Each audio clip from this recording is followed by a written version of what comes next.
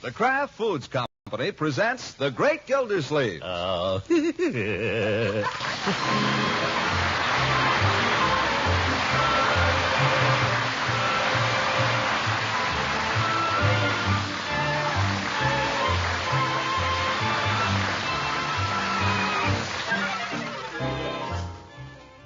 It's The Great Gildersleeve, starring Harold Perry, brought to you by the Kraft Foods Company, makers of a complete line of famous quality food products.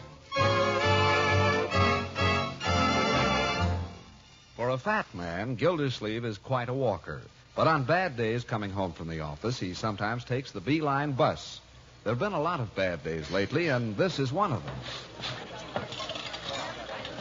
Back in the rear there. Come on, don't be afraid, folks. Step back. The rear end goes the same place as the front end. Step back. Oh, yeah? Come on, Fatso. You're blocking progress. Oh?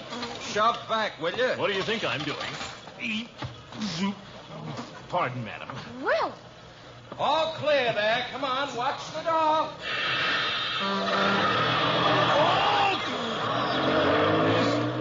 Why anybody ever rides on these things? Oh, hello, Mr. Bullard. I didn't see you there. Hello, Gildersleeve. Here, grab this strap. I'll take this one. Oh, thanks, Mr. Bullard. It's a little crowded, isn't it? Yeah, awful. There ought to be a law. Yeah, you said it. As a matter of fact, I only happen to be riding on the bus because my car's in the shop. Mrs. Bullard has the station wagon. Oh, me too. I just happen to be riding on it. Say, what do you think of the election? Or have I asked you that? It's a mandate from the people. My opinion exactly. By the way, how is Mrs. Bullard? No, she's fine. That's good. And the rest of the family? Haven't seen little Craig around much lately. Yes, we must get him and your boy together one of these days. Oh, yes, we must. Say, tell me, Gildersleeve, is your boy learning anything at that school? School? Why, I don't know. I guess so. Why? Well, I'm darned if I think they teach him a thing. Now, Craig's been going to that school for 2 years. Can't read. Can't read a blooming thing. Well, after all, Craig's only... Can't even spell his own name. Why, I could read when I was 5. It's this modern education, Gildersleeve. They don't teach him anything. You don't think so? Projects. Everything is projects. Everything is too darn much fun. Wasn't that way when I went to school. We worked. Oh, me too. We really had to buckle down. Yes, sir. Discipline. That's what's lacking these days. Discipline. A little of that old hickory stick. That's the idea. Oh, goodness. Why, do you know when Craig was in kindergarten last year, I found out the teacher had them sitting on the floor, on mats? What kind of foreign idea is that? Well, that's news to me, Bullard. In my day, we had desks and benches. You're darn right we did.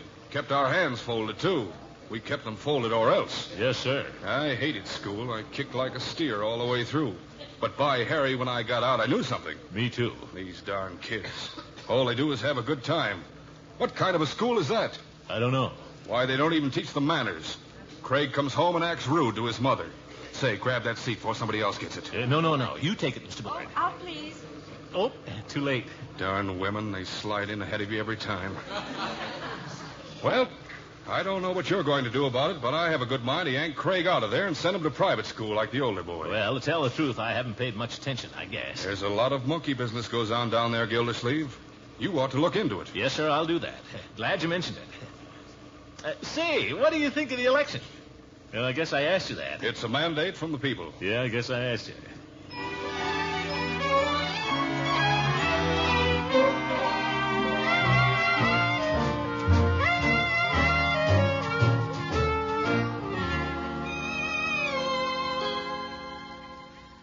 Leroy, how could you do that? Just when I had the whole house cleaned up nice, all over the place. I didn't do it. Craig did it. Well, I ain't going to stand for it, that's all. I don't care who did it. I'm going to have to tell your uncle. Yes, sir, this time I'm really going to tell him. I'm going to tell him, that's all. I'm just going to tell him. I'll clean it up, Bertie. I'll clean it up. Well, you better, because I'm going to tell him. I mean it. I'm going to tell him. The minute he walks in here, I'm going to tell him. I'm going to say, Mr. Gilsey, just look at this living room. It's a mess. I'm going to tell him who did it, too. I'm cleaning it up, Bertie. Well, you better, because I'm going to tell him. Gosh, we were only playing. I don't care. I'm going to tell him. I didn't want to do it anyway. It was Craig that suggested it. You won't tell him, that's all. It isn't fair. Craig has all the fun, and I have to do all the dirty work. Quiet, Leroy. Here comes your uncle. Good evening, Bertie. Evening, Mr. Gilsey. Hi, Unc. Well, what's all this? Oh, it ain't nothing, Mr. Gilsey. Leroy, what are these cards doing all over the floor? What are all those boxes? What's that stuff under the piano? Oh, they were just playing, Mr. Gilsey. You know how it is. Rainy day, two boys with nothing to do. Yeah, it was all Craig's idea. Won't take me a second to straighten it up. Craig, eh? Nothing to do, eh? Why aren't you upstairs doing your homework? It's done. Oh, it is it? Well, we'll just see about that. Hello, Unky. You're late. Good evening. I suppose you finished your homework, too. I didn't have any. I did it all yesterday. Leroy, you know so much. What's the capital of Maine? The Yes, the capital of Maine. Maine, gosh. What's the capital? I'll give you till I count 5. 1, Well, Unc, we didn't have that today. 2, I know where Maine is. It's up there. 3. Gosh, Maine. It's the only one I can't seem to... You're not concentrating. I am so. 4. Hey, you skipped 3. All right, 3. Come on. 4, 5. Marjorie, can you tell Leroy the capital of Maine? Certainly. Well? Can you? All right, what's the capital of Washington?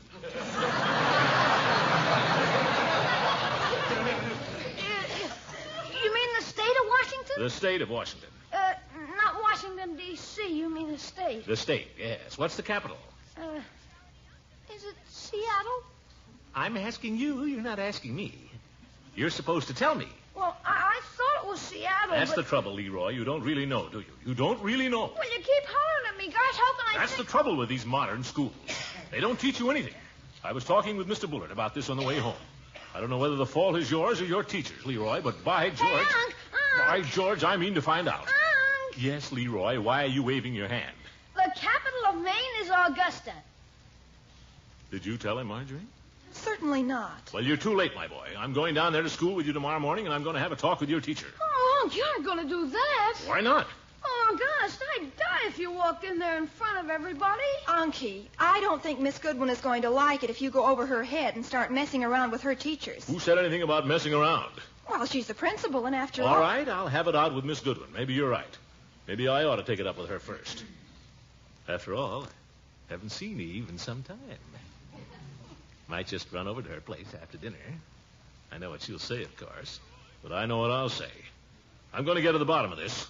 I'm going to find out whether she's got those kids tending to business or sitting on the floor.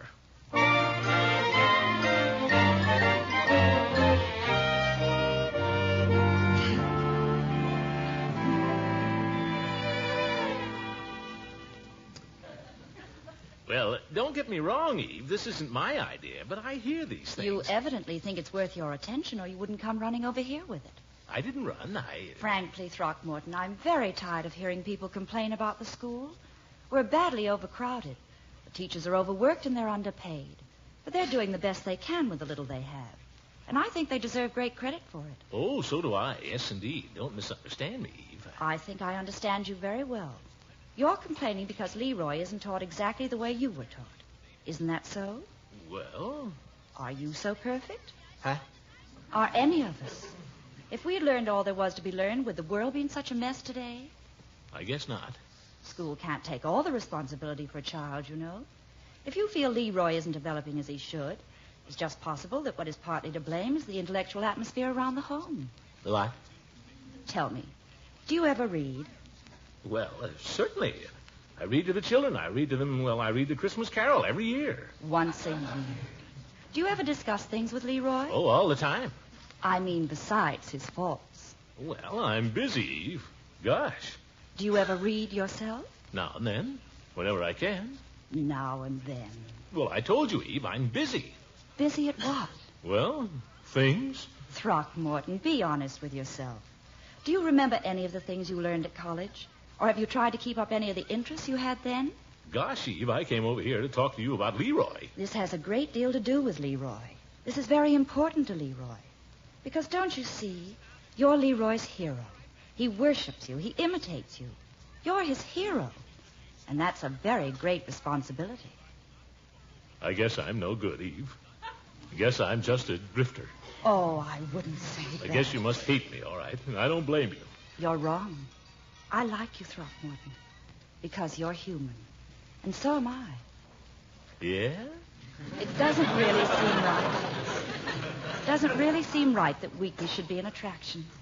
But nevertheless... Oh, I'm awfully weak. Nevertheless...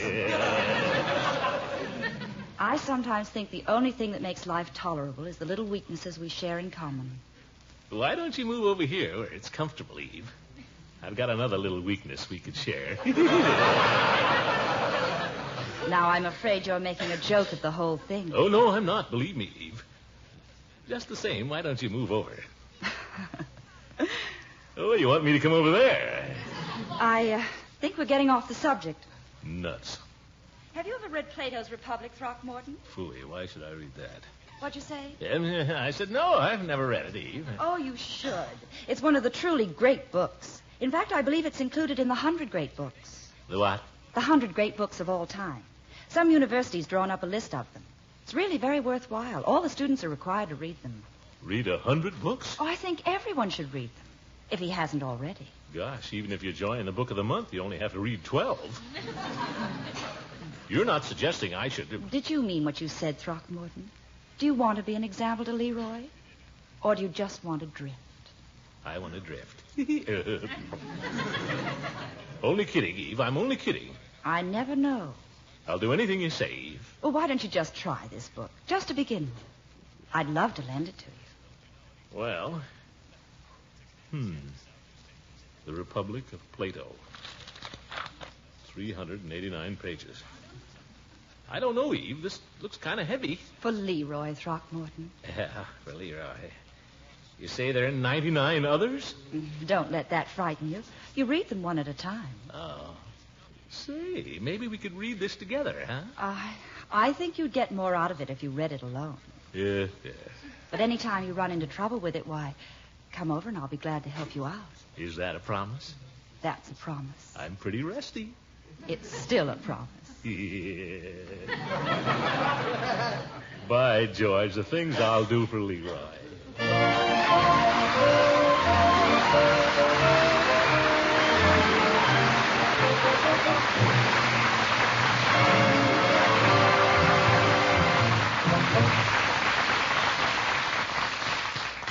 A fine cook is always very particular about the salads she serves, preferring to make them whenever she can with one of two famous products, Kraft Kitchen Fresh Mayonnaise or the popular Miracle Whip, also made by Kraft.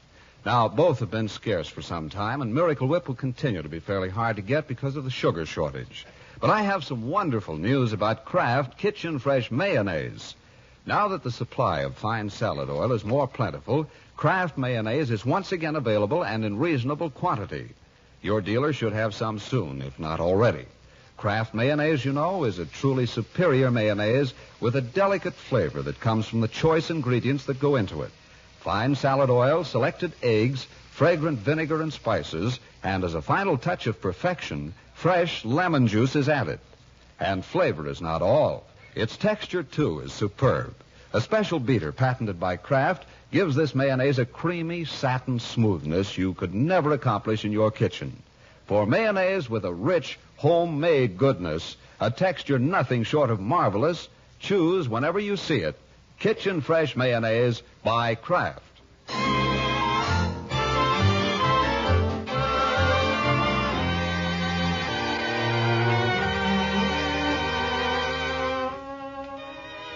Now let's get back to the great Gildersleeve, who is about to rebuild his life at the 11th hour. He's finished a thoughtful supper, and now he advances into the living room, which is already occupied by his niece and nephew. Marjorie is sitting on the sofa reading, and Leroy is lying on his stomach in front of the radio, which is playing.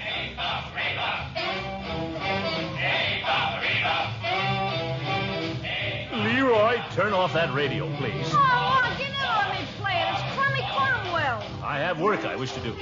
Marjorie's doing her homework. What do you think I'm doing? Homework with your head practically in the loudspeaker? Turn it off.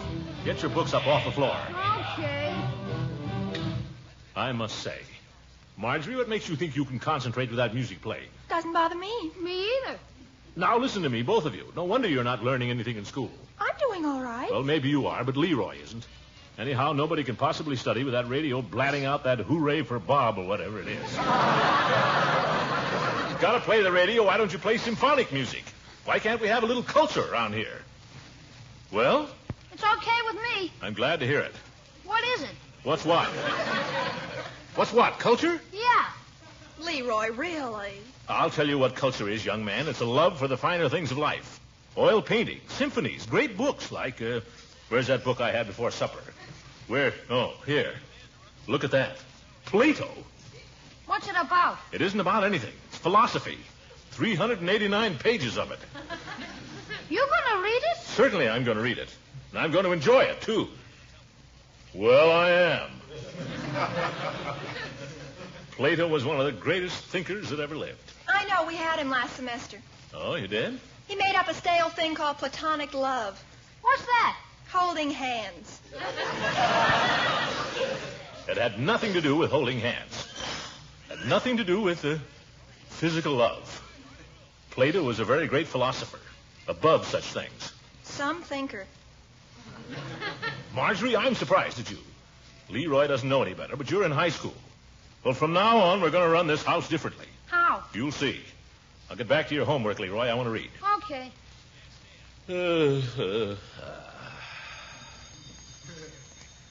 Gosh, it looks funny. Everybody sitting around with their nose in a book. There's nothing funny about it. It's the way it should be. Let's see here. Special introduction. Guess I can skip that. Leroy, can't you sit somewhere else? For corn's sake, do you need the whole sofa? Now, children, can't we all be quiet and enjoy our reading? Enjoy it. Exports and imports of Paraguay. Very interesting subject. See that you learn it. See. Translator's introduction. Seems to be a lot of that, too.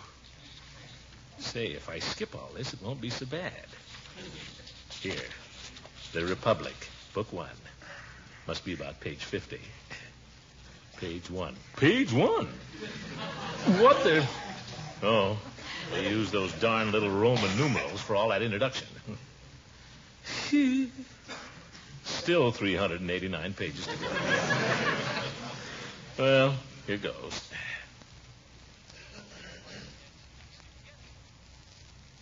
How do you like it, Unky? Oh, fine. Great stuff. Deep, though, deep.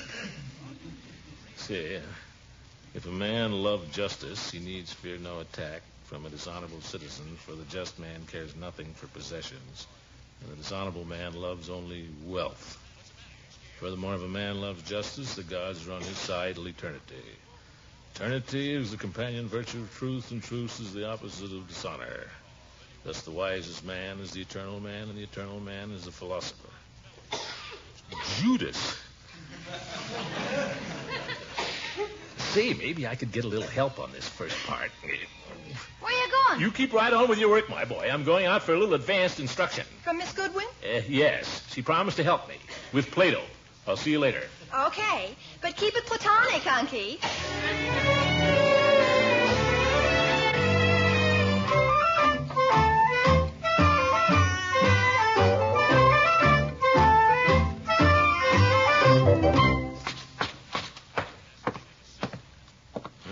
Dark. Where's that darn bell? Oh, well, it probably doesn't work anyway. You must be home. Light in there. Hello there. I'm afraid you're early. Early? I haven't finished dressing yet. I'll unlock the door and you can come and wait in the parlor. But Eve. What do I do now? Well, might as well go in, I guess.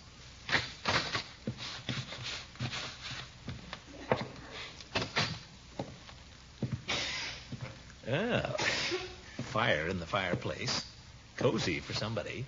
What time is it? About 7:30. Throckmorton. Is that you? Sure, it's me. Who'd you think it was? Well, to tell you the truth, I was expecting someone else a little later. Tell him not to come. I can't possibly. But, Eve, you said you'd help me with my studying. Throckmorton, you're a child. Wait a minute, I'll be out. Nuts. You mind if I take off my coat? No, I suppose not. Oh, thanks.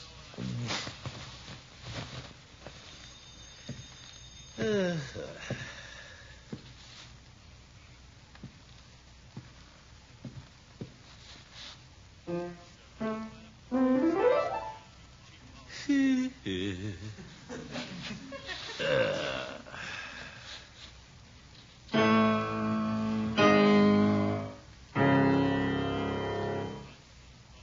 Rachmaninoff Prelude. I didn't know you played that. That's all I know.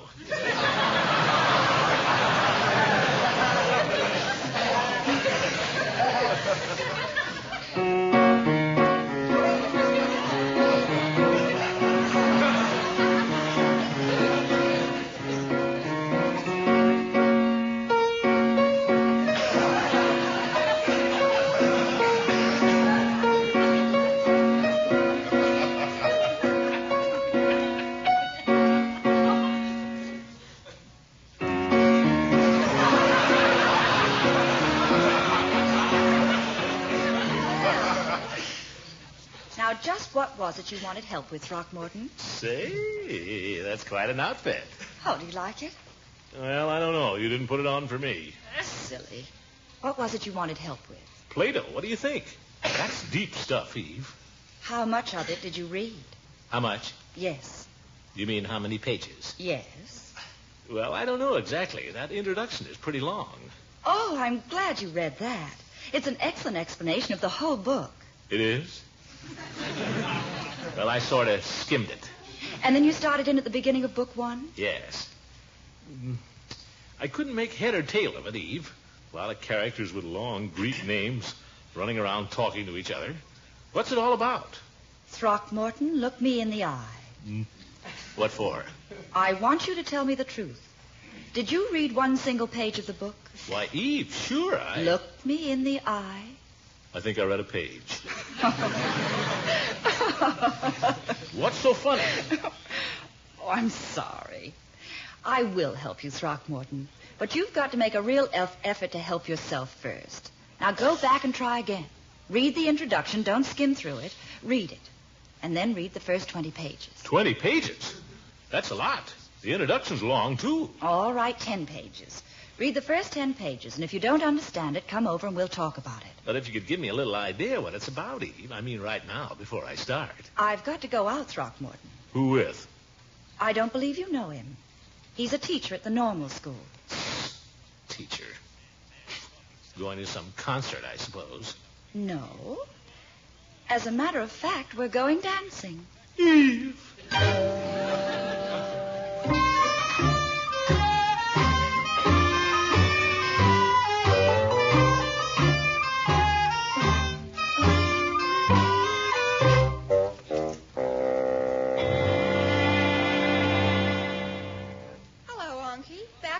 Yes, I'm back. Nuts. Now what'll I do? Well, I suppose I can take another crack at Plato. Where's my book? Right where you left it. In your chair. Oh, thank you. Well, stop staring at me. Go on with your work. I finished it. You finished what? Your geography? Yeah. What about your history? I can do it tomorrow. No, sir, none of that. You get that right now and get it done. When you're finished, I'll examine you. Gosh. Now. Where was I? Wonder who that guy is she's going out with. Oh, well. Here. Translator's introduction. The Republic of Plato is the longest of his works.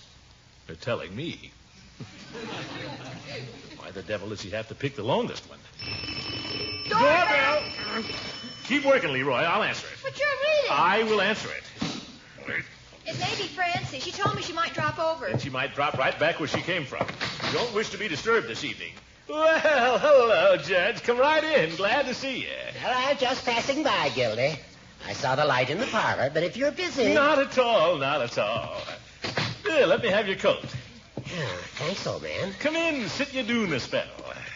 Good evening, Marjorie, Leroy. Good evening, Judge. Hi. Doing a little homework, I see. Sure we won't disturb you? No, Judge. They've learned to concentrate. Have a chair. Tell me what you've been doing. Well, Ooh. Book. Uh-huh. Well, who's been reading Plato's Republic? I was glancing through it. I like to read a little philosophy occasionally. And when you're in the mood for philosophy, you can't beat Plato. You've been reading...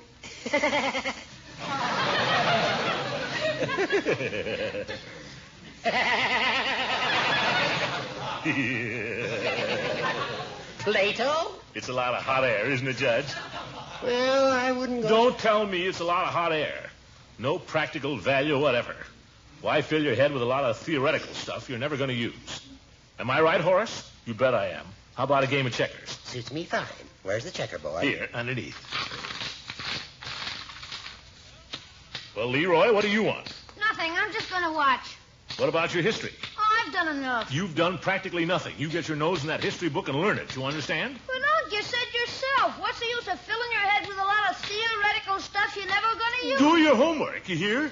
I'll have no ignoramuses in this household. Which hand do you want, Judge? This one.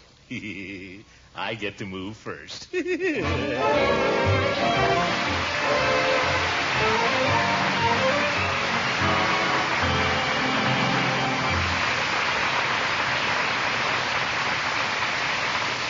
We'll be hearing from the great Gildersleeve again very shortly.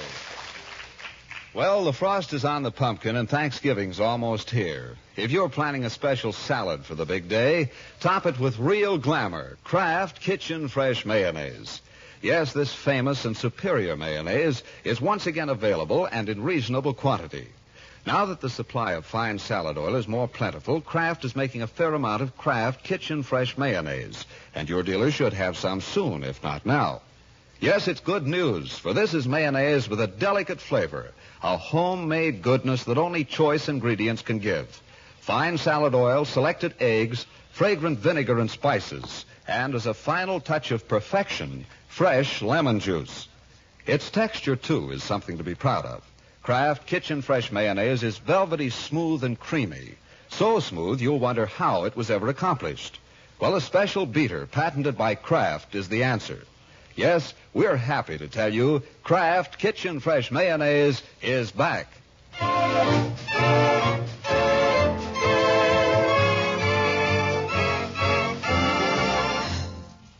All right, Leroy. Name the 13 colonies. You better have them perfect. Perfect? Yeah, perfect. Gosh.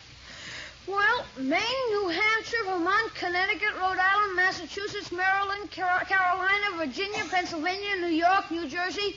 That's 12. And Delaware. Well, I'll be darned. Go to bed, you lucky boy. Good night, folks.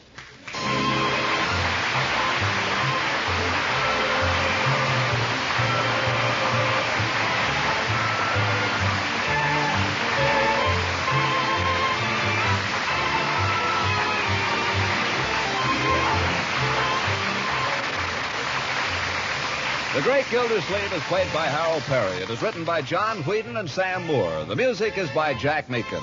Included in the cast are Walter Tetley as Leroy, Louise Erickson as the girl who doesn't want to go to Memphis, and Lillian Randolph as Bertie.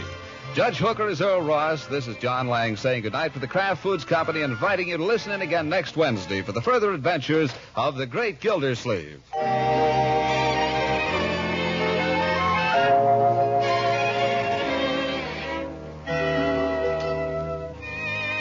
It's one of the finest desserts you can imagine. Yes, rich, velvety, smooth ice cream made with Frizz. That's F-R-I-Z-Z. Frizz is the new Kraft product women are raving about. It makes real, homemade ice cream that has plenty of milk and cream in it. Just add water, a little sugar, and freeze according to directions on the package. Frizz is made by an exclusive process that retains the fresh cream flavor, gives you ice cream that freezes smoothly. Flavor variations from vanilla are easy. 6 generous servings from one package of Frizz.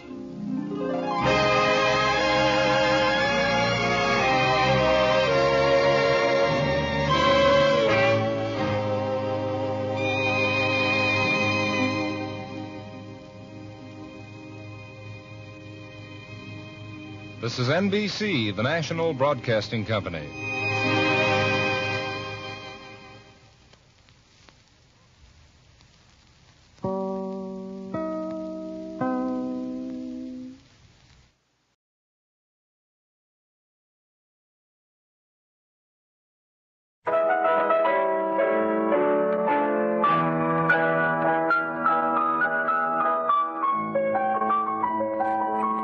piano, you have heard the well-known NBC pianist Vladimir Brenner. Mr. Brenner played Polonaise in C-sharp minor by Frédéric Chopin. This is the National Broadcasting Company, RCA Building, Radio City, New York.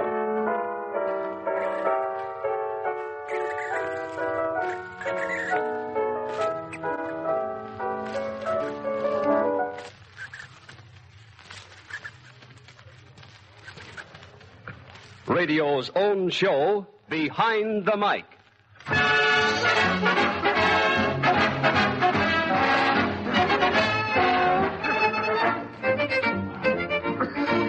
Radio. With a switch of a dial, radio brings you tragedy, comedy, entertainment, information, education, a whole world at your command. But radio isn't all on the surface.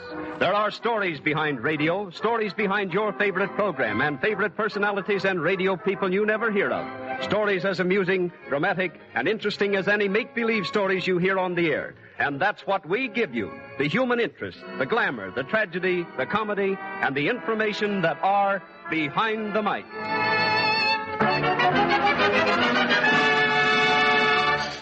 And now, presenting a man whose name since the beginning of broadcasting has been a byword in radio, Graham McNamee.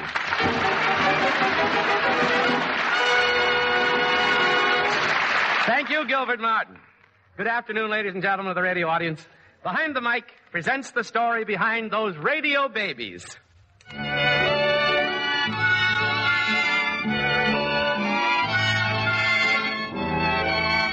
Have you ever wondered who those gurgling, clinging, bawling babies that you hear on radio programs really are? Well, we have a large number of them here in person. Introducing a dozen assorted babies in one, Janice Gilbert.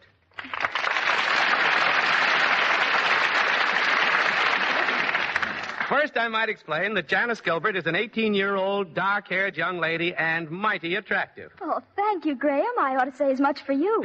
I wish you could.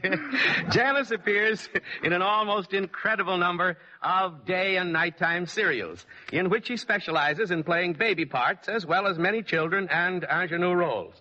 I might say that the only prop Janice uses is a pillow, which she holds in her hand and which she cries into. That's about right, isn't it, Janice? Mm-hmm. Janice, exactly what kind of babies do you play? Oh, all kinds, Graham. Well, do they differ much? I mean, for instance, does a newly born baby make different sounds from a 2 or 3 months old baby or a 5 or 6 months old baby? Oh, yes.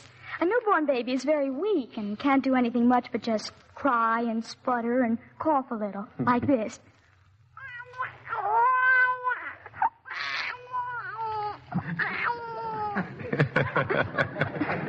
Now, a 2 or 3 months old baby sounds less strangled because it's able to get more wind into its lungs. Its cries are a little louder, like this.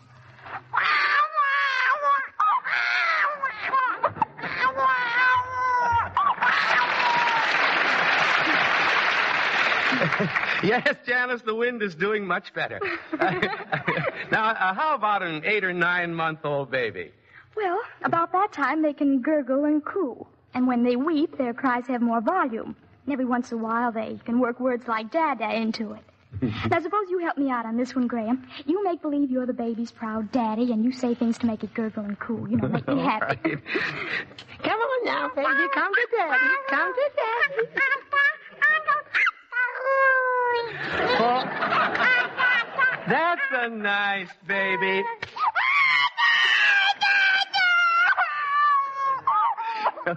Honest, folks, I didn't really sock Janice there. No. We were just fooling. You know, you must have broadcast from crib to crib. Yes, on a safety pin hookup. Well, you certainly play a variety of roles, Janice. Yes, I do. On the popular daytime serial, The O'Neills, I play the part of the ingenue, the daughter Janice O'Neill, and the 3-year-old twins, Junior and Margie, and baby brother Bobby, who's 9 or 10 months old. Don't tell me you do them all at once. Yes, I've even done that. I remember in one scene, Janice O'Neill was crying because she had just lost her first boyfriend. And the twins came into the room to try and console her. Later, the baby cried, and there I was in a 4-way conversation with myself. How did it sound, Janice? Well, something like this. He told me he loved me. Why did he lie to me? He couldn't have loved me and done the things he did. Oh, Johnny, why are you Oh, Margie. That's why you cried. Oh, hello, babies. I'm crying because...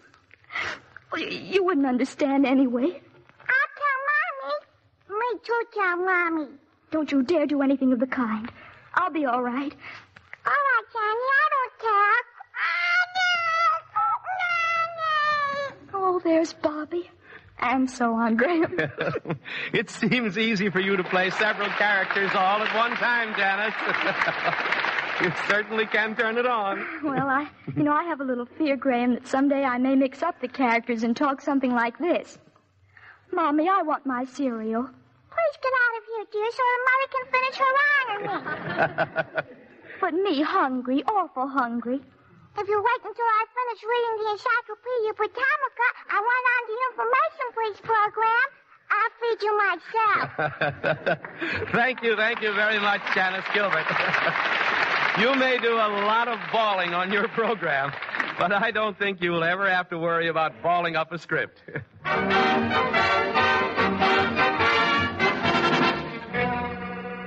The story behind the Blue Network's earliest morning personality.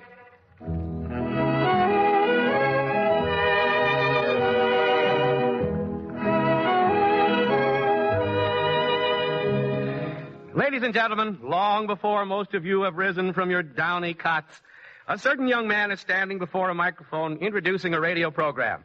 His is the first voice you hear on NBC's Blue Network in the morning, provided you're up that early or that you haven't gotten to bed.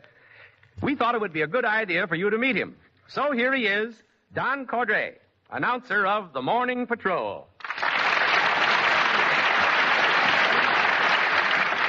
Candidly, this is the first time I've ever seen him, and I've been around these many years. Don, what is the Morning Patrol, and what time does it go on the air? Well, Graham, the Morning Patrol is a program of recordings, mostly dance recordings. We go on the air at 6:30 a.m. Man, oh, man, 6:30 a.m.? Uh-huh. Since you're the first one on the air for this network in the morning, maybe you can tell us how the networks open up each day. Oh, certainly. With the announcement of the station and the playing of the Star-Spangled Banner. I get it.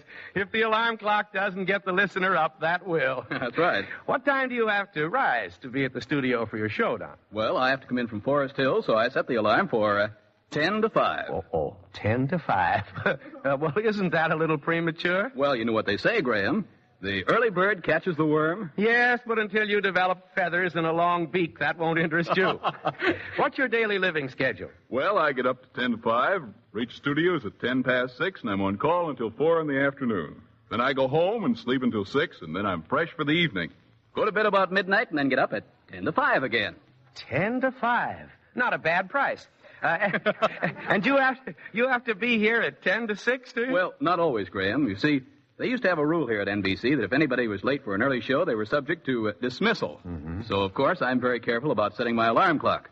Well, one night after setting that alarm, I locked it by pushing down a gadget on top of the bell. When the alarm went off, it was pitch dark, but I arose and got to the subway all right. I didn't seem to recognize any of the regular crowd. When I reached NBC, the front of the building was locked, and I had to go in the side door. Now, this, to me, I thought, is on the strange side. But I went inside, and the elevator operator said, "Well, a special broadcast?" "No." But to make that long story short, I reached the studios at, you want to guess what time? No. 4:45 in the morning. 4:45? Yes, when I locked the alarm by pushing down the gadget on top, it had thrown the setting hand back to 2:45. But generally, I get to the studios around 6. Oh, I know that, Don. I see you right along here at 5:45 in the morning, yeah. The only time, Graham, I ever saw you at 5:45 was when I was going to work and you were going home. And not from work. Touché, Don. 10 minutes to 6. Oh.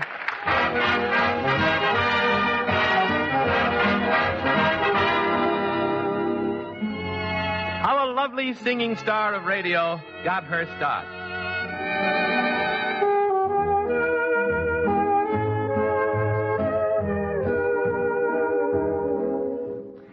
Seven years ago, radio's most popular singing trio of that time was singing at the Century Theater in Baltimore.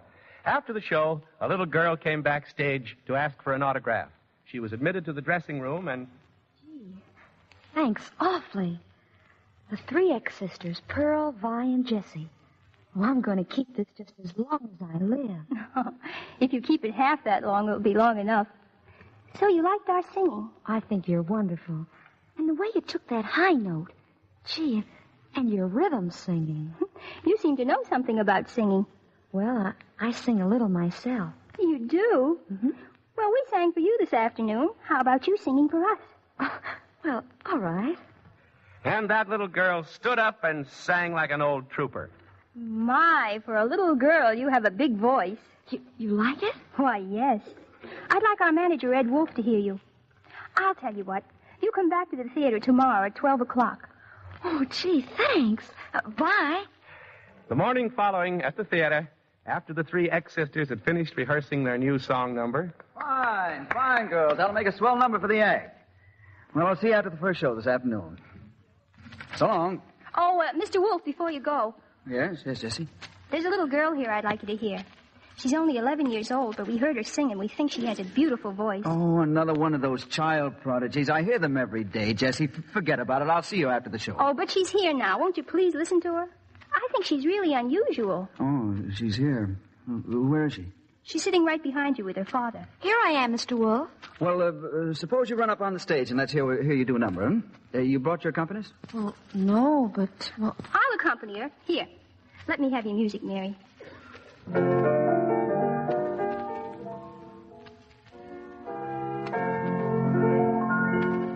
Wait a minute, young lady. I want to talk to you. Say, you know that you've got one of the best natural hot singing voices I've ever heard. How old did you say you were? I'm 11, Mr. Wolf. 11? Say, I've got an idea. We'll call you the little girl with a big voice. Young lady, I think you're going places in radio. And it was exactly 2 months later that on one of radio's most important shows, the voice of the master of ceremonies, Rudy Valley, said... Hi-ho, everybody. This is Rudy Valley and Company. Mary Small, aged 11 years, of Baltimore, Maryland. Ordinarily, this program does not go in for child performers. Cute kiddies give us a small pain in the collective neck. But she has a genuine talent. The fact that she is 11 years of age is interesting, but not very important. Many of the better-known grown-ups might learn a few things by listening to Mary sing Louisville Lady. Out of the river comes a melancholy wail. All the trees are a shiver, even the moon turns pale. Louisville lady moaning as she drifts along. He was her man, why did he do her wrong? Oh, Louisville lady, forgive him for being untrue. Now that you're gone, how can he live without? Can't you hear him calling to you, Lady Lou? Louisville lady, can't you hear his mournful cry? Come out of the river, don't bid your man goodbye.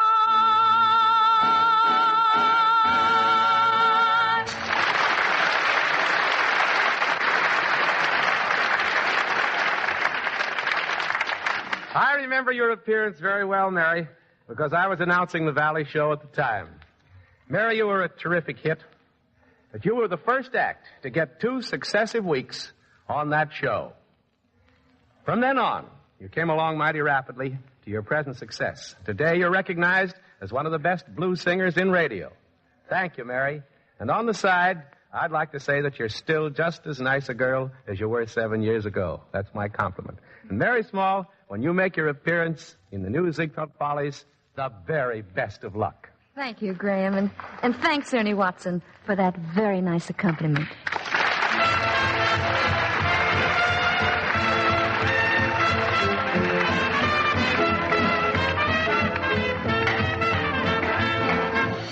Letters from listeners.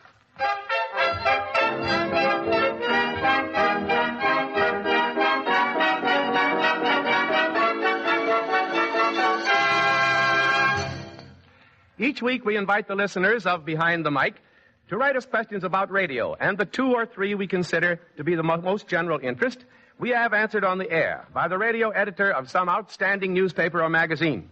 Tonight's questions will be answered by John McManus, radio editor of New York's newest newspaper, PM. Jack, Mrs. Catherine Bronston of Los Angeles, California, writes in to ask, why do the names of stations within the United States begin with W or K, such as WJZ or KDKA? Well, Graham, we've had a W and K as first letters for our American stations ever since an international radio convention back in the teens, when first letters for identification were allotted. For instance, at this convention, C was allotted as the first call letter for all Canadian stations, G for England, W, K, and N for the United States, and so forth.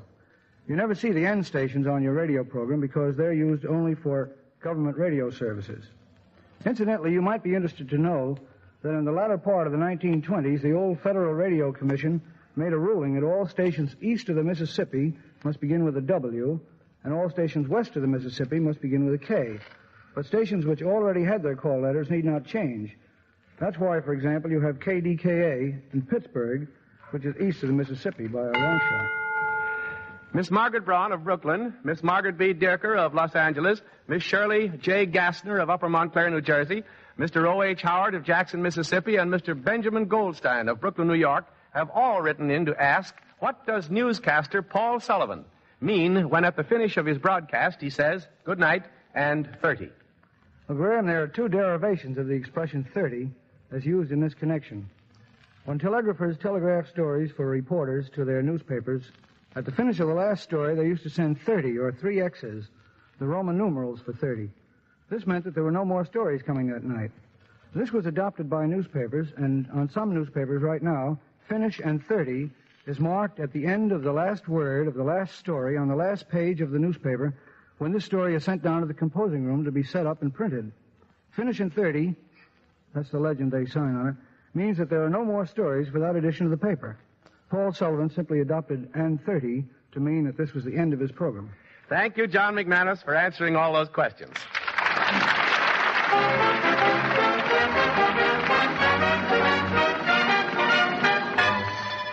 The drama of how amateur radio has helped the physically handicapped.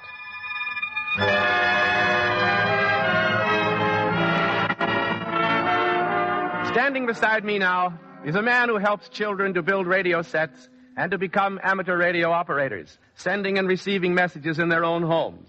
This may not sound remarkable in itself, except when you know that his schoolroom is located in the New York Institute for the Education of the Blind.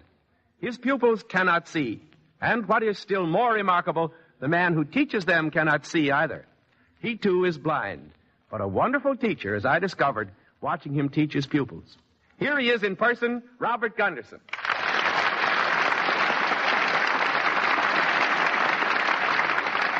Bob, you're an amateur radio operator yourself, of course. Yes, Graham, I'm an amateur, and my call letters are W2JIO. How many students have you in your class now learning how to build sets? 14, Graham, and I'm sure that every one of them will have his amateur license, which means, among other things, that he will have to send and receive 13 words per minute. I think it's an inspiration to watch kids like that build radio sets when you realize that they can't see what they're doing. Well, one of the boys in our class is not only blind, but also deaf. Well, how do you tell him what to do, Bob?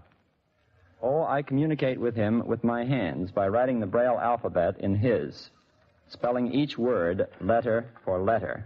What a remarkable patience you must have. Well, how can he receive messages if he can't hear? By the sense of touch, he can feel the vibrations of a buzzer. And in this way, he can send and receive code messages purely by feeling vibrations. Well, do you think it possible for him to become an amateur radio operator? Well, I'm sure of it. Right now, he can copy 10 words per minute, and you only need 13 to get your license. Radio will open up a new world for those boys, won't it, Bob? It's done that for a lot of people, Graham. One day I was communicating by dot and dash with another amateur, but his words were rather jumbled, so I sent him a message saying, I can't copy what you're sending unless you'll space your letters more clearly.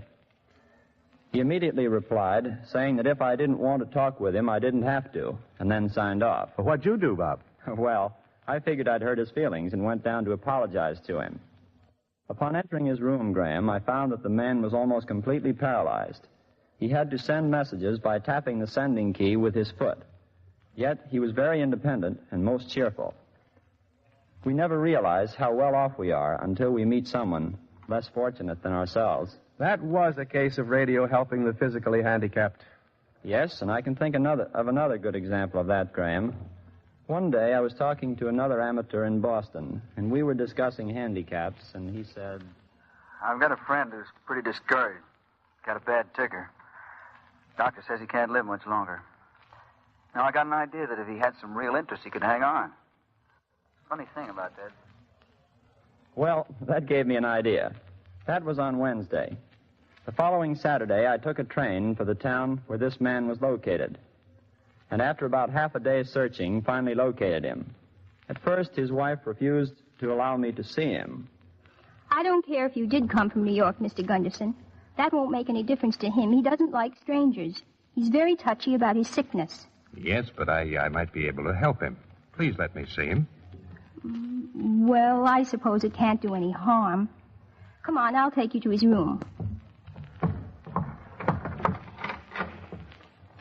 Charles, this is Mr. Gunderson. He's come all the way from New York to see you.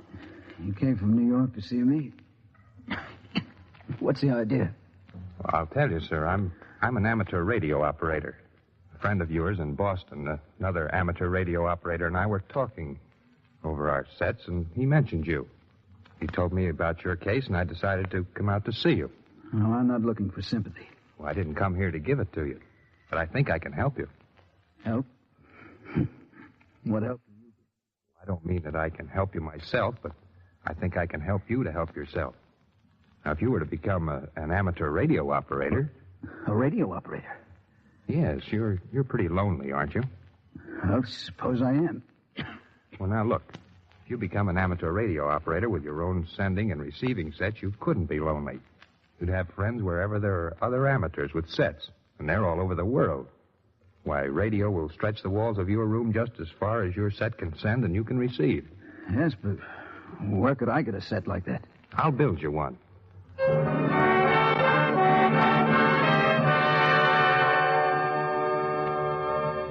And did you build that set for him, Bob? Indeed I did, Graham. What happened to that man? Well, I told you the doctor said his days were numbered. That was 4 years ago. And today, he's still alive and kicking and sending radio messages. Good. And thank you, Bob Gunderson, for a most interesting and enlightening interview.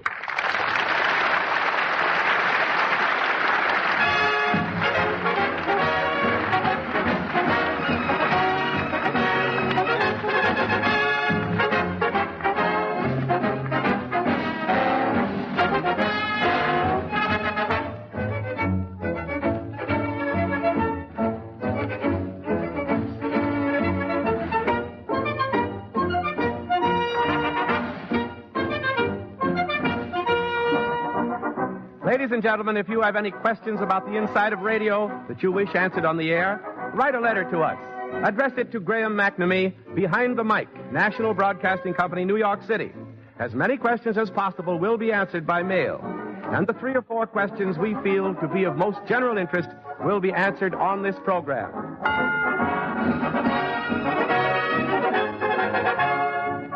Be sure to listen next week when we will bring you the amusing story of how a cab driver became Eddie Cantor's scriptwriter. Exactly what happens to your letters when you enter a radio contest. The amusing story of what happened when all the lights went out at a studio broadcast. And more of the human interest, the glamour, the comedy, and the drama that are found behind the mic. This is Graham McNamee speaking. Good night, all.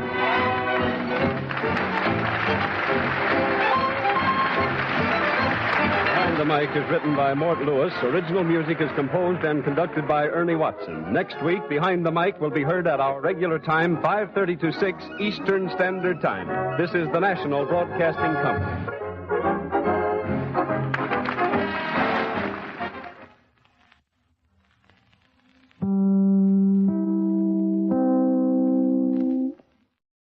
Lux presents Hollywood.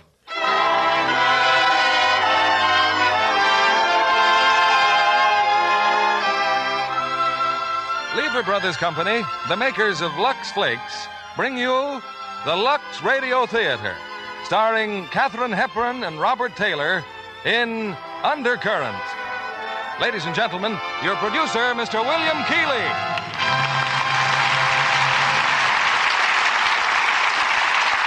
Greetings from Hollywood, ladies and gentlemen.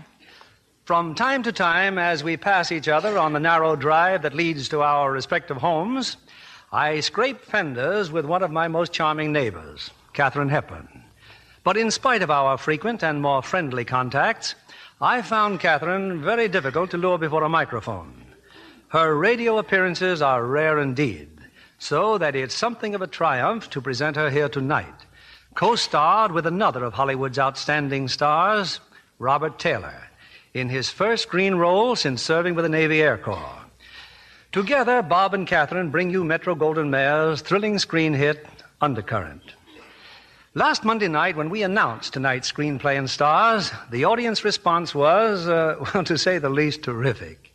And I might say that the same is true of audience reaction when it comes to Lux Flakes. Hundreds of listeners who've used Lux Flakes to care for precious fabrics have written us their appreciation. I only wish I had time to answer them in person. But I'm sure that the help which Lux Flakes offer is an answer in itself. And your loyalty to our product enables us to bring you such exciting fare as Undercurrent, with such brilliant stars as Katharine Hepburn and Robert Taylor.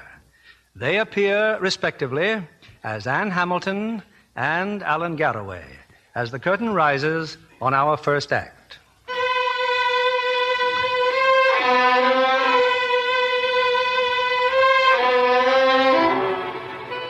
It was a marriage no one ever would have predicted.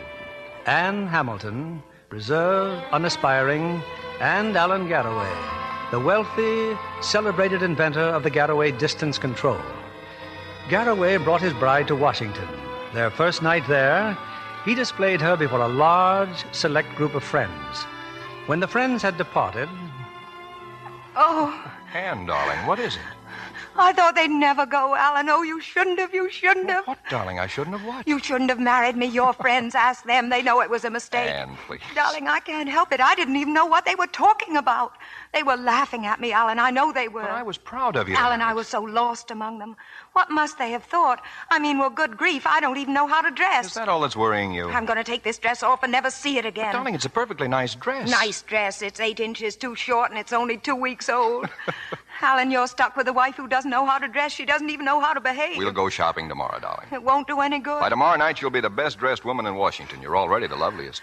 Oh, I'm sorry to be such a boob, but I want so much to be right for you. Will you shut up? I'll learn. I really will. I'll learn to talk like your friends. I'll learn to be like them. I don't know how the heck I'll do it, but I'll do it. If you do, I'll kill you. Darling, just tell me one thing. Who do you belong to? You. Well, that's all. That's all that matters. Is it, Alan? Is it? Mm-hmm. And if you ever forget that, you'll be very sorry.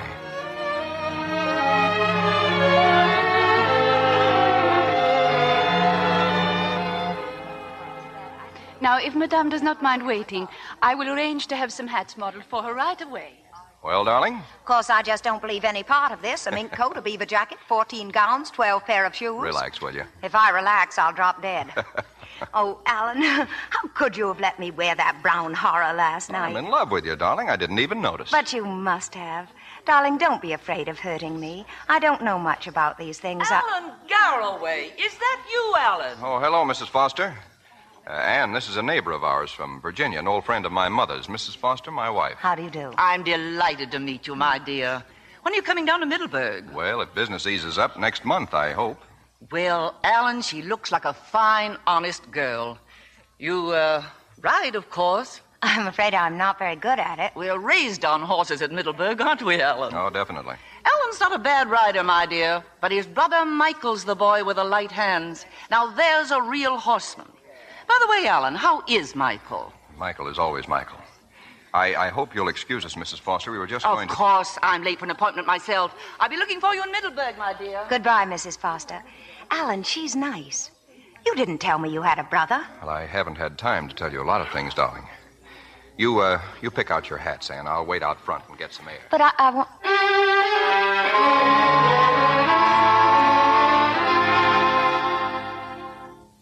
Alan, what's wrong, darling? You've seemed so troubled since we came back from shopping. You were surprised to learn I have a brother. But what a nice surprise. Where is he, Alan? Spoiled my first day alone with you. It's so typical. Good old Mike. I meant to tell you about him, Ann. I've been putting it off, but one of these days we'll have to go to San Francisco. Our factory's there, and you'll meet people who know Mike, who adore him. He does that to people. My mother adored him. He was her favorite. Alan, please, if you'd rather When my not... father died, Mike and I took over the business. I was the engineer. That's when I started working on my distance control.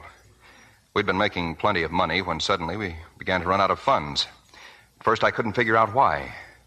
Mike must have thought I was an imbecile to do it the way he did. It was just like putting his hand in the cash register. He was stealing from you, your own brother. Yes.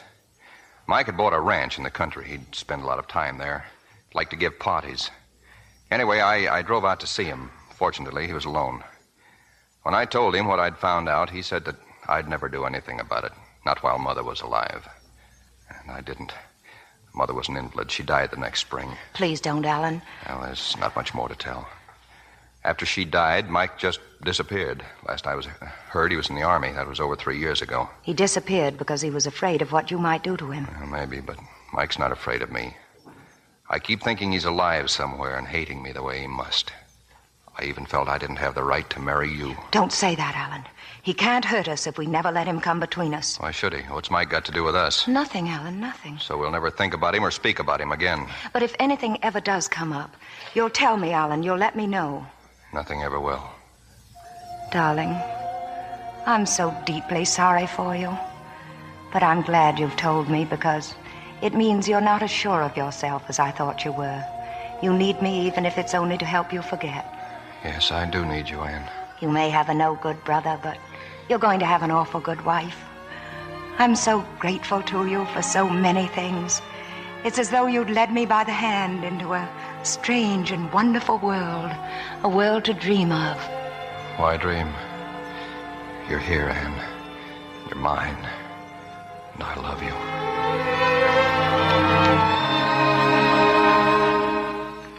Well, good afternoon, Mrs. Garraway. Did you have a nice afternoon shopping? Oh, yes, Mrs. Hildebrand. Any messages? No messages, madam.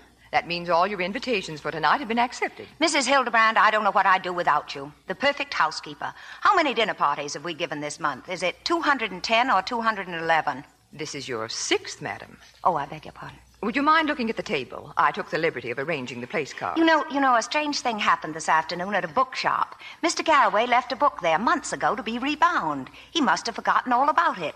It's a volume of English poems. I'm glad I found it. Yes, madam. Oh, you'll notice I put Judge Putnam on your right. What? Oh, yes. And who's this one, Mrs. Hildebrand? Who is Mr. Henry Gilson? A new congressman from the Midwest, madam. I wondered why you'd placed him in the doorway. He's no one important, Mrs. Garraway. Ah, that explains it. If that is all, madam, I'd better see to the hors d'oeuvres. Sorry, Henry Gilson. You're just not important, poor guy. We have something in common, you and I. Now, me, I think you are important. Henry, you and Mr. Justice Putnam are changing places. There. Now tell me, Congressman Gilson, just what part of the Midwest do you come from?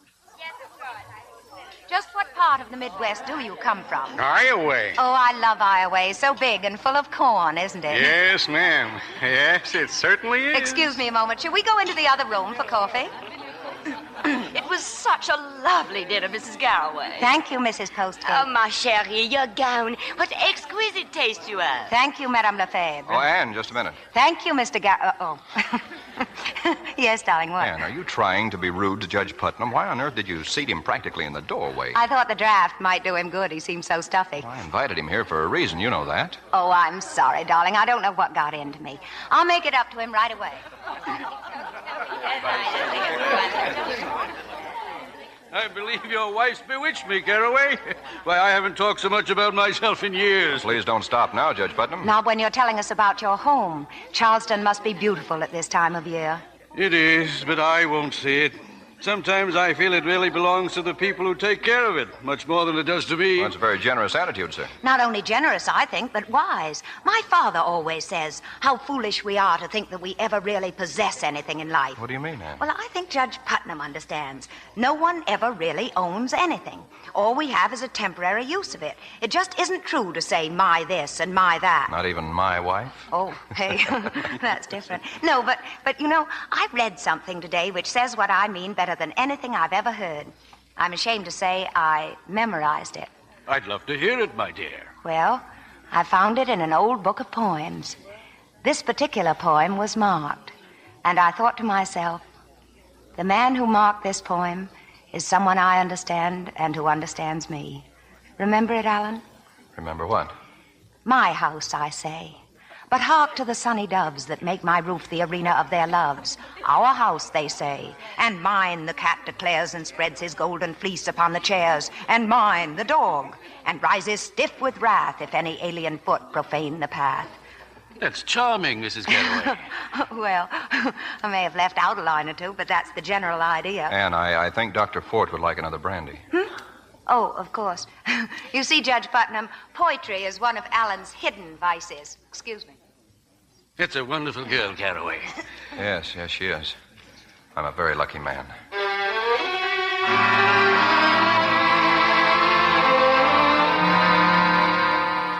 Oh, Alan, it was a nice party, wasn't it? Yes, it went beautifully.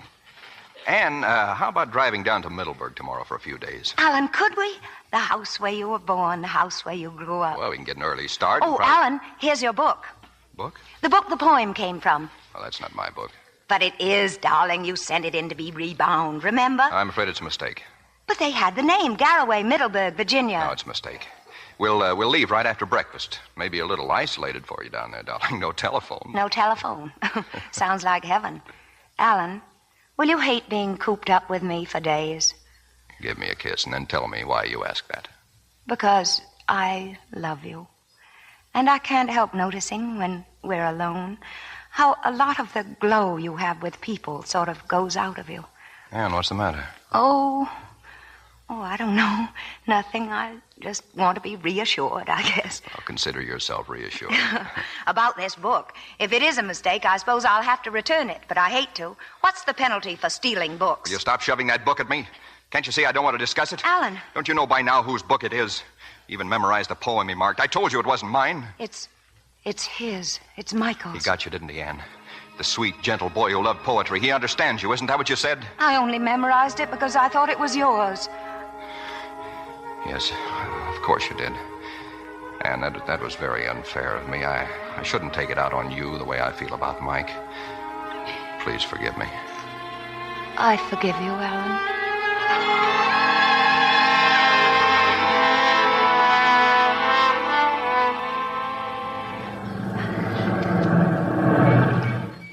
Well, this is it, Anne. This is Middleburg. Alan, what a lovely old house. Oh, it's a dream. George! We're here, George. George? Just the caretaker, darling. Oh. Well, aren't you going to get out of the car? Now, back there are the stables, and the orchard's on the other side. Oh. And that Mrs. Foster you met, she lives beyond that stretch of woods there. Alan, you have a dog. Oh, yes, that's Bait. I don't think Bait likes me very much. Dogs and horses never do. A sign of bad character, I guess. Hello, Bait. Come here, boy. Hey, now, don't you back away from me. You're supposed to be glad to see me. Come here, dog. What you carrying on like that for? Come back. Well, Mr. Allen. Well, I'm sure glad to see you, sir. Bates all right, ma'am. It just ain't used to strangers, that's all. George, this is Mrs. Garraway. Well, I'm glad to Glad to know you. you, George. Place looks fine, George. It's beautifully kept, so neat. Thank you, ma'am. You can get the bags out of the car, George. I'll show Mrs. Garraway through the house.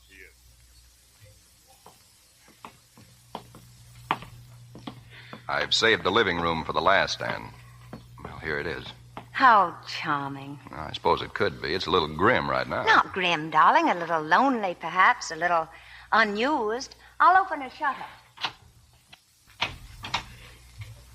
Alan, I've been looking for pictures. I'd like so much to see a picture of your mother. Everything all right, sir? Oh, yes, George. Come in.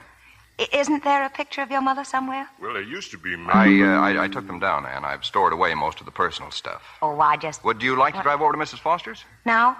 Well, not if you're tired, dear, but I wanted to speak to her about buying a section of those woods we passed. You go ahead, darling. I'll unpack while you're going. All right. I'll be back by dinner time.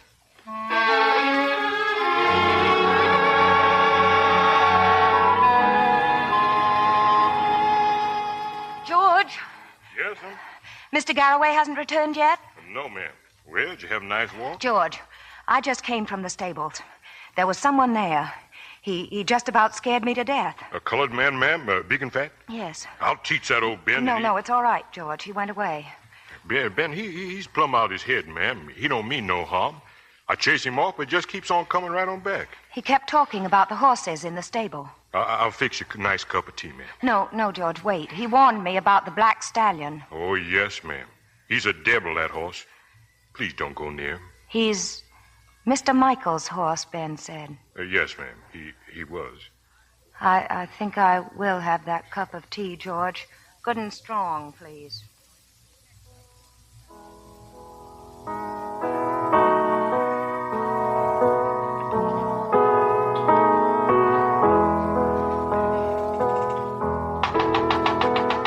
George, that must be Mr. Garraway. I'll go, ma'am. I'm in here, darling. Who was it, Ann? Who was just playing that piano? Alan, darling, what's the Who matter? was playing that? Well, I was. You. Why did you play that piece? Well, I don't know. I play it often. Father taught it to me. Your father taught you that? Yes, he does play the piano. I'd forgotten. That's a piece that anyone might play, mightn't they? Alan, you're ice cold. Tell me what's wrong. My mother died sitting at that piano, playing that piece. You see, Ann, Middleburg is not all happy memories for me. Alan, I'm so sorry. I didn't mean to upset you, darling. That's all right. I wish I could have known your mother. But finding out that she loved that piece, too, makes me know her a little, doesn't it? That's a bond between us we didn't know about. Yes. Well, I guess dinner will be ready soon. I'll go clean up a bit. Oh, bring them in there, George. Yes, sir. I'll fix the cocktails, ma'am. Thank you. George. Yes, ma'am. Mrs. Garraway must have been a wonderful woman. Yes, ma'am, she was. She was an invalid for a number of years, wasn't she? Yes, ma'am. Laid up there in her bed, never complaining. Always smiling. This piano must have been a great comfort to her when she did get up. Piano, ma'am? Well, Miss Garraway never played no piano. She didn't? But she died sitting at that piano, didn't she? No, she died upstairs in her room, ma'am. George, you can serve dinner any time it's ready. Yes, sir. I'm starving. Be ready just in a minute, sir. Cocktails. We can use these, huh, darling? George's cocktails are the best. Almost good enough for you. Well, to us, darling. Yes, Alan. To us.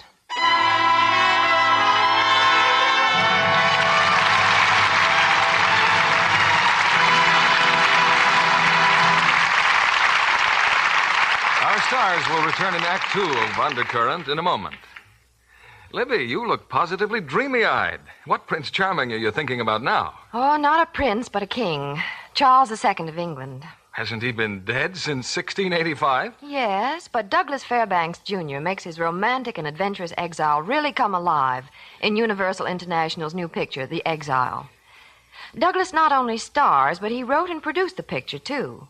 He had his hair dyed dark for his role as King Charles, and my, he's handsome. Athletic as ever? Oh, yes, indeed, John. You know, he's one of the few Hollywood stars who performs his own stunts for the camera. He had a very narrow escape during the filming when he fell 19 feet to the ground from a windmill. I understand there are some beautiful women in The Exile, too. Oh, but definitely. There's Miss Maria Montez as the beautiful Countess in her most dramatic role to date. And Douglas's own discovery, an absolutely lovely blonde, Miss Paul Crozet.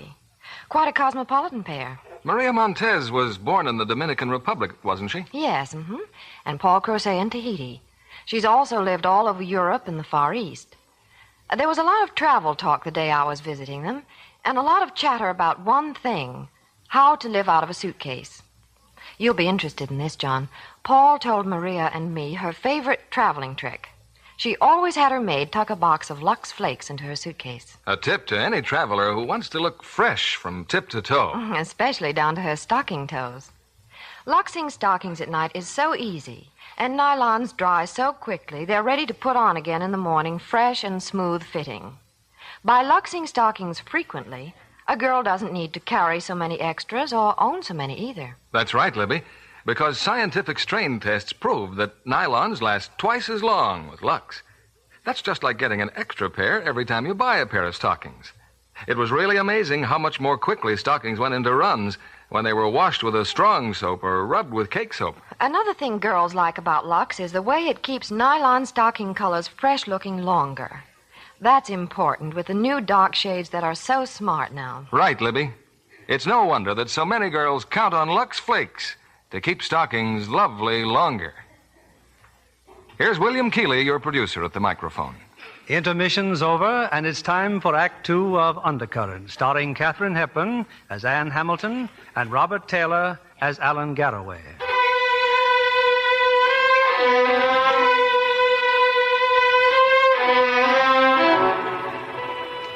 It's been a strange and troubled 24 hours for Anne Garraway. Clashing against the peace and loveliness of Middleburg are the tormenting doubts of what Alan has told her, his brother, Michael, his mother. It's after dinner now. Alan has to drive to the village, and when he's gone, Anne has a plan. You sure you don't want to come to the village with me, Anne? Do you mind, darling? I am tired. That telegram this afternoon, it was from John Wormsley. He's in charge of the San Francisco plant. You'll be meeting him soon. Oh, Alan. Well, I'm sorry, darling. If you'd rather stay on here... Oh, no. If you're going to San Francisco, so am I. You'll like San Francisco. Well, I won't be long. If you need anything, just call George.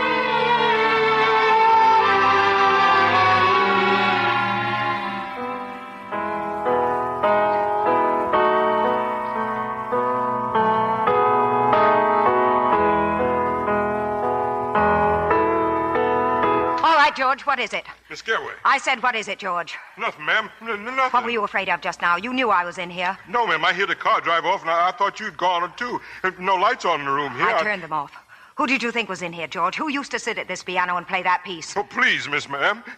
It wasn't nobody, ma'am. That's not true. Who did you think it was? Did you think it was Michael? No, ma'am. But Michael did play that piece, didn't he? Oh, Miss Garraway, please. Don't tell Mr. Allen I was talking about Mr. Michael. I won't tell him, George. How he must hate him. He's tried to take every reminder of Michael out of this house. Erase him completely. No pictures, nothing. George? Yes, sir? Mr. Allen has been terribly hurt. We've got to find a way to help him. Just tell me what I can do. There's not much you can do, George. We'll be leaving soon for San Francisco. What has to be done, I must try to do myself.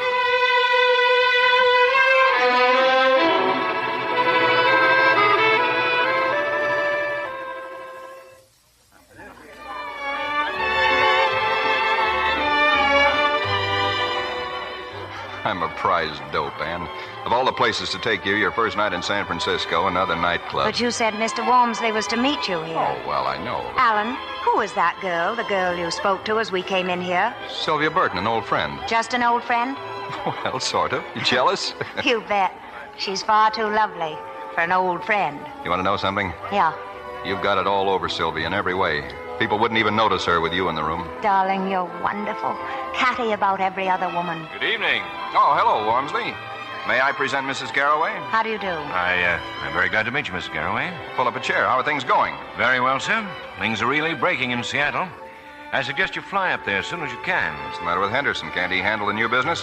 Well, there's not much he can do without real authority, sir. He has as much authority as you have. Not quite, sir. Anyway, I brought some contracts along. If you care to look them over. Do you mind, darling? No, you go ahead and look them over. I'll run into the powder room for a moment. I just saw Miss Burton. Did you? Has your wife met her yet?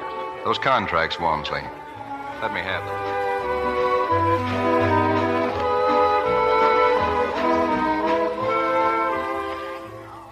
Oh, hello, Mrs. Garraway. Oh, Miss Burton. How do you like San Francisco? It's wonderful. So many bridges. Yes, so many to cross. I beg your pardon? What do you hear from Michael? Oh, nothing much. Did you ever meet him, Mrs. Garraway? No, I haven't, but I'm looking forward to it. You know, there have been some pretty unpleasant rumors about Michael. Well, whatever they are, I'm sure they're not true. Sorry. It's strange, but I was beginning to have a funny feeling that Michael might be dead. Oh, no. I'm sure Alan would know. Yes, I suppose he would. You know, Miss Burton, when I saw you before, I wondered who it was you reminded me of. It's me. Not our features exactly, just something intangible. Have you noticed it? No. Is that your glove on the floor there? Oh, thanks. Maybe it's the way we dress or walk or something, or maybe... Miss Burton. Miss Burton. Why, that's funny. Why should she just walk out like that?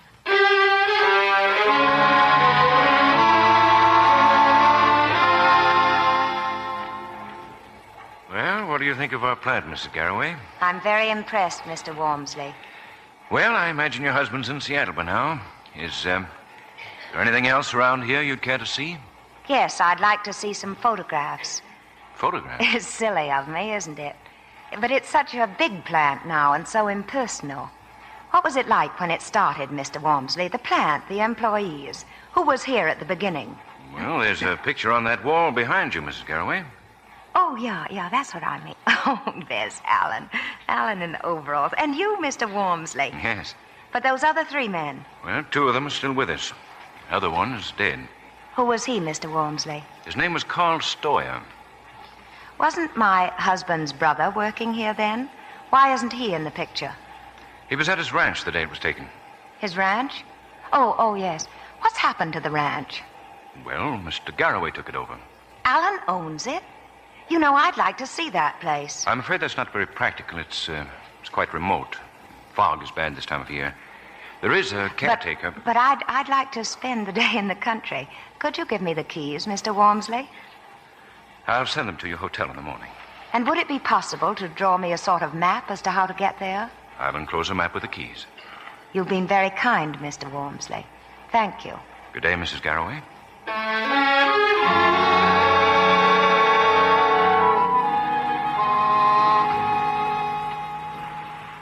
Looking for someone, miss? Oh. Hello. I'm Mrs. Alan Garraway. How do you do? Are you the caretaker? Why, yes. I've just been inspecting the house. Well, I was just about to leave, but if there's anything I can do for you... Tell me, did you know Michael Garraway? Yes, I did. I'm a close neighbor up the road. He left here very suddenly, didn't he? Yes. I guess he was a rather unpredictable person. Well, anyway, I think this is one of the most charming houses I've ever seen. It has, dignity. Doesn't look as though it had been shut up at all, does it? No, it doesn't. It looks, as though it were waiting for someone. I had a feeling coming in here that time was standing still.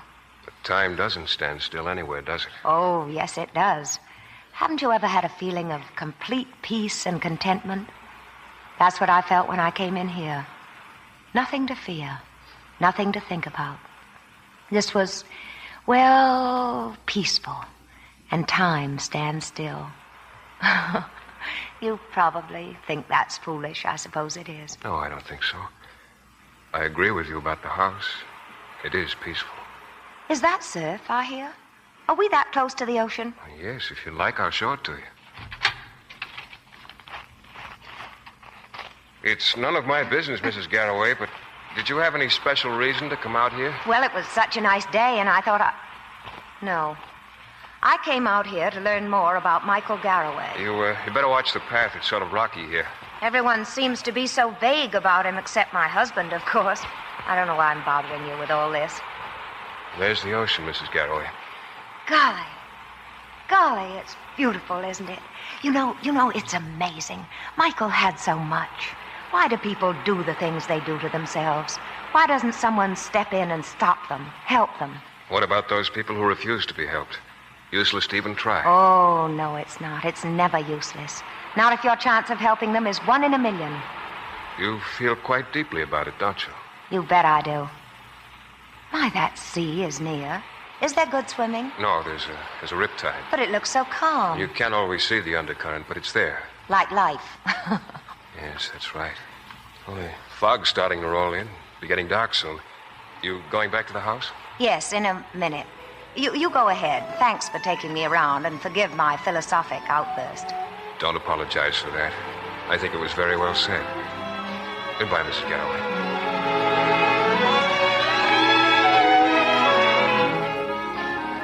His house. Michael's house. Just as he left it. But walls can't talk, and books and chairs and... What are you doing here? Alan! What are you doing here? Alan, you frightened me so. I came here looking for something. I asked you not to pry. I asked you to forget about Mike. Alan, you didn't leave Seattle just because... Ormsley telephoned me. He said you'd ask him for the keys. Yes, I thought it was important that I come. You're my wife, Anne. You've never even seen Mike. And yet he's managed to get a hold on you and make trouble between us. Darling, I'm only He trying had a diabolic cleverness about pushing people around. Always knew how to get his own way. You keep saying had and knew. Alan, is he dead? How should I know if he's dead? I hope he is. Alan, how can you? How much do you think I can stand? He's got you sneaking around corners trying to find out things about him. Well, what have you discovered? I'm here to help. Let's find out everything we can about him. A man who likes music and books, wouldn't you say? The strong, silent, philosophical type. He'd have read you poetry and told you whimsical stories about his neighbors. You'd have fallen for that, wouldn't you, Anne? Alan, I'm sorry. I know you're sorry, but that doesn't help. Why couldn't you do as I asked? If there's anything else you want to know, ask me now. Don't ask Wormsley or the natives or the bellboys at the hotel. Ask me.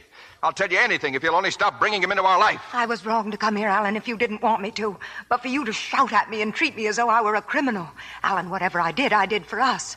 To try to find out what it is that comes between us because of him. Alan, it's our life together that he's hurting. Our marriage. And I want our marriage. We'd better start back to town.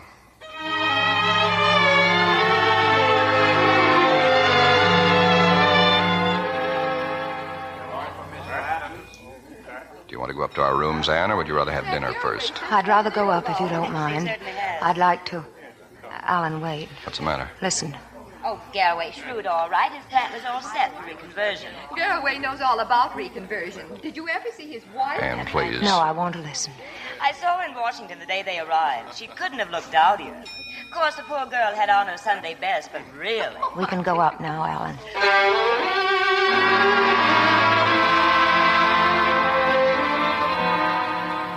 What are you thinking about, Anne? Those two women in the lobby? You going to let a couple of gossips throw you? I'm thrown by the truth. I was rather dowdy that first night in Washington. You expected me to be, didn't you? What? You could have waited to have me meet your friends. But the truth is, if no one saw the before, you wouldn't get the credit for the after, would you? Why should I want to do a thing like that? So you could exhibit me as your very own invention, like the Garraway distance control. What do you mean by that? You know, Alan, I think I have a glimmering now of why you married me. I want to know what you meant about the distance control. I meant nothing about it. All right. What else do you think? Why did I marry you? You wanted another girl, but she fell in love with someone else. I happened to remind you of her, only I was so terribly admiring of you. And you thought if you could make me outshine her... Oh, you're mad, Anne. Yes, Alan. I think sometimes I am. I have a feeling as though I were living in a dream, haunted by your obsession, your hatred for your brother, all around us. Anne, things between us look pretty black right now. It's hard to talk. But I want to tell you that I love you. The way I acted at the ranch was unforgivable. I'll never speak that way to you again. I have to go back to Seattle. You'll have a couple of days to think. And when you do, try to keep a little old-fashioned trust and blind faith in our marriage. I want our marriage too, Anne. It's very important to me. Please try. Yes, Alan. I'll try.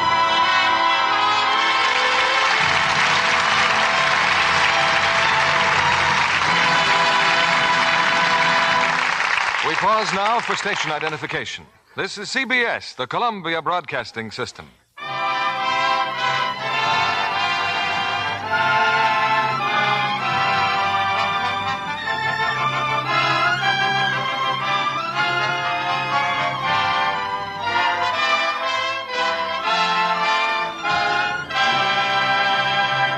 In a moment, we'll return with Act 3 of Undercurrent. The role of a script girl in producing a great picture is seldom fully appreciated by the public. Her meticulous attention to detail is of the utmost importance to a successful production. Our guest tonight is one of those unsung heroines. She's Miss Isla Jacobus, script girl for Clarence Brown, producer-director of Song of Love, Metro-Goldwyn-Mayer's romantic love story of Clara and Robert Schumann, starring Katharine Hepburn. It must have been a fascinating picture to work on, Miss Jacobus. It certainly was, Mr. Keeley. I learned so much about the life of Schumann, and the music in the picture is so thrilling. With Paul Henry to interpret the sensitive and celebrated composer, Robert Walker as Johannes Brahms, Henry Daniel as Franz Liszt, and a brilliant supporting cast, it's bound to be a superb picture. Especially with Katharine Hepburn as Schumann's devoted wife, who inspired some of his greatest music. Well, Katharine brings glamour and rare ability to every role. Her performance here tonight confirms that. She looks stunning, too, in Song of Love, in Clara Schumann's romantic 19th century costumes. And Mr. Kennedy would certainly have been impressed with the gentle care those costumes got. You mean Lux Care, of course, Miss Jacobus. Naturally. Replacing one of those costumes would have meant a lot of time and expense. So, when a garment had to be freshened for retakes, they always used Lux Flakes.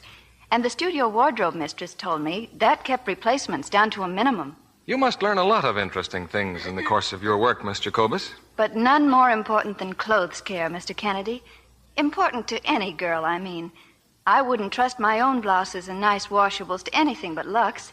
I figure when experts choose Lux Flakes, it's wise to follow their advice. Yes, the experts know how much longer Lux Care keeps washables lovely. Actual tests have proved that wrong washing methods fade colors discouragingly soon.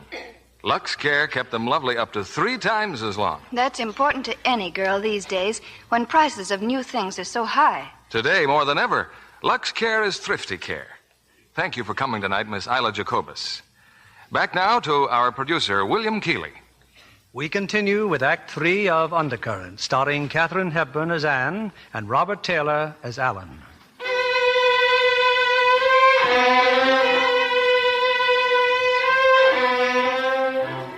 It's the following morning. With Alan back in Seattle, Anne is making an uninvited call on Sylvia Burton. It's very nice of you to see me, Miss Burton. You have a reason for coming here? There are some questions I'm trying to find the answer to. I'm rather curious about a few things myself. As far as Alan is concerned, I despise him. Does that answer one of your questions? Not quite. I love him. But it's not Alan I want to know about. It's Michael. I can imagine. All I know is that he and Alan had a terrible fight. Michael disappeared. But he seems to be coming up more and more in our lives, wherever we go, whatever we do. I've got to know more about him. My marriage, my happiness, my future seem to depend on it.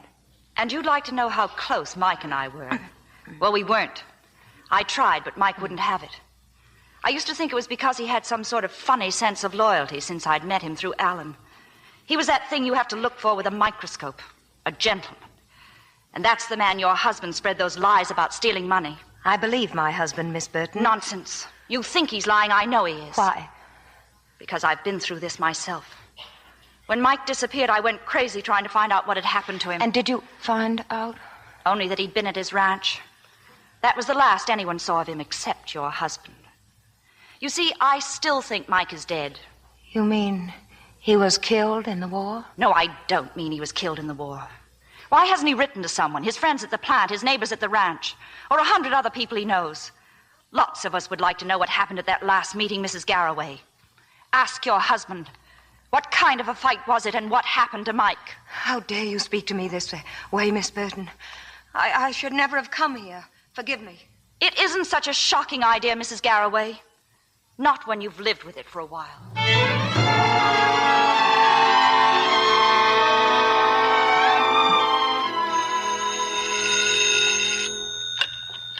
Hello? Mrs. Ellen Garraway? Yes? One moment, please. Seattle is calling. Here's your party, sir. Anne? Yes, Alan? Anne, I miss you, darling. I miss you very much.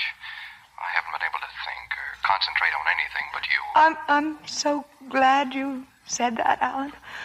I'm so confused. Don't, darling, don't. Anne, I have to leave for Baltimore in the morning. I can't very well get out of it. That's all right, Alan. I think it could work out well for us. If you like, you could go on to Middleburg, take the train. By the time you get there, I'll be through in Baltimore and can join you. Yes, Alan, yes. I'm going to devote the next few weeks to us, Anne. We'll have a real honeymoon in Middleburg. You wait and see. I love you, Anne. I love you.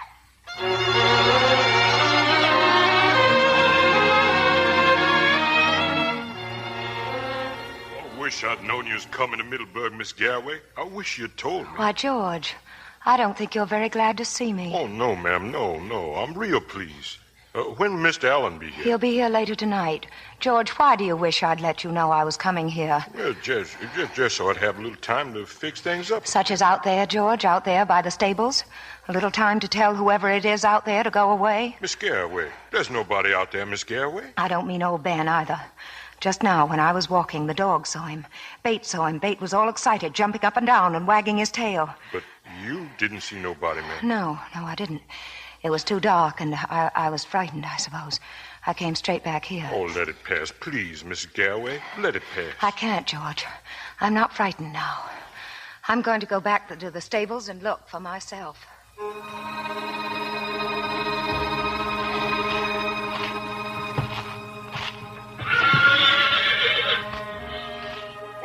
Bate, come here, boy, come here. There's no one here now, is there, Bate? But there was. And you saw him, didn't you? You saw Michael. He's alive, isn't he? I thought that Sylvia Burton was right, that Alan had killed him. But everything that Alan said about him is true. Michael's here and he's hiding. That's why, George. Oh, Alan, how could I?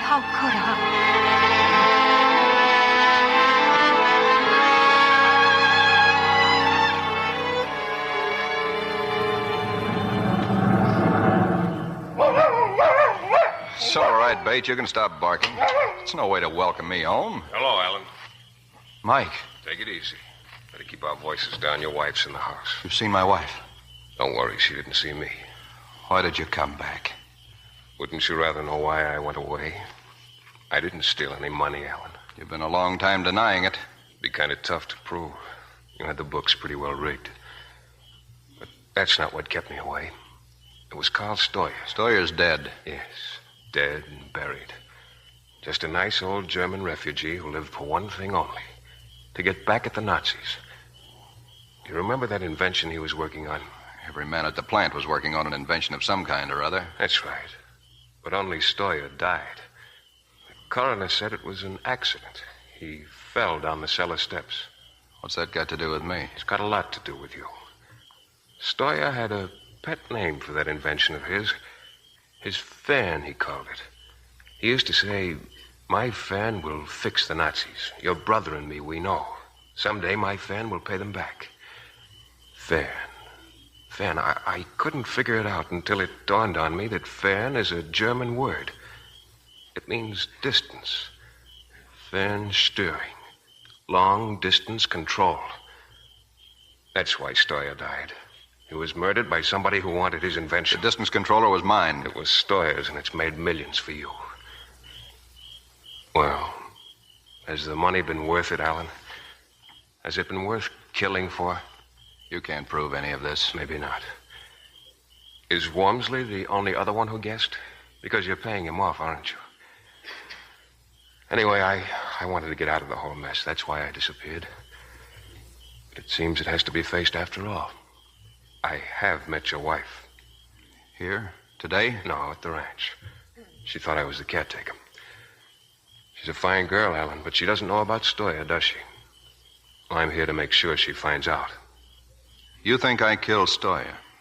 What makes you think I wouldn't kill you? I believe you're capable of trying. No. Once I could have killed you, but not now. I can't kill you any more than I can give Ann up. I'm going to keep her, Mike, for as long as I can. A minute, an hour, as long as I can. How can you think you have a right to... What gives a man a right? Does love? Because I love her. You can take everything else, but not her, Mike, not her. I never thought I would, but I'm crawling to you. She loves me. She's helping me. I've got a chance now. I can be all right. I never could before. What chance does she have, Alan? I'll tell her. Only I'll have to do it in my own time. Just a little time, that's all I'm asking. Until I'm sure of her. I think you can be sure of her. Well, I guess there's nothing left for me to do. If she'll go along with you, I'll stay out of it. But tell her, Alan. Tell her, because if you don't, I won't be able to stay out of it. I'm going to see that she gets her chance, too.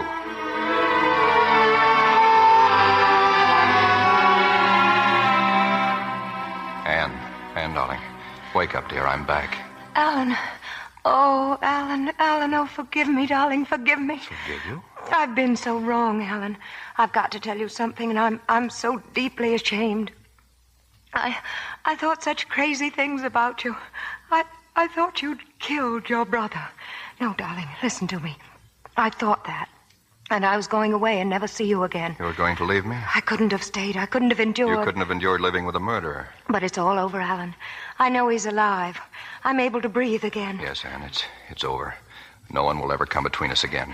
Alan, I want you to listen to me. You remember that I once told you that Michael was your obsession? Yes. I was wrong. I think he's my obsession. I want to drive him away, but there's something unfinished somehow. I think if I could see him, hear him speak, then I'd know him the way you do, as a man, not a shadow, someone who is cruel and wrong and who has hurt you. Oh, I was so wrong about him. Everyone was. Everyone? Who did you speak to about Mike? Sylvia Burton. She thought you had killed him. And you believed her? Were you glad she was wrong? Glad? Oh, yes, Alan, yes. Then why are you unhappy? Well, that's what I'm trying to tell you. He's still here in my mind somehow. You got to help me, Alan. I don't understand it. Do you understand? Yes, I think I do. You're in love with him. No. You're in love with him, aren't you? Oh, no. How could I be in love with someone I've never seen? You've seen a lot of Mike. A book, a poem, his house, a girl who once loved him. Aren't you jealous, Anne, of Sylvia Burton? Why did you go to her? What did you really want to know? Alan, please. You'd go to anyone who could talk about Mike. You wanted to believe what they had to tell you. You never believed me. You don't believe me now. Stop it, Alan. Stop it. It wasn't my happiness, our happiness you were trying to find. It was him. That's not true. You were so relieved just now. Not because I hadn't killed him, but because he was alive. You'll go on looking for him, won't you, Anne? And after you find him, then what? Will you leave me? Alan. Don't you see what you've done? You'll never leave me, Anne. Never. George! Good morning, Anne. You're up early. George! Sleep well? George is gone. I sent him into town. He won't be back until evening. Alan, no. I thought I'd go for a ride. That stallion will break down the stall unless he gets some exercise. I thought we could, Why are you trembling, Anne? Here, sit down. Have some coffee. Alan, Don't be afraid, Anne. Fear's no good. I know. But now I'm finally free. Drink your coffee, Anne. Your hand's shaking. You're not going to be afraid the rest of your life, are you, Anne? Are you?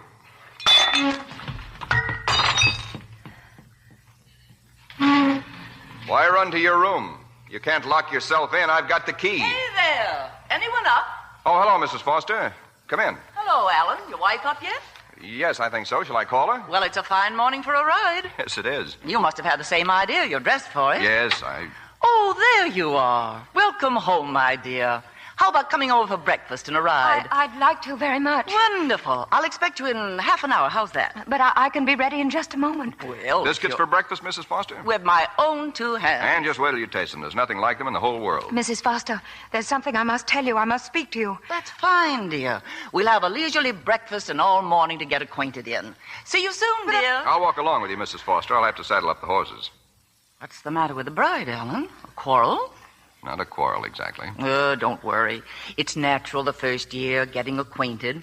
What horse are you going to ride, Alan? The stallion, naturally. Well, you just make sure you don't give him to her. He's a mean one, that brute. Alan, did we have to come this way? Can't you handle your horse? I gave you the mare. But I'm not a good rider, Alan. This cliff... I thought if we took the trail along the cliff, you'd enjoy the view. It's beautiful, isn't it? Alan, keep your horse back, please. It's easy to say. I can't hold him in. But there's not room for both of us. That is narrow, isn't it? Quite a drop to the gorge, Anne. 200 feet. Alan, you're pushing me. Use your spurs. Go on ahead. Alan, please don't. You want to leave me, Anne, don't you? You want to go to Michael? Well, I'll send you to him now. No. You little fool. Go on. Run away. See how far you'll get.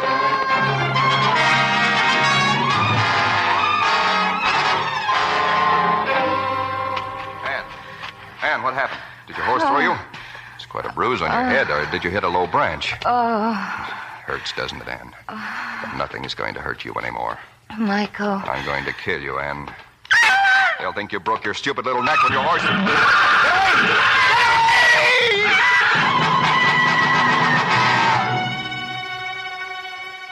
Hello.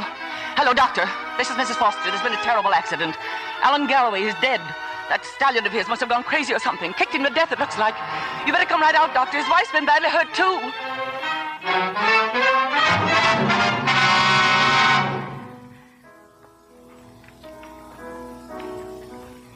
That music's beautiful, Anne. Who's playing? My father. He always does well by Chopin. I like your father, Anne. I'm so glad he was able to come down here. So am I, Mrs. Foster. You're all right, Anne. Staying on here at Middleburg all these weeks, knowing you're getting well here. It took courage to face it out.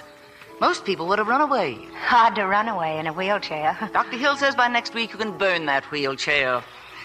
But that isn't what I mean. That's not what I mean either. No, I feel I have something to do and that I must do it here. That's really why I stayed. Not because I have courage. I haven't. Here you are, darling, one of George's priceless eggnogs. Father. Well? Who's playing the piano? You have a visitor. Oh, no, I can't see him now. I'm not ready yet. I can't. You sent for him, Anne. Yes, I sent for him. I'll wheel you in. I can manage alone, thanks.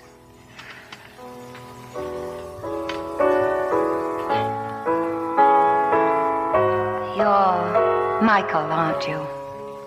Yes. I'm sorry, Anne.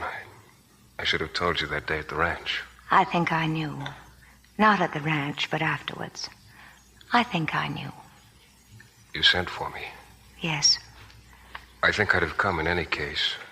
I was just waiting until you were well. It seems I'm a very rich woman. Yes. It's wrong for me to have it. It belongs to you, Michael. No, it belongs to someone who's dead now. Carl Stoyer. His heirs, possibly. They must have it, then. Michael, I'm a bad liar. I didn't send for you because of the money. The lawyers could have handled that. I wanted to know you. Now that you do. I'm happy to know you, Michael. Thank you. There are other things that I must tell you. I won't forget Alan. I loved him very much. Not at the end. It was gone then. But I did love him. I know. Anne, I almost got you killed. I was here the night before. I saw Alan, talked to him. I should never have left. I looked for you, Michael. I went away that night because I was full of my guilt about my feelings for you. I had no business to feel the way I did about you, my brother's wife. I won't talk about it now. Someday. Yes, Michael.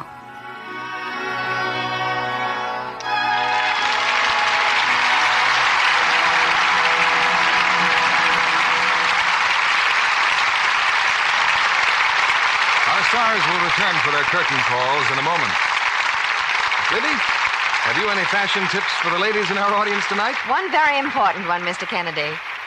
I've noticed that some girls who are wearing the new longer skirts think that lengthening their dresses is enough. Actually, they need longer slips, too. Otherwise, the gap is often apparent and the skirts don't hang gracefully. Are the makers of slips cutting them longer now? Oh, yes. But you don't necessarily have to buy a whole new slip wardrobe. Why, imagine how annoyed Lux girls would be. After all, their Lux slips still have lots of good looks left in them. Well, naturally, I know that Lux Care keeps slips lovely longer, but how can it make them longer? Well, it can't do that, John. But there are some simple tricks a clever girl can work. For instance, she can sew a deep lace ruffle on the bottom of a too-short slip. Gain a good 2 or 3 inches that way. Or cut an even strip off the slip near the bottom and fill in with lace insertion or a contrasting color. Then stitch back the snipped-off piece with a deep seam. All that lace sounds pretty, Libby, but is it practical? Why, of course, with Lux Care. If careless girls wash a slip the wrong way, handle it roughly or use strong soap or hot water, why, naturally it'll be sad-looking in a short time. The color will fade and the lace is apt to tear. But after all, practically everybody knows that with Lux Care, undies stay lovely 3 times as long. Actual washing tests prove that. As a matter of fact, Libby, Lux girls can afford more new slips on their budget, too. Instead of replacing drab, faded ones so often, they can use that money to buy extra new ones, have 3 times as many slips without spending any more. Here's Mr. Keeley at the microphone. I'm sure we never could have enough of stars like Katharine Hepburn and Robert Taylor. And here they are back at the footlights to receive our thanks for 2 superb performances.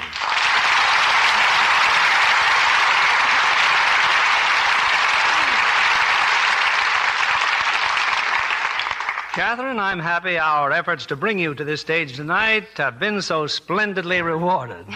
I'm glad you feel I didn't let a good neighbor down, Bill, and I'm certainly happy Bob got back from his hunting trip in time to join us. Well, as much as I like hunting and fishing, I wouldn't have missed tonight's show, Kate. Flying your own plane must be very handy in getting you to where the fish are biting, Bob. Well, it's a big help when your time is limited. I understand, Catherine, that your newest picture is about to have its premiere in New York. It opens at the Music Hall on Thursday, Bill. Your pictures have always been favorites at the Music Hall, Kate. And the advanced critics here agree how wonderful you are in those concert sequences. Yes, Barbara and I saw the picture at the studio, and the scenes with you at the piano were really great. Well, praise from Caesar is praise indeed. That's right, Bob. You did used to be a musician, didn't you? Well, I studied music at Pomona College until I got sidetracked into pictures.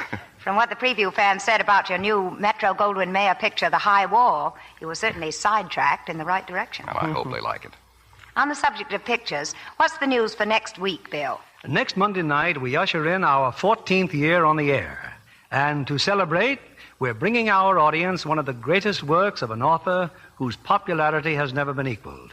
It's J. Arthur Rank's exciting production, Great Expectations. Charles Dickens at his best, Bill. Who do you have as stars? Our stars are Robert Cummings, Anne Blythe, Howard Da Silva, and Lee J. Cobb. Great Expectations is a thrilling, dramatic story that should hold the interest of our listeners of every age. It should indeed, Bill. A play that nobody should miss. Congratulations and good night. Good night, Bill. Good night, Bob and Catherine. All our thanks.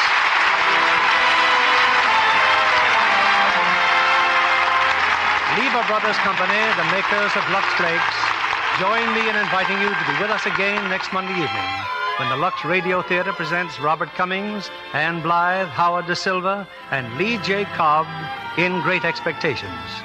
This is William Keeley saying good night to you from Hollywood.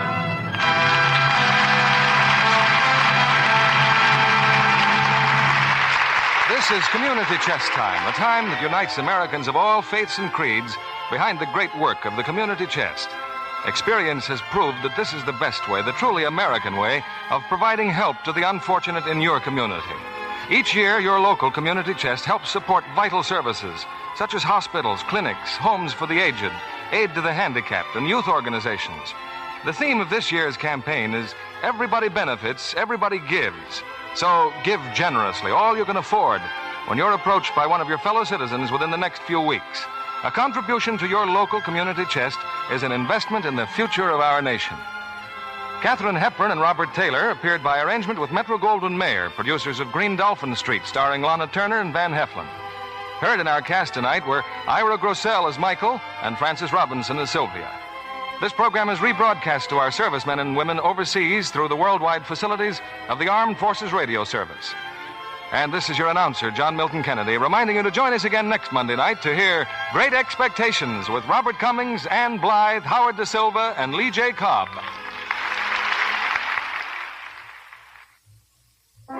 Strive when you bake and fry. Strive for your cake and pie. Strive, it's your shortening pie. Rely on Spry. For lighter, better-tasting cakes, try Spry, the pure, creamy, all-vegetable shortening with the special cake-making secret. Hear them say, boy, what a cook. Rely on Spry. S-P-R-Y. Be sure to listen next Monday night to the Lux Radio Theater presentation of Great Expectations with Robert Cummings, Anne Blythe, Howard Da Silva, and Lee J. Cobb. Stay tuned to My Friend Irma, which follows immediately over most of these stations. This is CBS, the Columbia Broadcasting System.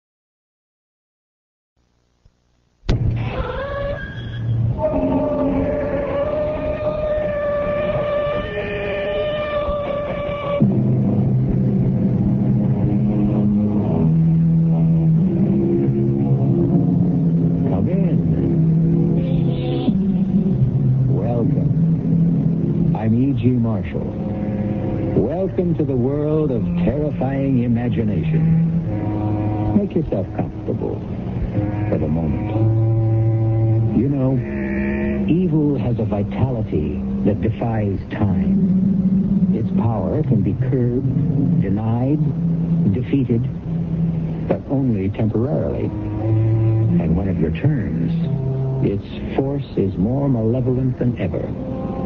We have all been to dark places and felt the presence of evil. And we've all seen things beyond our power of understanding. But, like Tom Fairley, we field our explanations for everything. Or are there? Cold, bitter cold, the smell, decayed.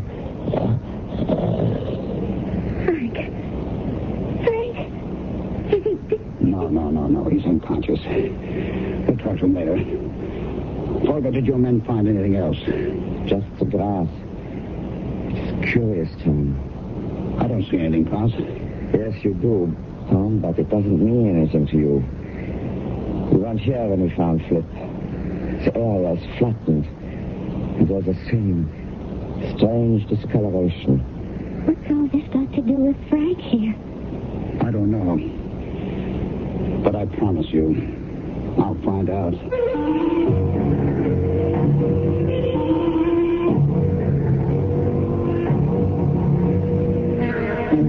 Our mystery drama, Frankenstein Revisited, was written especially for the Radio Mystery Theater by Milt Wissoff and stars Michael Wager and Leon Janney. I'll be back shortly with Act One.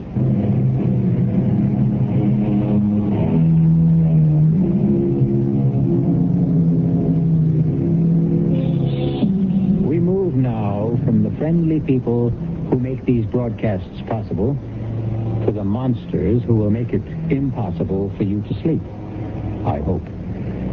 Our drama opens on a story conference in the Madison Avenue bar. It will end, I assure you, in terror and fear. Over here.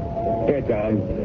You sure picked a great place for a meeting. Yeah, well, you're late. I didn't have to fight my way to the mob at the bar. I might have been here sooner.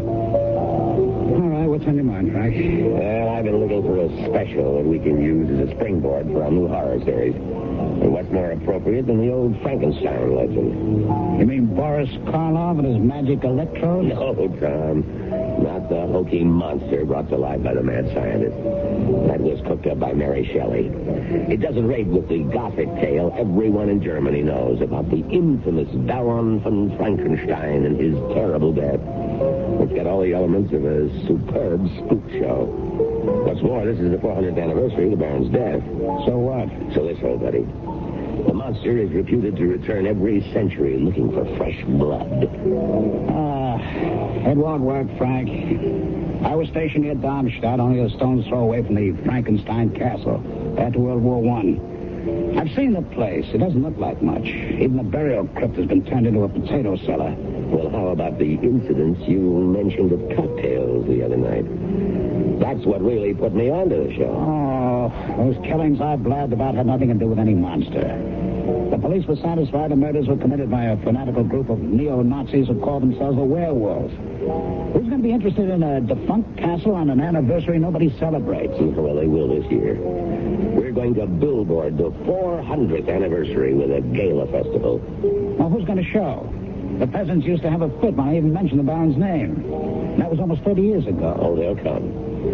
We're going to have sausage and beer, fireworks, and a dandy house of horrors to set the stage for our countdown to midnight. A fake documentary, papier-mâché, razzle-dazzle. The storyline is sound. It should scare the heck out of people. Now, if you don't want to direct the special, then speak up. All right. Count me in. Good. Come on, square with me, Tom. Why all the bull about the potato cellar? You don't want to go back there, do you? No, Frank, I don't like the place. Then why not back out? I don't feel you're leveling. Frank, I want to keep on directing for the network. I won't let anything stand in my way. Not you, not the gray hairs creeping up on me. Not even Frankenstein and his blasted castle. Just let me leave this one thought with you. We'll see how much you enjoy the scene when midnight approaches.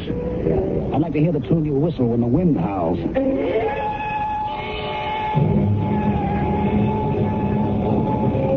Mr. Larkin. Mr. Larkin here. Oh, so good to see you again. And you too, Mr. Shelley. Klaus, I'd like you to meet our little company. This is Eileen Garrett, who will play the Baron's ward, Laura. And a charming one, I'm sure. Him I like. And Flip Johnson, also known in the industry as The Voice. He'll do the descriptive background at the festival and the castle. The interviews with the man on the street. He will also double as Rolf, the suitor for Eileen's hand. That won't take much acting. In that case, you might do. This is Klaus Folger, our local representative, who will be our strong right hand during the production. When do we meet Mr. Helmut? Very soon. You'll find he makes an admirable Baron. That's very strange. I've never heard of him. Oh, he's quite a well-known actor, I assure you. Now I think it's time to leave for the castle. It's not the plaza, but I hope you will find it comfortable. Well, I'm sure we will. Who goes with whom? There's enough room in the limousine for all of you. The baggage will follow in a small wagon. Truck. How about you, Klaus? Aren't you coming with us? No, Frank, I will see that the baggage is not consigned to München by mistake. But I will join you later. I wonder what Mr. Helmut, our Baron, is like. I have a feeling. Oh, Eileen, now you sound like Gloom and Doom Fairley. He's probably just another average, run-of-the-mill weirdo.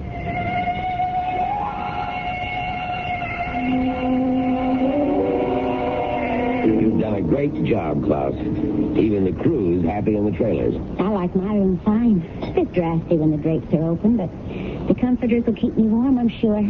How about this lunch? I haven't had wild boar since the last time I was here. Oh, is that what it was? It tasted like suckling pig. There's a secret to the marinade, Flip. I see. Klaus, why don't you get the ball rolling? The details on the Frankenstein legend. Oh, it's not a complicated story. The hated aristocrat who exercised all the prerogatives of his position in this village almost 400 years ago. Unmerciful beatings, torture, and death for what he considered affronts to his person. This was his home. Be it ever so humble. The Baron lived here with his ward Laura, but he was a thoroughly evil man and hardly behaved toward her like an uncle should. Tomorrow is the anniversary of the Baron's death. 400 years ago, the Baron had a spectacular scene in the castle with Laura and her suitor Rolf. He mounted his horse and rode off into the woods. Someone or something urged him from his horse and tore him to pieces. And the legend says that every century the monster that killed the Baron returns. That's about it. We'll be doing this direct from the scene tomorrow night. We'll have a short run through this evening. Look for places to spot mics and pick out locations. Flip will stroll through the woods and give us a little ad-lib color. Will there be a crowd there? Not in the woods, Flip, baby. Just you and the Baron and the other monster. Oh, how come? Because no one in this area will venture into the woods after dark. And tomorrow night, the anniversary eve, they may not even stir out of their homes. Is that right, Klaus? Possibly. People here are very superstitious. Oh, are they? Why don't you explain what happened 100 years ago on the last anniversary? I was not yet born. Yeah, but you know what happened. A man was found dead. Dead, Klaus? He was butchered, wasn't he? Torn to shreds? And his head was found at the foot of the hill.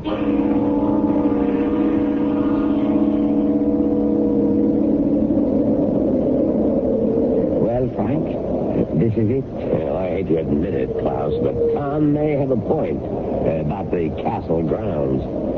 It is kind of tacky. Well, I'm not sure I agree.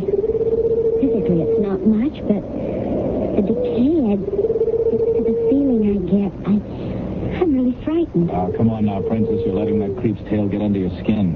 There's nothing here but battered stone and dirt. Reminds me of my past. I get bad vibes. It reminds me of a trip I took to Central America years ago. The ruined pyramids, the bloody altars where thousands were sacrificed to bloodthirsty gods. It had the same aura of evil. You are most perceptive, Miss Garrett. Evil is everywhere. Who are you? I am Paul Helmut. He will play the Baron in our production. How did you know my name? No mystery about that. You are the only actress in the cast. Of course. Oh, forgive me, Mr. Helmut. You came upon me so suddenly. Yeah, well, where did you come from? I never saw From the Baron's bedroom. A passage leads directly here. The place is honeycombed with such passages. But there are no other cars around. How did you... I arrived here several days ago. You've been here several days alone? Oh, I don't think I'd enjoy that. I like to get into character, Miss Garrett. Well, now that we're all together, I'd like Flip to walk through the woods and give us his impressions. Oh, swell, off the top of my head. Exactly. Anything you see and feel, don't force it. I want this played low-key, sound natural. It'll help build the finish. It's all hooked up, Frank. You can start at any time. Well, listen, are you going to tape this? Yes, but only so that we have a record of it. Tomorrow is for keeps. Go, Tiger. Get the demons in the woods. Well, I play the scene better if Eileen kept me company. No, there's no moon flip. And I'd hardly call this a romantic setting. Ah, romance is where you find it, Mama. Is everything set, Klaus? Yes. My assistant is about 100 yards in. Flip should be just about there now. I don't want to interfere, Frank, but just what's going on? A surprise for our boy. It should make Flip less Flip. Yeah, we have our men play slightly off the path. We make small noises, sounds, create an atmosphere. Does Flip know? Of course not. That would defeat our purpose. Flip reacts beautifully. It will all be a surprise to him. Frank, that's a dirty trick. Suppose something happens. Well, now what can possibly happen? It's just a small forest, trees and grass. Well, I don't like it. Flip? It's no use, Miss Garrett. He cannot hear you. Hey, Klaus, give your man a cue and bring Flip in. Well, I'm about a quarter of a mile into Baron Frankenstein's woods, and it's pretty much Dulceville so far. I was just thinking how strange it is. Haven't seen any animals around. Wait a minute. I think I just heard something. Probably a rabbit. I hope. Hey, there it goes again. Weird. Everything's so deathly still, and then suddenly just the faintest whisper of a sound, like something dragging. Hey, who's there? What do you think you're frightening me? Okay, I'll go in after you. The eyes. I don't see them growing. My God, it can't be. Oh, no, it's...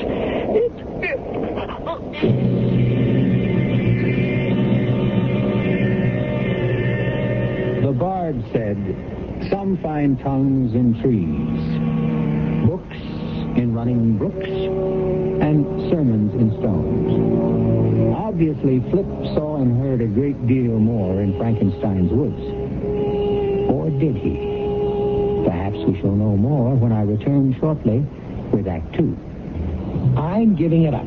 Giving up what? Smoking. Congratulations. I'm doing it for you and the kids. For me and the kids? But we don't smoke. You're wrong. I saw this lung association message. You know what?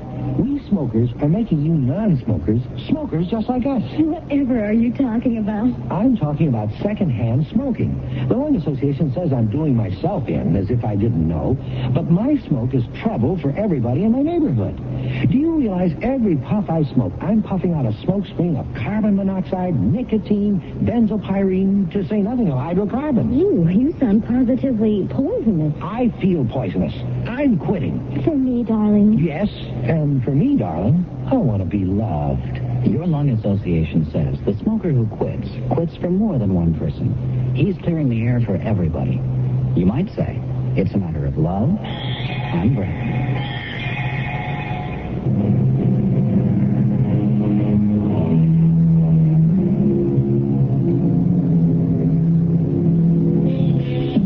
Are there more things in heaven and earth than are dreamt of in our philosophy? Is there something in Frankenstein's woods that defies rational explanation?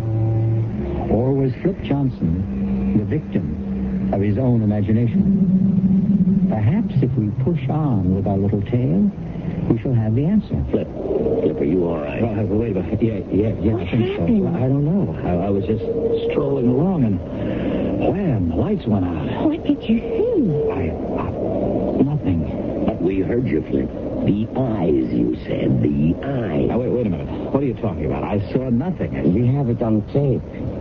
You complained about the cold. And the strange lights, the eyes that burned white. You said it was impossible. All I remember is waking up, and there you were. I mean, standing right over me. What did your men find, Klaus? Let me show you, Frank. Now, here we are. The point where Flip started to run. And you can see the prints. Now we follow along for a few yards. And here we have orange circle. In the middle, discolored. As if the grass had been frozen. Frank, is this something that you... We had nothing to do with that, did we, Klaus? That's right. I admit we arranged a few effects, but nothing more. No, we're tracing equipment. Well below zero to make such marks.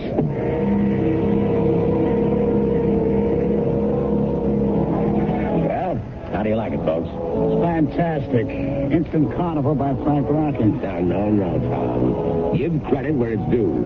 Klaus engineered the whole setup. It's not so difficult. We have a long tradition of festivals here. I could almost enjoy this if only... Don't forget it, Island. Nothing really happened. Flip just got panicky and ran. He fell, blacked out. He'll be all right. And Klaus, are we set in the House of Horrors? Yeah, we can go at any time. Good. You all know the routine. We already have good coverage in town and at the zoo. Let's zero in on the big scene. All right. We'll pick up Flip and Eileen as the Baron's ward Laura. Now, you Flip her suitor Ralph, and you meet her at the House of Horrors. I'll take over, Frank. You don't mind. I'll not earn my credits. I was just counting on that, Tom. The show's all yours. You ready, Klaus? All set, Mr. Fairley. All right, started, Klaus. Scene 12, take 1. And action. The Baron is not expected before tonight, dearest? Not until quite late. I think I shall stay here forever. It is so enchanting. I'm sick of formality, Ralph. I'm bored with the same walls, the same faces, the same small talk. And the same guardian? I feel almost free here. Then why not leave? Come away with me. Once when I was a child, my father took me to such a fair. He filled me with cakes and pink drinks. Yes, and you always got sick. Oh, but it was worth it. I enjoyed it so. Oh, look, Laura, look. This is the House of Horrors. It doesn't look so horrible. All tinsel and paint. Come inside with me. All right, cut. Hey, that was right on the nose, kids. It's a perfect first take. Oh, good. All right, that's it for now. We'll pick up the woods near the castle at 8 tonight. Just take it easy until then. Klaus, you'll have your crew setting up at 7, right? At 7, Mr. Fairley. Honey, you in a hurry? No, why? Well, how about a chance for the House of Horrors? Give you the $5 tour? I could use the exercise. Good. You pick the passage, we'll follow it. Let me see. It's the teeth, jibbity, zippity, Sam. Sam it is. Oh, this reminds me of my first date. All first dates are creepy. Mine had a walleye. And mine took me to the tunnel of love. Our first kiss was an orthodontist's nightmare. Braces rubbing against braces. We sent out sparks that lit the tunnel. It's too bad we're past the braces stage. You know, Tom, that's the first time I've heard you laugh since we started this trip. There's nothing much to laugh at. Was it that bad? Yeah. I get the feeling I'm reliving the whole thing. I don't know why. Well, I'm a pretty good listener, Tom. Want to talk about it? Well, why not? It was 45 and the war was just over. We'd been through some rough times and we were sent here for R&R. R&R? Rest and recreation. Seemed like heaven at first. So peaceful. No noise, no bloodshed. But it turned sour. Some of my buddies got blown away. Did they ever discover who did it? No, not a clue. The Army Command blamed the neo-Nazis, the werewolves.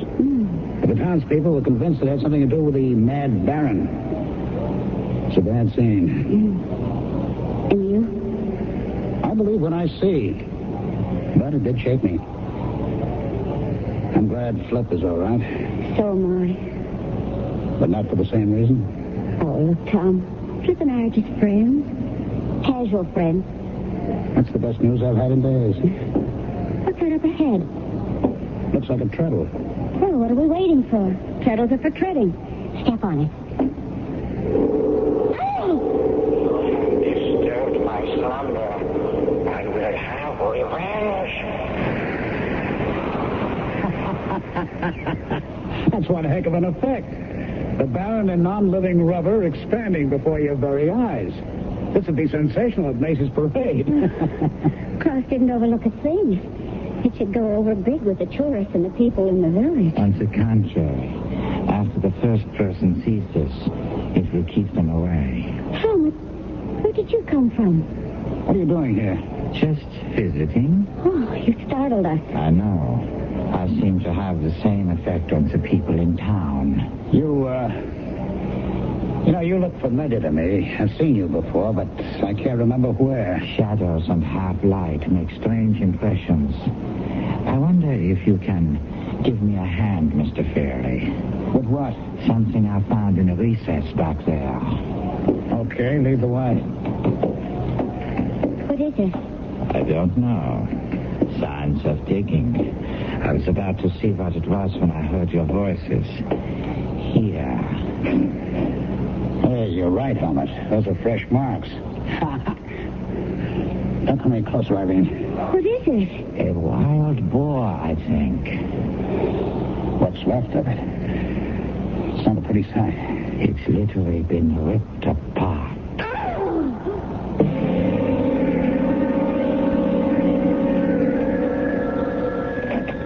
Yes?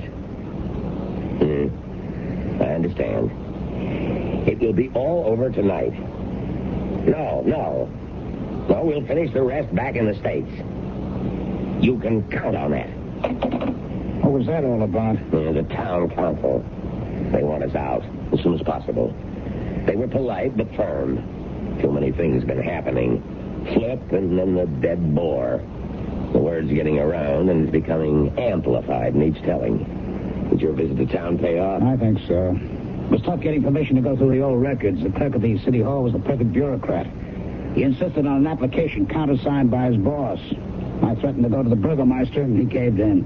Well, how about the newspaper? They were reluctant, too, but greedy. A few marks in the right palm paved the way. Well... All right, see for yourself. Here's a reproduction of the paper's front page 100 years ago. Take a squint at the guy who was separated from his head. I don't know. It's pretty well faded. Look at the eyes and the forehead. It could be, I suppose. And here's a print of an oil painting of the original Baron von Frankenstein. I believe Mr. Fairley thinks the picture resembles me. All right, Helmut, where the devil did you come from? This old castle is honeycombed with secret passages. And you just keep wandering through them like you know where you are, I have been exploring them for days. You know, Tom, there is a resemblance. A trick of your imagination. I knew I'd seen you somewhere before. You're talking nonsense, gentlemen. I could not possibly have been here a century ago, let alone 400 years. How about 30 years ago? I was only a child then. What about your family? I have none. They were killed in the war. Does that satisfy you, Mr. Larkin? I don't know about Frank, but it sure doesn't clear things up for me. Stay inside until midnight, Helmut. You understand? Perfectly. And stay out of the passages until the show's been recorded. I don't want any more surprises.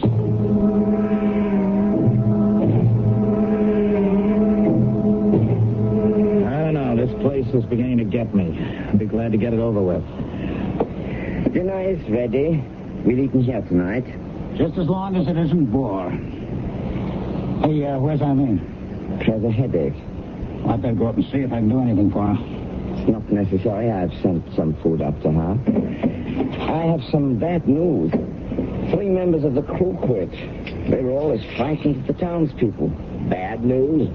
That's all we need. Well, I have replaced them, but with such short notice, I'm afraid I've not been able to run up the most competent technicians. I don't imagine what's happened today helped much. Well, that's all right, Klaus. I know you've done your best, and we'll just keep our fingers crossed. Hey, pass the salad, will you, Tom?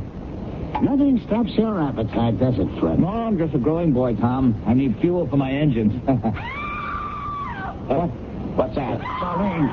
It's just behind that wall. Impossible. There's nothing there. You keep trying the wall. There may be a passage there. I'm going to a room. I'm with you.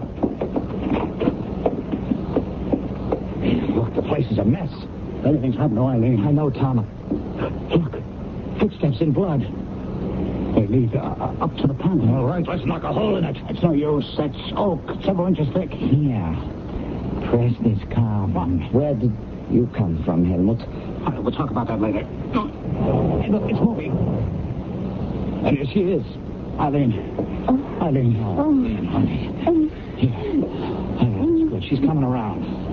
Are you all right, Eileen? I think so. What happened?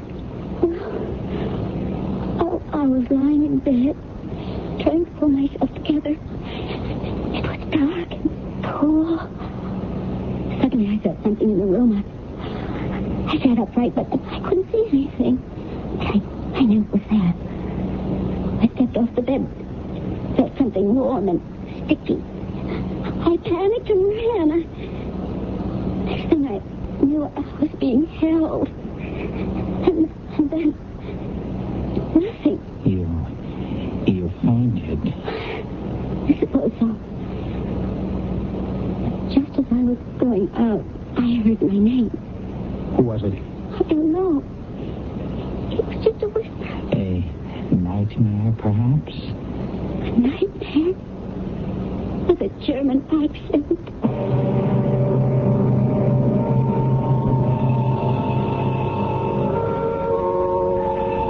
Robert Penn Warren wrote, "The nightmare stumbles past, and you have heard it fumble at your door before it whimpers and is gone.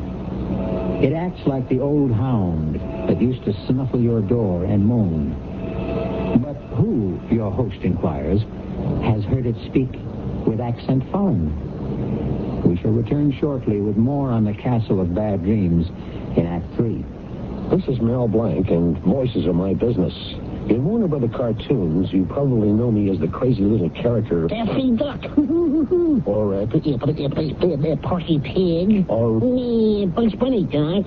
We all have a voice in matters that affect us in our community, and it's necessary to speak out to get the best possible community services. One community tradition, which really deserves vocal support, is the library. The library has been serving up all kinds of information ever since this country began. After all, you can get thousands of voices in the library's books, on film, records, and tapes. And you can borrow these voices freely. But the library can't give you such good service without a lot of vocal and personal support from you. This means you need to write or call your community officials and speak up for the library. It's all in the air, folks. At the library. A public service message from the American Library Association and this station.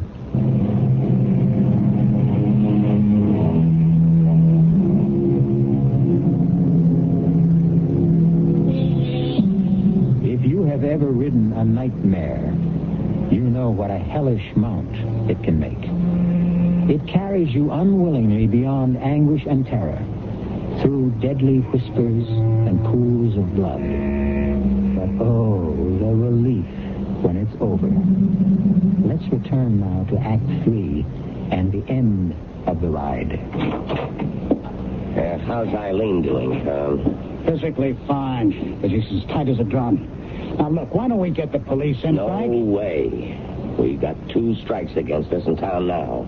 Call the authorities in and we're through. We've gone too far. We certainly have. We're right up against the point of no return. But the production is almost Oh, finished. damn the production. What does it take to convince you, corpses? You're being melodramatic, Tom. Nothing's really happened yet. So Flip saw something and a boar was slaughtered. Did you see the condition Eileen's room was in? And how did she get into the passageway? Surely you've heard of sleepwalking. And I suppose she dreamed up the mangled animal in the blood, huh? No. But so far, no one's been hurt. Yeah, so far. And nothing is going to happen. Well, we've got everybody on the alert. There are guards all around the place.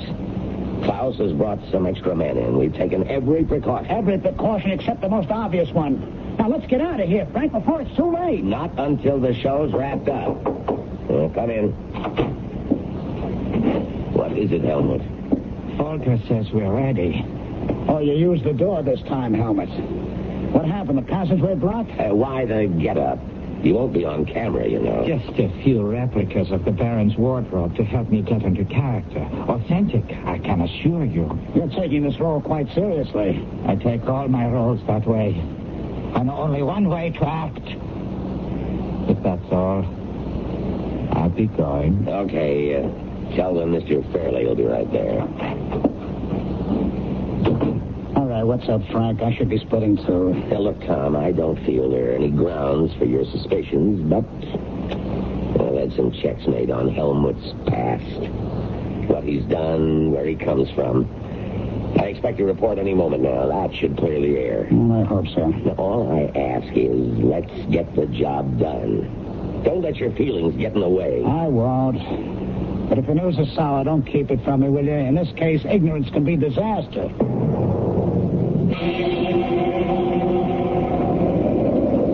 Oh, boy, it's getting cold out here, Tom. What's taking them so long? They're almost set. How do you feel, Eileen? About like Flip. Cold and miserable. Oh, I could use a fireplace and a hot toddy. That's just what you'll have as soon as we finish this scene. It's short, but not sweet. Now, you and Flip, as the Baron's ward and your suitor, are returning to the castle. You got it? You're frightened, and Flip is trying to comfort you. Ah, good. That's one scene I'll truly enjoy. Mr. Fairley, why didn't you answer me on the talk back? I didn't hear anything. The equipment must be out. We're set to go. Oh, good. Where's Frank Larkin? I thought he was with you. He left us some time ago. Did he say where he was going? I assumed he was coming here. He did say something strange. What was that? Something about being convinced at last. Does that mean anything to you? It sure does, Klaus.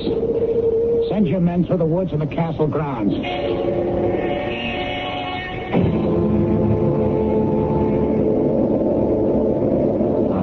I think we're just wasting our time. Let's go back to the castle and wait. He'll be along. You can go back, Flip. I'm not going to give up until we find Frank. Oh. We shall have the clip to search and Klaus's crew to hear from. Mr. Fairley, it's Mr. Larkin.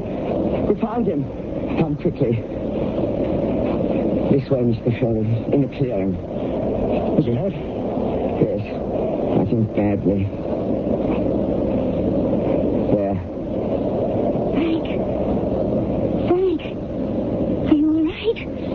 I cannot hear you, I'm afraid. Oh, but he's still breathing. Get an ambulance. Help is on the way. Was he conscious at all? No. Oh, no, don't try to talk, Frank. We're here. You're going to be all right. Frank, just lie quietly. Don't come near me. Don't touch me. Don't... Shivering. Throw a blanket on him. Who did this, Frank? Cold. Damp. The smell. Who was it? Cold, bitter cold, and smell decayed. Frank! Is he... No. He's unconscious. We'll talk to him later. Olga, did your men find anything else? Just the grass. It is curious, Tom. What? I don't see anything. Yes, you do, but it doesn't mean anything to you. You weren't here when we found Flip. The areas flattened, and the same strange discoloration. What's all this got to do with Frank? I don't know. But I promise you, I'll find out.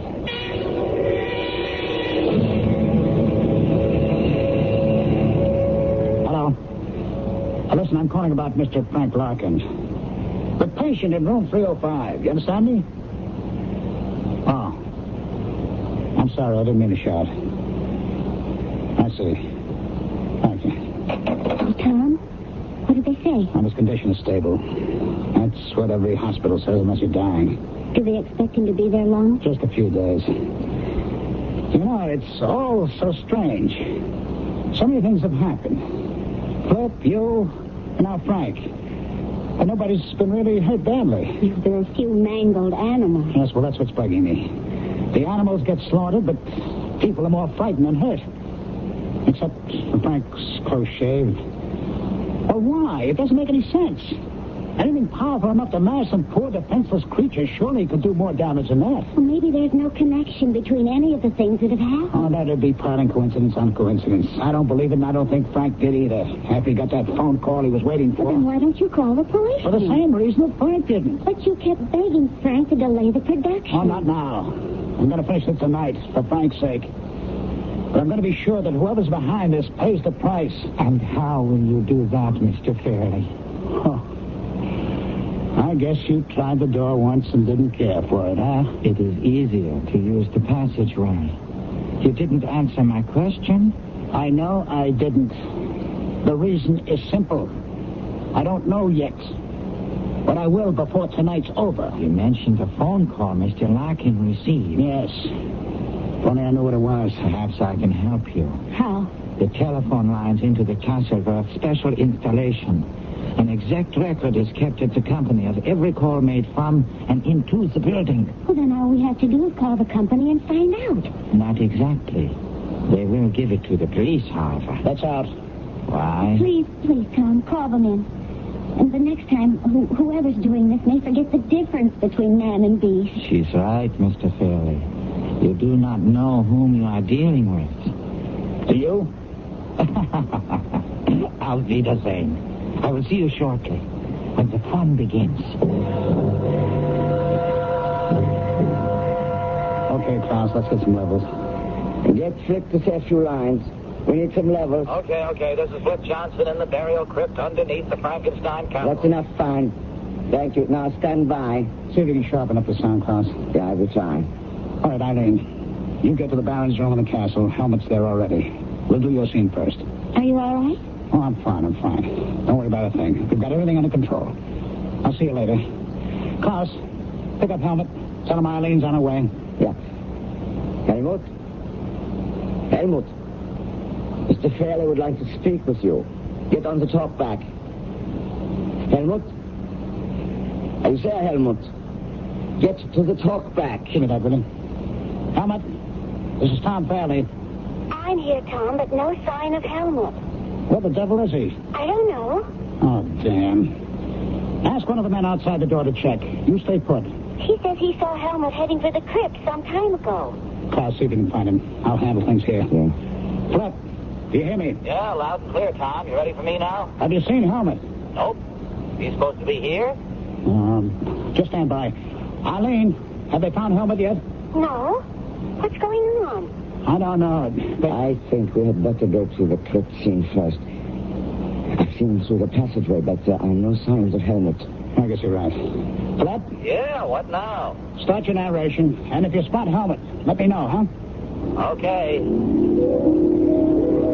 This is Flip Johnson in the burial crypt underneath the Frankenstein castle. It is said that every century the monster that slew Baron von Frankenstein returns to feed his bloodlust.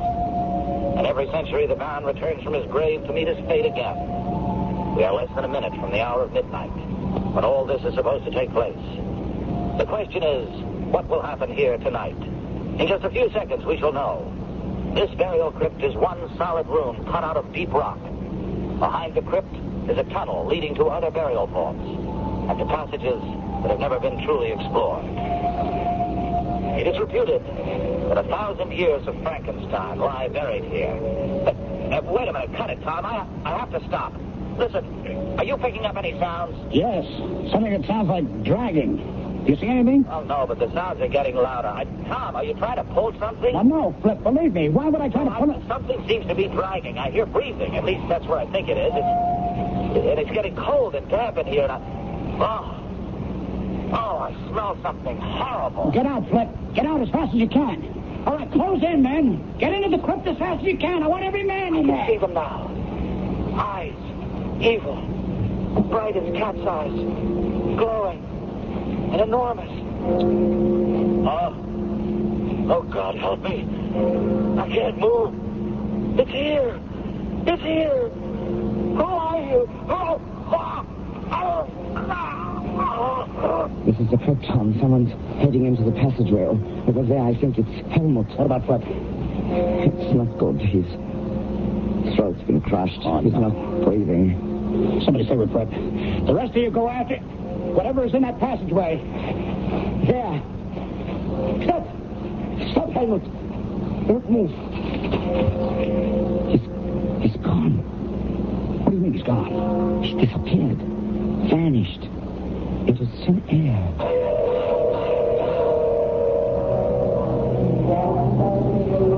So, this is goodbye, my friends.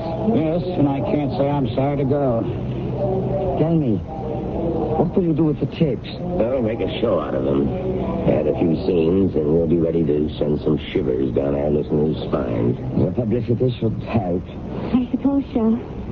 But I can't help wishing it hadn't come at such a price.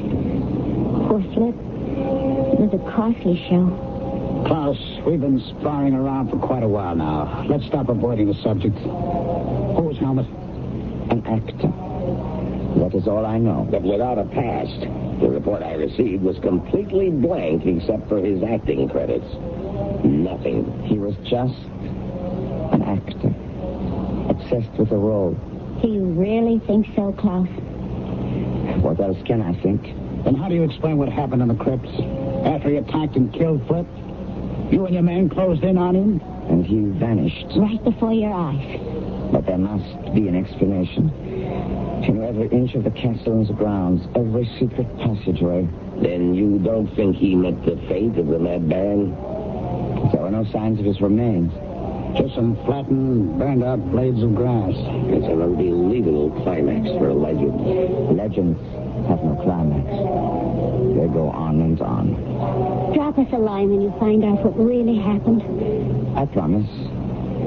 But if you don't hear from me soon, you may have to wait another century for the facts.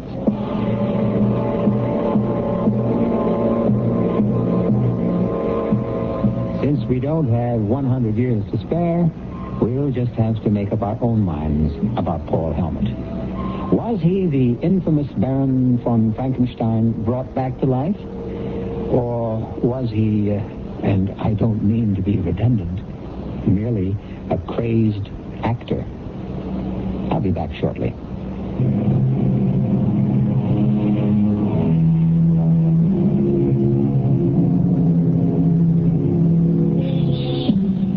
There is no need to look for a supernatural source of evil.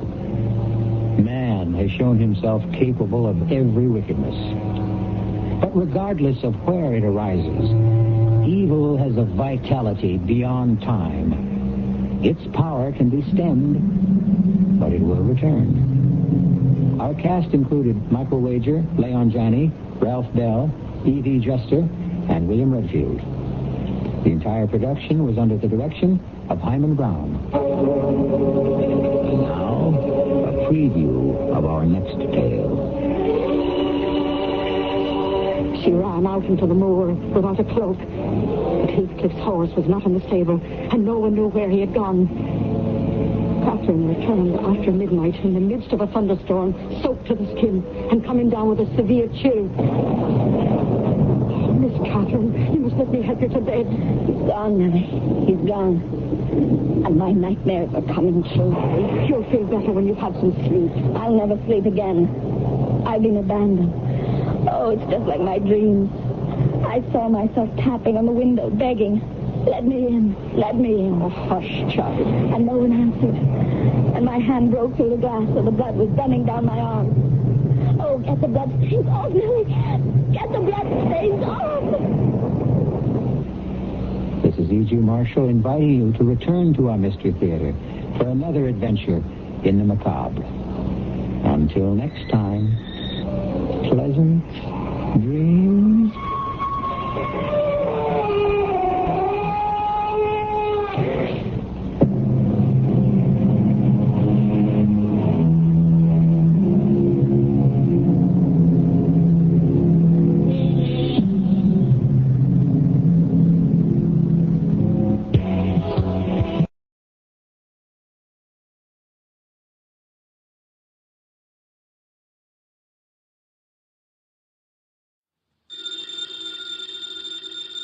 Ladies and gentlemen, the ringing of that phone bell means mystery, adventure. Nero Wolf's office. Archie Goodwin speaking. You want Mr. Wolf to what? Mr. Wolf will do nothing of the sort, Archie. Mr. Wolf is thirsty. Hold on for a moment. The bottle opener is in the left-hand drawer of your desk. Thank you, Archie. Mr. Wolf, I've got a man named Denby on the phone. He wants you to umpire a card game. The man is insane. He's offering a fee. The answer is no. I know nothing of card games, nor do I wish to learn. Okay. Well, the answer is no, Mr. Denby. Sure, I'll ask him again. After he finishes the beer he's working on. Goodbye.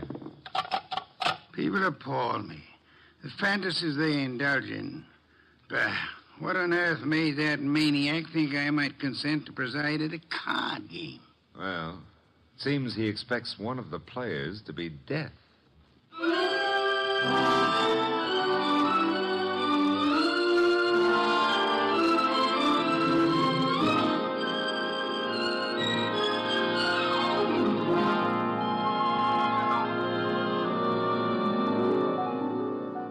Ladies and gentlemen, it's the bulkiest, balkiest, smartest, and most unpredictable detective in the world. That chair-born genius, Nero Wolfe. Created by Rex Stout and brought to you in a new series of adventures over this NBC network in the person of Mr. Sidney Greenstreet.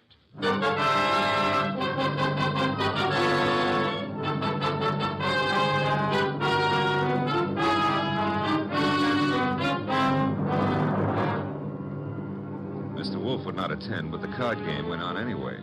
At the home of a Mr. Stephen Denby. Jean? Yes? LaCosta? Mr. Piper? I think we're ready to begin, eh? I'm ready. Yes, Jean. You always are. How I like that remark, I'll have to decide later on. Yeah, please do. LaCosta? It's all right with me. And Mr. Piper? I brought a deck. No, as host, I shall supply the cards. Before we play, I examine them, yes? Of course. Here you are. Chuck? Yeah, Mr. Denby? You will remain outside the door until called. No one is to enter this room under any circumstances. Got it. LaCosta? The cards look all right. Thank you.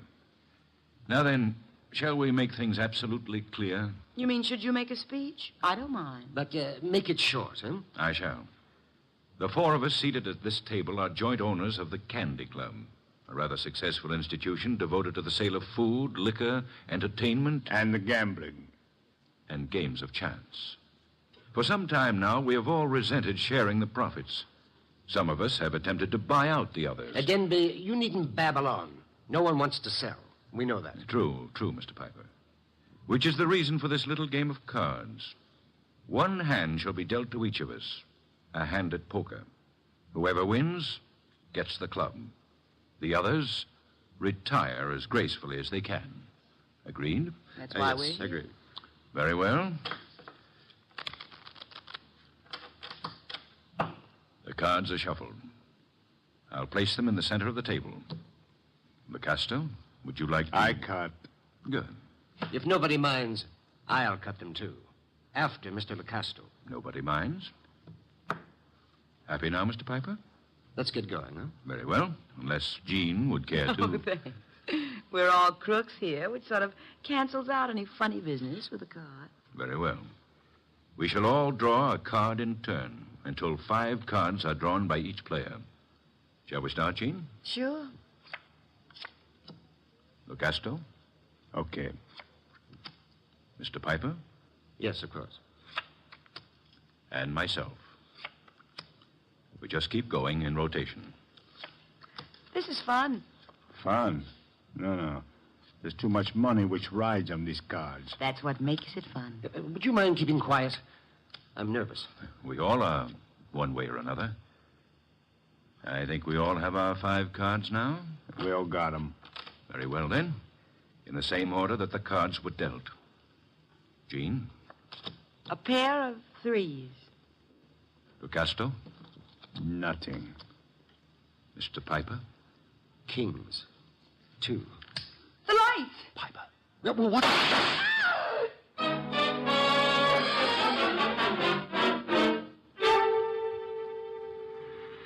Da-da-da-da-da-da. Da-da-da. Hey, I don't like to seem stuffy, mister, but will you take your elbow out of my back? I'd be delighted to, Mr. Goodwin, but it's not my elbow. I don't care if it's your tibia maximus. Just take it away. Chuck wouldn't like that. Oh, we have company. Mind if I look around? Keep right on walking, pal. That would be Chuck behind me, huh? And you are... My name is Denby. You may remember it. Oh, yeah. You phoned me a couple of hours ago about a card game. Now, look, just what is your boy poking in my back? I think it's a 38. You're not sure? It might be a 45. Chuck, is it loaded? Make a funny move, pal, and you'll find out the hard way. Yo, wait a minute. It's just a passing curiosity. Where are we going? My car. Get in. If you insist. I guess you do. Okay. I'll drive, Chuck. The car bulletproof? No, that's hardly necessary. Chuck shoots first. Well, that's a saving, I guess. The only thing is, I hadn't figured on taking a ride. I told Mr. Wolf I was going for a walk. He disapproved, You're but... going for a ride. Isn't that a little corny? Now, there's a minor difference. Usually the guest, shall we say, is killed at the conclusion of the ride. In this case... Let's not make the difference too minor. Huh? You will survive the ride. It's what comes afterwards that might kill you.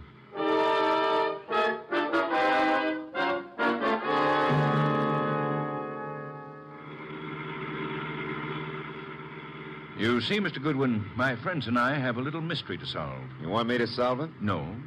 We want Mr. Wolf to solve it. In order to do so, he must leave his house and come to mine. He has to in order to find the solution quickly. Why? Neither my friends nor myself have any desire to improve our acquaintance with the police. Therefore, we want the mystery solved before the police are even called in. Hence our need for Mr. Wolf. Hence our detaining you. Detaining is a pretty word in the circumstances. This is my home, Mr. Goodwin. Oh, well, I don't like the architecture. I think I'll stay out. Get going, pal. On second thought, Mr. Denby, what makes you think Mr. Wolf is going to leave his house and come here? You. Unless he does so, he will lose you. Forever. The door, Chuck. Okay.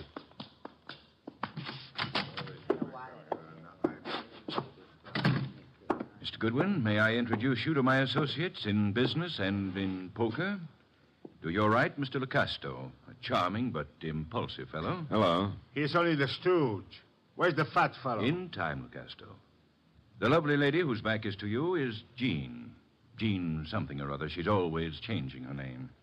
Hello. Hello. And the gentleman facing you is Mr. Piper. How do you do? Is he exclusive or just... Hey, he's wearing his red carnation a little low, isn't he? Over his heart. Except that's no carnation. That, Mr. Goodwin, is blood. Lifeblood.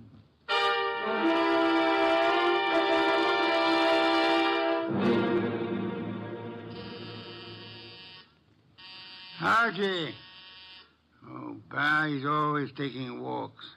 Come in. The door's unlocked. Are you... Yeah, you're Wolf. Having made a magnificent discovery, suppose you remove your hat? No, come on. I beg your pardon? Mr. Denby wants to see you. Mr. Danby can see me here. Here ain't where he wants to see you. Here, at the risk of minor monotony, is where he'll have to see me. Don't you want your boy Goodwin to keep on living? No one has ever been able to discourage him. Mr. Denby will. Ah, Archie's in custody? No, in Mr. Denby's house under a gun. I don't have to believe that. Take a look at this. Wallet. Archie's wallet. I shall accompany you. And permit me to warn you that if Mr. Goodwin has been harmed, nothing short of murder will satisfy me.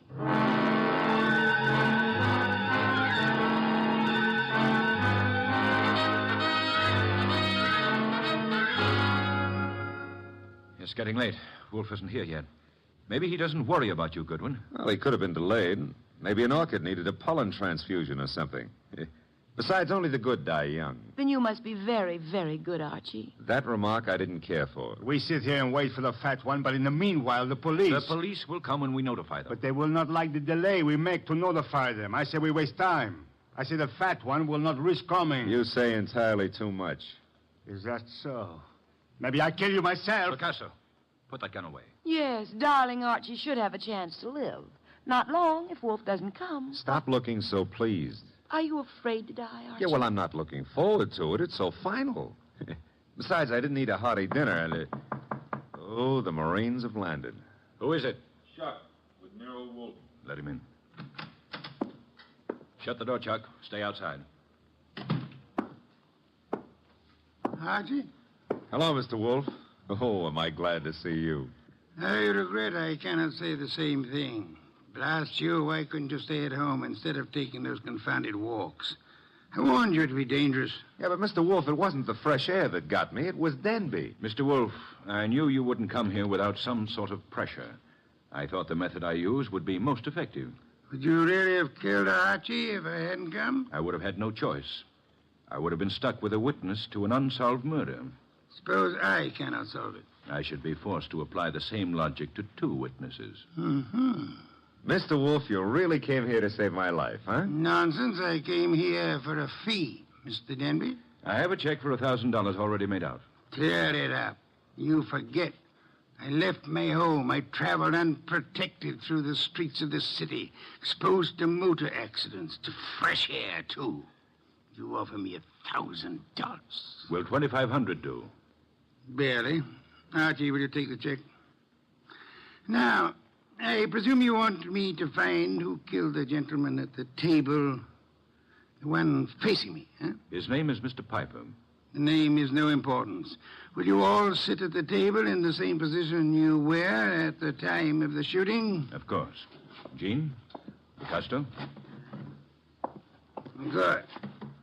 Now for a look at the wound. The lights, I should imagine, went out for a while when the shooting occurred. They went out? Yes. Of the three of you at the table, which one had the best motive for the murder? We all have the same motive. The club. Helpful. There was no one else in the room at the time? No one. The door? Locked, with Chuck on guard outside of it. So much for that. The windows, I notice, are closed. They were closed when the murder took place? They were closed. The window panes are all unbroken, which eliminates the possibility of the shot being fired from outside of them, unless one of them was raised and lowered. That wouldn't have been possible. The windows are secured by catches. Archie, will you check that? Okay, Mr. Wolf. I shall for the moment assume that the windows are neither lying nor untrustworthy. Does anyone remember anything unusual occurring at the time of the shooting? Well, someone whispered Piper just before the shot. Indeed. You all heard that whisper? We heard it. Man's voice or woman? Well, I can't say. A whisper doesn't reveal much of anything. The windows weren't open, Mr. Wolf. Which leads to... The fact that it had to be one of us in this room. But which one, Mr. Wolf? The murder weapon. Ah, yes. Has it been moved? Nobody touched it. It's laying on the floor where it was dropped. Interesting. If you look closely, you would observe two oil spots staining the rug between the revolver and the lady's chair, indicating... who sat at the right of Mr. Piper? I did. Why? Mr. Denby. Yes? If I were you, I would turn Mr. Lecasto over to the police. You are a liar. I warned you about that gun, Lecasto. Was it necessary to shoot Mr. Lecasto? In the arm, yes. He was reaching for a gun. He'll live, however, till the police take him away. What do I tell them? You could point out the angle of the wound. As you notice, Mr. Denby, the bullet entered Mr. Piper's heart from the right. Yes, so it did. Therefore, whoever sat to his right, well, that was Lecasto. Archie, you have the check? I have it. We may as well leave. Mr. Wolf, you're sure Lecasto shot Piper? I have indicated the evidence. The rest will be up to the jury. Come, Archie. Uh-huh. Jean, Yes, Archie? now that my life expectancy has increased, what are you doing tomorrow night? Archie? I got a scram. Lancaster 7583. I'll be ringing your bell. Oh, Mr. Denby, you better do something about Lecasto's arm or he won't live to be executed. You see, the executioner likes them warm before he chills them.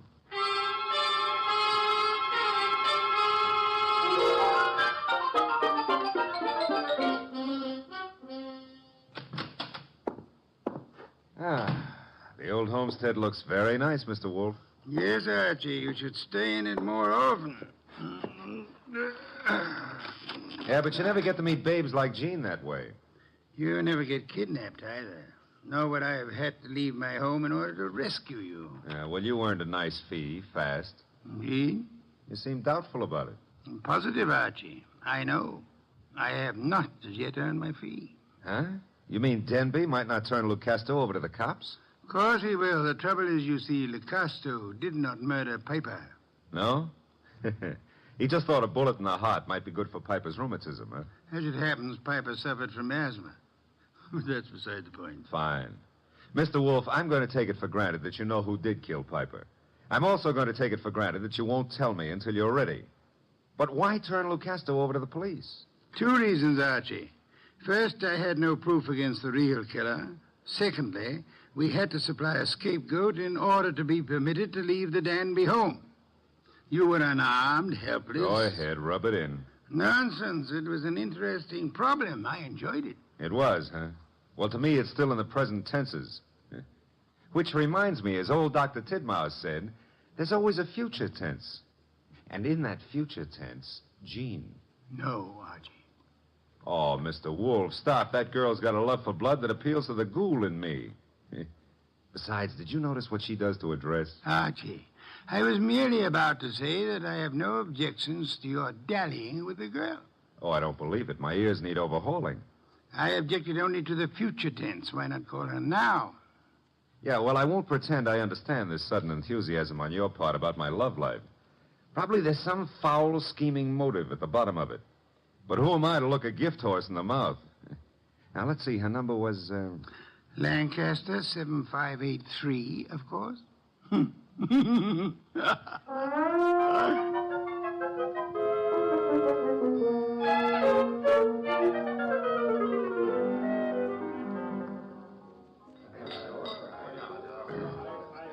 This is the most beautiful bar and grill I've ever seen, Archie. Drank, you mean?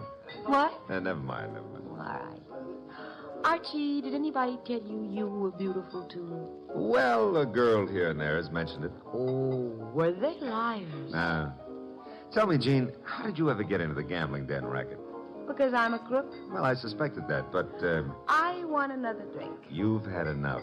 I want another drink, and when Jean wants another drink, no gentleman who is a gentleman... Jean, get down. Oh, let me go. I don't want to climb under the table. You'll stay under here until the barrage stops. I guess the war's over. All right, Jean, get up. No, now I'm here. I like it. I'm going to stay here for months and months. Jean, do you realize that somebody just tried to kill you? And I thought you had such a nice, honest face. No, not me. Somebody out in the street. I don't know why, but Mr. Wolf will. Come on, pull yourself together and let's go see him. The nice fat man? All right, I like him. You do? Why? Because he'd make such a big corpse.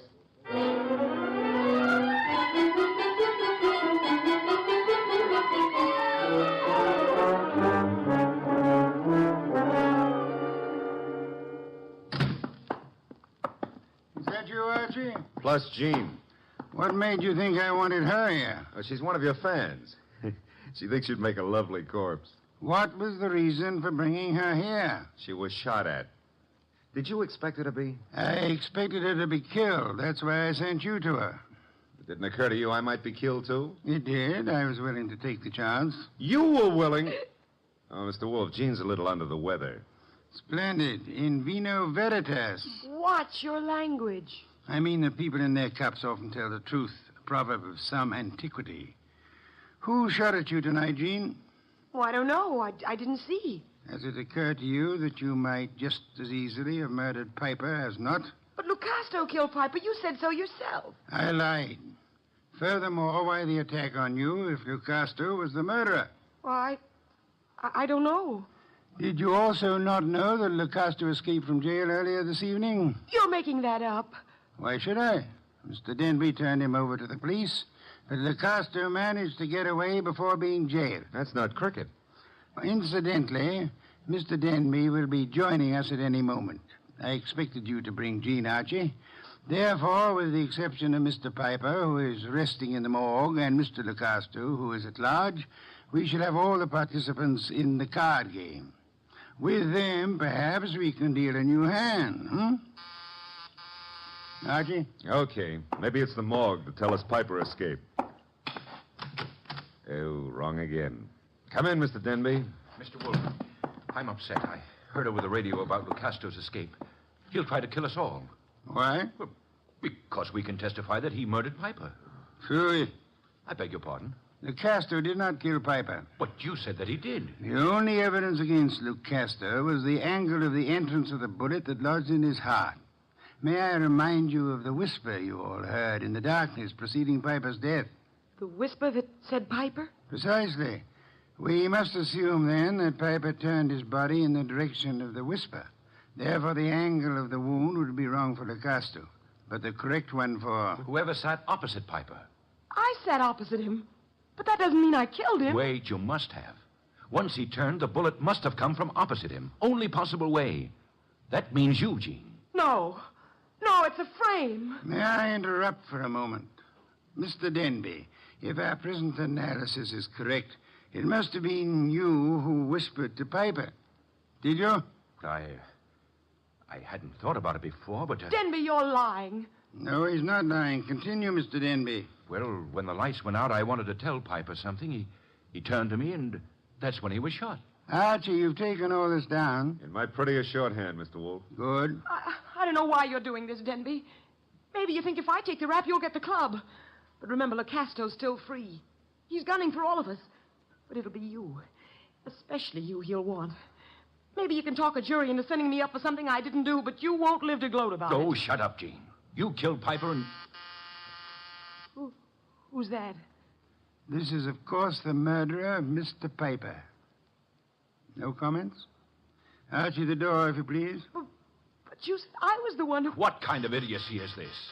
Archie, I said the door. Okay, but shall I ask him in or sock him? You will act as the situation demands. Yes, sir. But for once, I'd like to know what the situation is.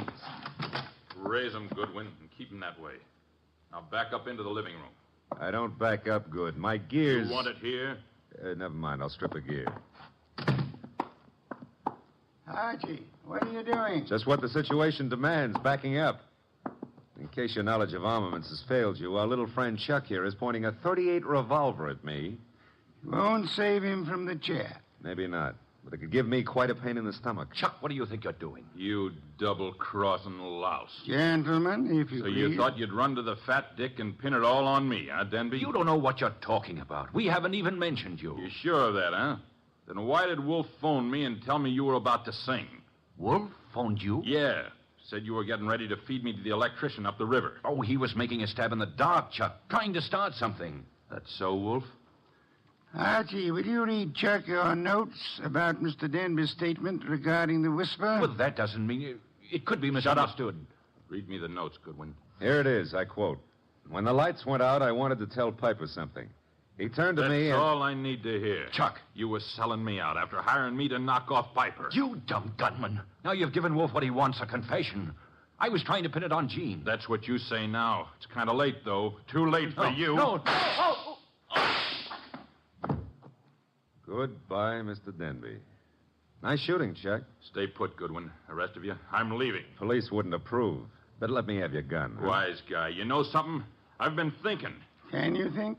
If I was to knock off you and Goodwin, me and Jean could split the club between us and nobody'd ever know who killed Piper. Very whimsical, Chuck, but if you don't mind... Archie, don't be an idiot. Well, if I have to get shot, I prefer it to happen when I'm moving forward. Archie. Okay, come and get it, Goodwin. March right up nice and easy and take it. I'm coming.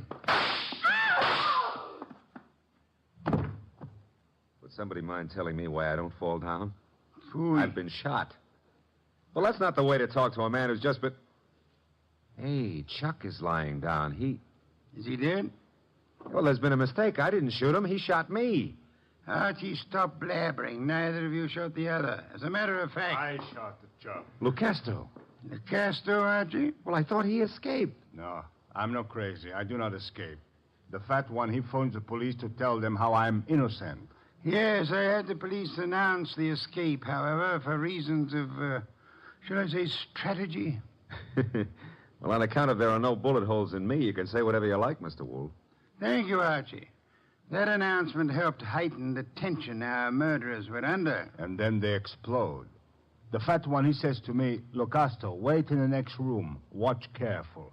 Maybe there's trouble." I watch. And now? Now there's no more trouble.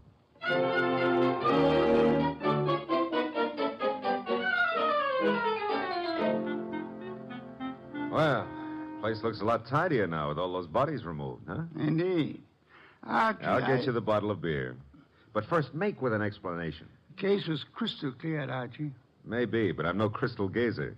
Sure, I know. Denby had things arranged in advance with Chuck in case anybody held a better hand than his own. Piper did. So Denby whispered to Piper after kicking the light switch and set him up for a shot by Chuck from the doorway.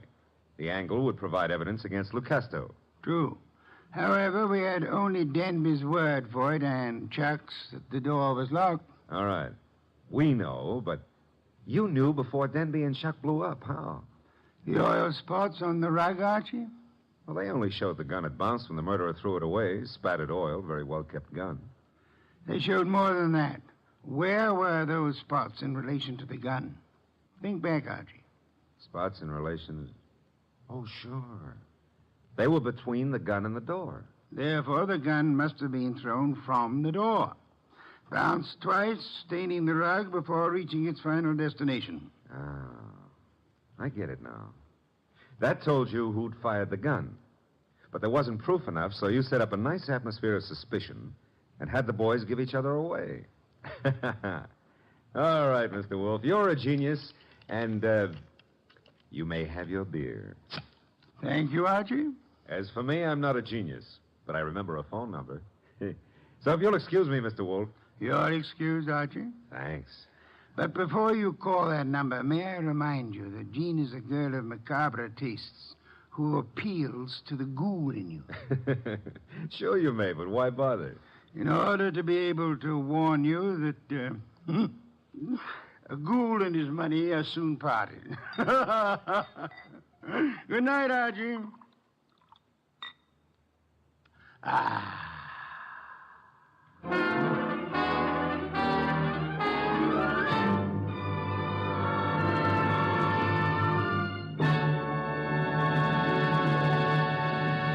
You have been listening to The New Adventures of Nero Wolfe, starring Jay Novello, Howard McNear, Barney Phillips, and Bill Johnstone.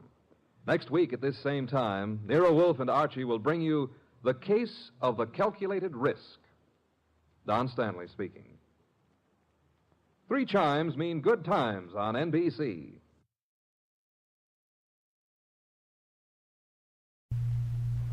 Great plays.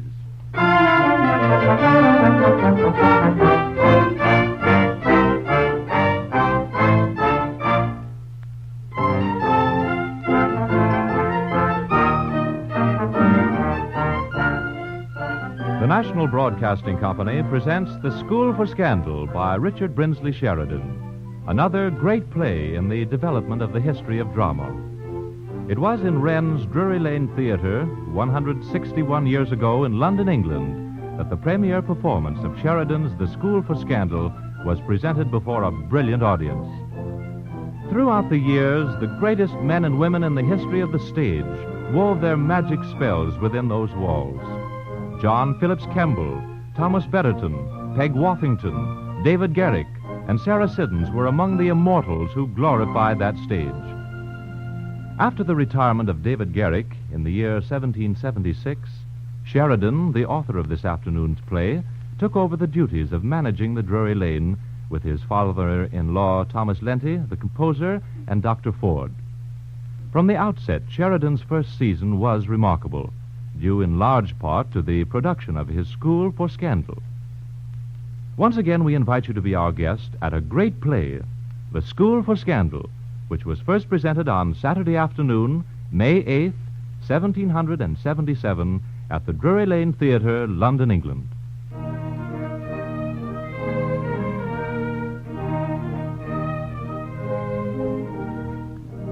Sheridan begins his comedy at Lady Sneerwell's house, where she and her contemporaries indulge in the gentle art of gossiping. Their chief topic is scandal about their neighbors. The not-too-harmonious marriage of Sir Peter and Lady Teazle comes under their observation, and also the mode of life and the loves of the brothers Charles and Joseph Surface. It so happens that Joseph Surface is allied by mutual self-interest to Lady Sneerwell, but his real interest is Maria, ward of Sir Peter, whose money rather than her person appeals to him. To further his schemes, he flatters and plays the gallant to Lady Teazle. Charles Surface, on the other hand, is ardently attached to Maria and seeks nothing but her hand in marriage. The first scene in this afternoon's production of The School for Scandal is a room in Sir Peter Teazle's house. Sir Peter, a newlywed, bemoans his state of matrimony. When an old bachelor marries a young wife, what is he to expect? Well, 'tis now 6 months since Lady Teazle made me the happiest of men, and I've been the most miserable dog ever since. We tiffed a little, going to church, and fairly quarreled before the bells had done ringing. And I was more than once nearly choked with gall during the honeymoon, and had lost all comfort in life before my friends had done wishing me joy. And yet I chose with caution a girl bred wholly in the country who never knew luxury beyond one silk gown or dissipation above the annual gala or a race ball. Yet she now plays all her part in all the extravagant fopperies of fashion in the town with as ready a grace as if she never had seen a bush or a green plot outside of Grosvenor Square. She dissipates me fortune and contradicts all me humours. And yet the worst of it is, I love her, or I should never bear all this. However, I'll never be weak enough to own it. Oh, Sir Peter, your servant.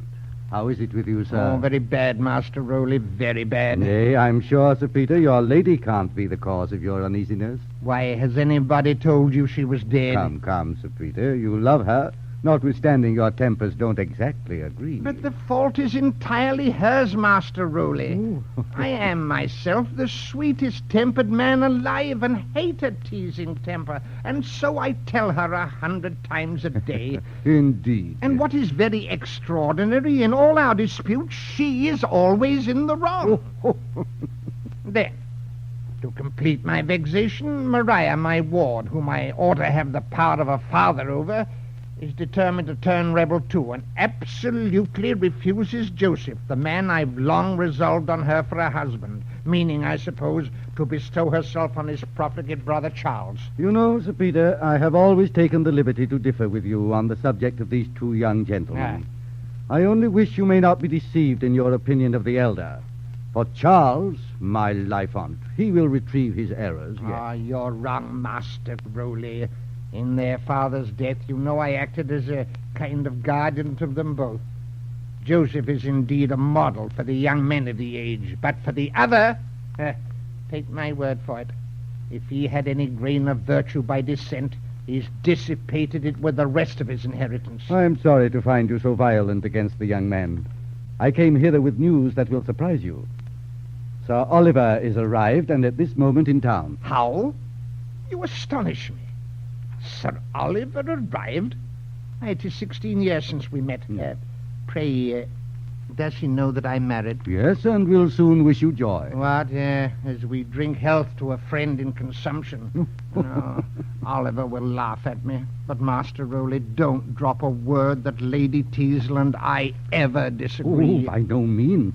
But you must be very careful not to differ while he is in the house with you. So we must, and that's impossible. Master Rowley, when an old bachelor marries a young wife, he deserves...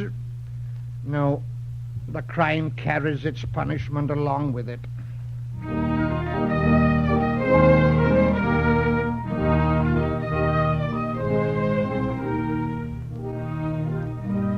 A room in Sir Peter Teazle's house. Lady Teazle, I'll not bear it. Sir Peter, you may bear it or not as you please. But I ought to have my own way in everything.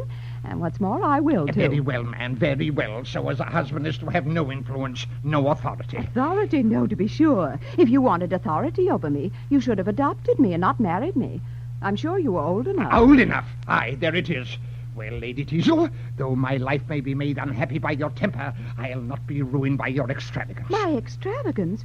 Oh, I'm sure I'm not more extravagant than a woman of fashion ought to be. Life, to spend as much to furnish your dressing room with flowers in winter as would suffice to turn the Pantheon into a greenhouse and give a fete champetre at Christmas. And am I to blame, Sir Peter, because flowers are dear in cold weather? Oh, you should find fault with the climate, not with me. Bones, madam, if you'd been born to this, I shouldn't wonder at your talking thus. But you forget what your situation was when I married you. No, I don't. 'Twas a very disagreeable one, or I should never have married you. Oh, yes, madam. You were then in a somewhat humbler style, the daughter of a plain country squire. I recollect, Lady Teazle, when I saw you first sitting at your tambour in a pretty figured linen gown with a bunch of keys at your side. Oh, yes, I remember it well. And a curious life I led. My daily occupation to inspect the dairy, make extracts from the family receipt book, and comb my Aunt Deborah's lapdog. Ah, yes, madam, 'twas so indeed. And then, my evening amusements, to draw patterns for ruffles, to play Pope Joan with the curate, or to be stuck down to an old spinet to strum my father to sleep after a fox chase. I'm glad you have so good a memory. Yes, madam, these were the recreations I took you from.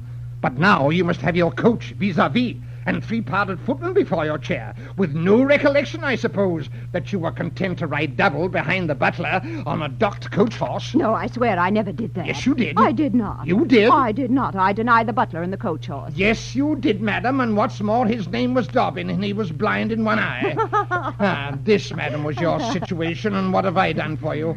I've made you a woman of fashion, of fortune, of rank. In short, I've made you my wife.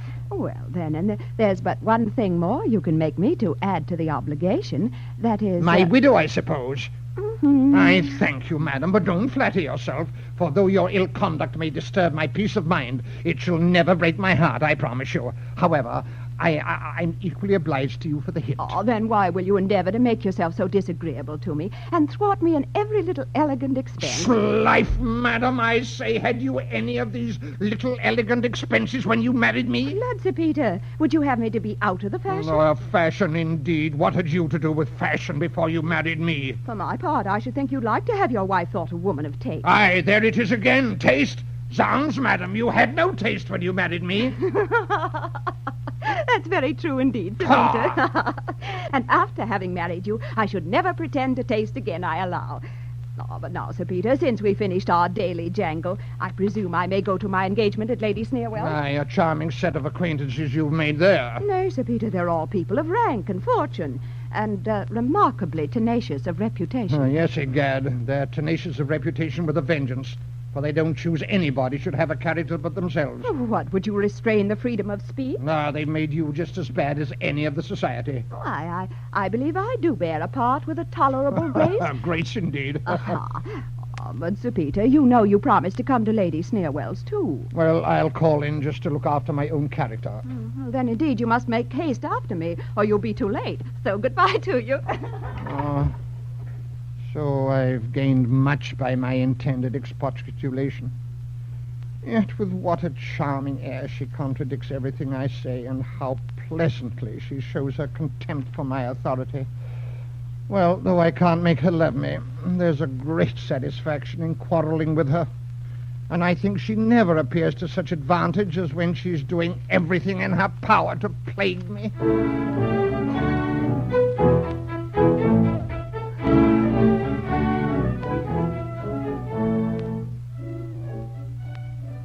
From here we go into one of the famous scandal scenes from which the play takes its name. A room in Lady Sneerwell's house. Lady Sneerwell, Mrs. Candor, Crabtree, Sir Benjamin Backbite, Joseph Surface, Lady Teazle, and Maria are vividly talking.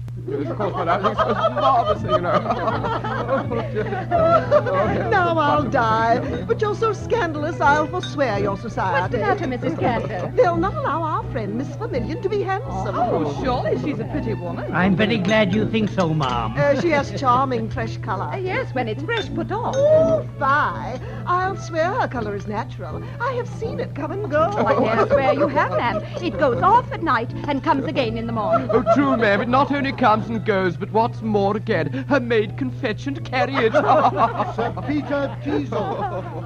Ah, ladies, you're most obedient. Mercy on me, here's the whole set. Oh, I'm rejoiced you're come, Sir Peter. They've been so censorious. Oh, that must be very distressing to you, Mrs. Candor, I dare swear. Well, I will never join in ridiculing a friend. And so I constantly tell my cousin Ogle, and you all know what pretensions she has to be critical on beauty. Oh, to be sure. She has herself the oddest countenance that ever was seen. 'Tis a collection of features from all the different counties of the globe. Oh, she has indeed. An Irish front. Caledonian locks. A Dutch nose. Austrian lips. Oh, complexion of a Spaniard. And teeth a la Chenois. Mercy on me life, a person I dine with twice a week. Go. You are a couple of provoking toads. Oh, nay, but I vow you shall not carry the laugh off so. Forgive me leave to say that Mrs. Ogle... Madam, I beg your pardon. There's no stopping these good gentlemen's tongues. But when I tell you, Mrs. Candor, that the lady they are abusing is a particular friend of mine, I hope you'll not take her part. Well said, Sir Peter. But you are a cruel creature. Too phlegmatic yourself for a jest. And too peevish to allow wit in others. Ah, madam, true wit is more nearly allied to good nature than your ladyship is aware of. True, Sir Peter. I believe they are so near akin that they can never be united. Yes, or rather, madam, suppose the man and wife, because one seldom sees them together. Come, ladies. Shall we sit down to cards? Your ladyship must excuse me. I'm called away by particular business, but I leave my character behind me. You better take it with you, Sir Peter. For it'll be damnably mauled here. Well, certainly, Lady Teasel, that lord of yours is a strange being. I could tell you some stories of him that would make you laugh heartily if he were not your husband. Oh, now, pray don't mind that. Come, do let's hear them. Maria, I see you have no satisfaction in this society. How is it possible I should? But can you, Maria, feel thus for others and be unkind to me alone? Is hope to be denied the tenderest passion? Why will you distress me by renewing this subject? Ah, Maria, you would not treat me thus and oppose your guardian Sir Peter's will, but that I see my profligate brother Charles is still a favoured rival. Ungenerously urged. Nay, but Maria, do not leave me with a frown. Cancel thy fears, Lady Teasel. You must not. No, you shall not. For though I have the greatest regard for Lady Teasel, Lady Teasel? Yet were Sir Peter to suspect What you... is this, pray? Child, you are wanted in the next room. What is all this, pray? Oh, the most unlucky circumstance in nature. Maria has somehow suspected the tender concern I have for your happiness, and threatened to acquaint Sir Peter with her suspicions. And I was just endeavouring to reason with her when you came in. Indeed. Do you usually reason on your knees? Oh, she is a child, and I thought a little bombast... But, Lady Teasel, when are you going to give me your judgment on my library, as you promised? No, I begin to think it would be imprudent. I have so many of my country prejudices left that though Sir Peter's ill humour may vex me ever so, it never shall provoke me to... The only revenge in your power. Well, I applaud your moderation. Oh, you are an insinuating wretch. But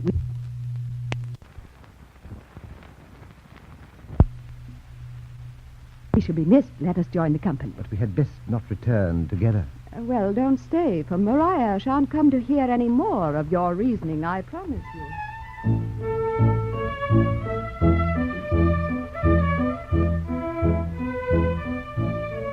A room in Sir Peter Teasel's house. Rowley and Sir Oliver Surface are waiting on Sir Peter Teasel. So my old friend is married, eh? A young wife out of the country. But you must not rally him on the subject, Sir Oliver. 'Tis a tender point, I assure you. Poor Peter. But you say he has entirely given up Charles, never sees him, eh? His prejudice against him is astonishing, and I am sure greatly increased by a jealousy of him with Lady Teasel, which he has industriously been led into by a scandalous society in the neighbourhood who have contributed not a little to Charles' ill name. I know. There are a set of malicious, prattling, prudent gossips, both male and female, who murder characters to kill time. But I'm not to be prejudiced against my nephew by such, I promise you. No. If Charles has done nothing... Oh, here comes Sir Peter. Yes, so he does. Mercy on me. One may read husband in his face at this distance. Ah, Sir Oliver, my old friend. Thank you. Thank you, Sir Peter. But what? I find you married, eh, my old boy? Well, it can't be helped. And so I wish you joy with all my heart. Thank you, Sir Oliver. Yes, I have entered into the happy state, but we'll not talk about that now. True, Sir Peter. Old friends should not begin on grievances at first meeting. No. Take care, Sir Oliver. Oh, yes. Well, so one of my nephews is a wild rogue, eh? Wild, my friend. I grieve for your disappointment there. However, his brother will make you amends. Joseph is indeed what a youth should be. Everybody in the world speaks well of him. Oh, I'm sorry to hear it. Huh? If he salutes me with a scrap of morality in his mouth, I shall be sick directly. But before I form my judgment of either of them, I intend to make a trial of their hearts. And my friend Rowley and I have planned something for the purpose. Yes, Sir Peter. I have below a friendly Jew whom I have brought for Sir Oliver to question relative to Charles' affairs. Well, pray let us have him in. The Jew rings, sir. Desire Mr. Moses to walk upstairs. Very good, sir. But pray, why should this Moses speak the truth? Oh, I have convinced him that he has no chance of recovering certain sums advanced to Charles, but through the bounty of Sir Oliver, so that you may depend on his fidelity to his own interest. Here he comes. Oh, Moses, this is Sir Oliver. Sir, I understand you have lately had great dealings with my nephew, Charles. Oh, yes, Sir Oliver. I have done all I could for him, but he was ruined before he came to me for assistance. That was unlucky. Yes, I suppose you have done all in your power for him, eh, more honest Moses? Yes, he knows that. This very evening I was to have brought him a gentleman from the city who does not know him and will, I believe, advance him some money. What, one Charles has never had money from before? Yes, a Mr. Premium of Crutchet Friars, formerly a broker. Egad, Sir Oliver, a thought strikes me. Huh? Charles, you say, does not know Mr. Premium. Not at all, no. Sir Oliver, Yeah? go with my friend Moses and represent Premium, and then I'll answer for it you will see your nephew in all his glory. Well, this is taking Charles rather at a disadvantage, to be sure. However, Moses, you understand Sir Peter and will be faithful? You may depend upon me. This is near the time I was to have gone. Well, but how must I talk? There's certainly some mode of treatment that I ought to know. Oh, there's not much to learn. The great point, as I take it, is to be exorbitant enough in your demands. Yes, that's a very great point. I'll answer for it I'll not be wanting in that. I'll ask him 8 or 10% on the loan at least. What? If you ask him no more than that, you'll be discovered immediately. How much, then? Well, it depends upon the circumstances. If he appears not very anxious for the supply, you should require only 40 or 50%. But if you find him in great distress and want the money very bad, you may ask double. A good honest trade you're learning, Sir Oliver. Truly, I think so, and not unprofitable. Moses shall give me further instructions as we go together. Oh, you won't have much time, for your nephew lives hard by. Oh, never fear. My tutor appears so able that though Charles lived on the next street, it'd be my own fault if I'm not a complete rogue before I turn the corner.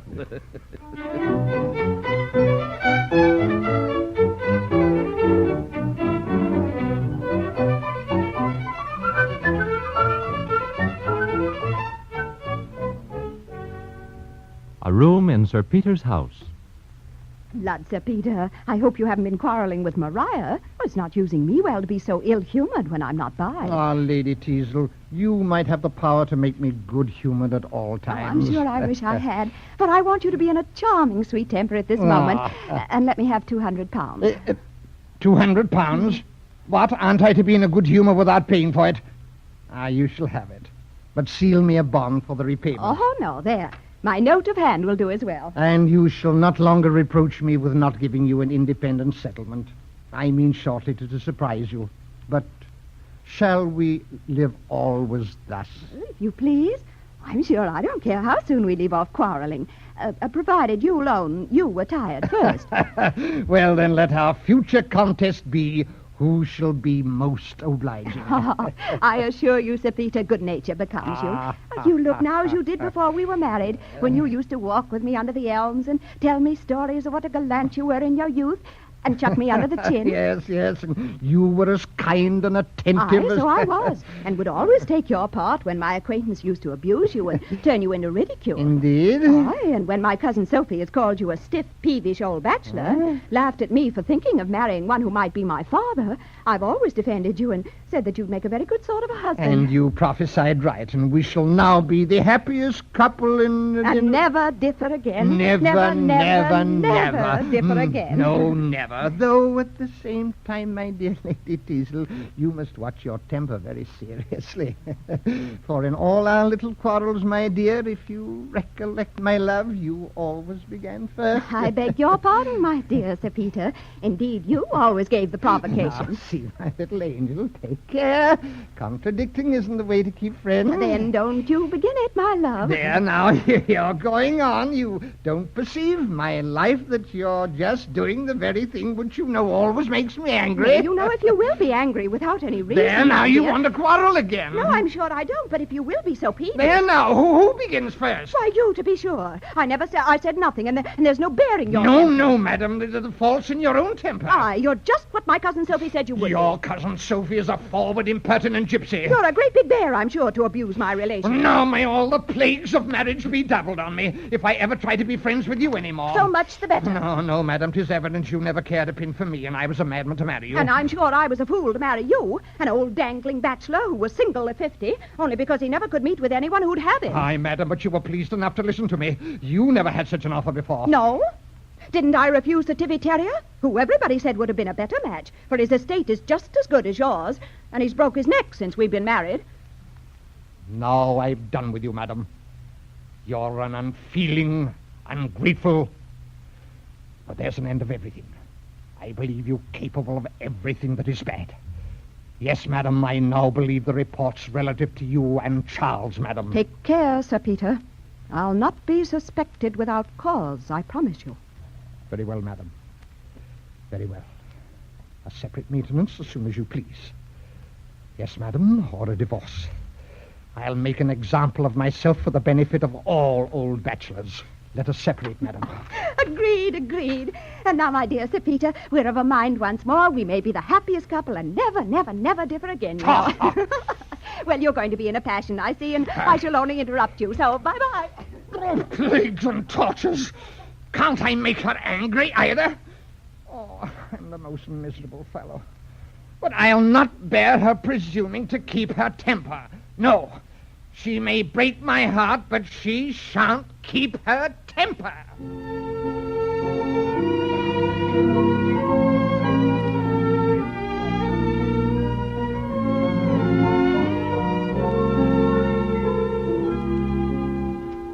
A room in Charles Surface's house, where Charles, Careless, and other friends are having a merry time. For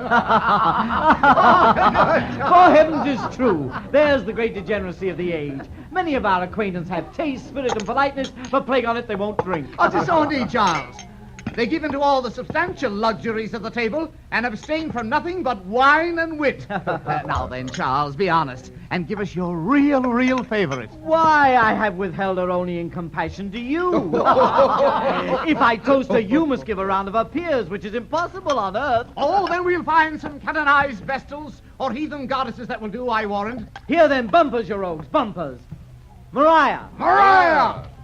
Mr. Premium and Mr. Moses. Moses! So honest Moses! Walk in, pray, Mr. Premium. That's this gentleman's name, isn't it, Moses? Yes, sir. Yes. Sit down, Mr. Premium. Sit down, Moses. Oh, come, Harry, the dice are in the next room. Charles, you'll join us when you finish your business with the gentlemen? I will. Sir Charles, this is Mr. Premium, a gentleman of the strictest honor and secrecy. Mr. Premium, this is... Sir, my friend Moses is a very honest fellow, but a little slow at expression. Mr. Premium, I am an extravagant young fellow who wants to borrow money. You, I take it, to be a prudent old fellow who has got money to lend. I'm blockheaded enough to give 50% sooner than not have it.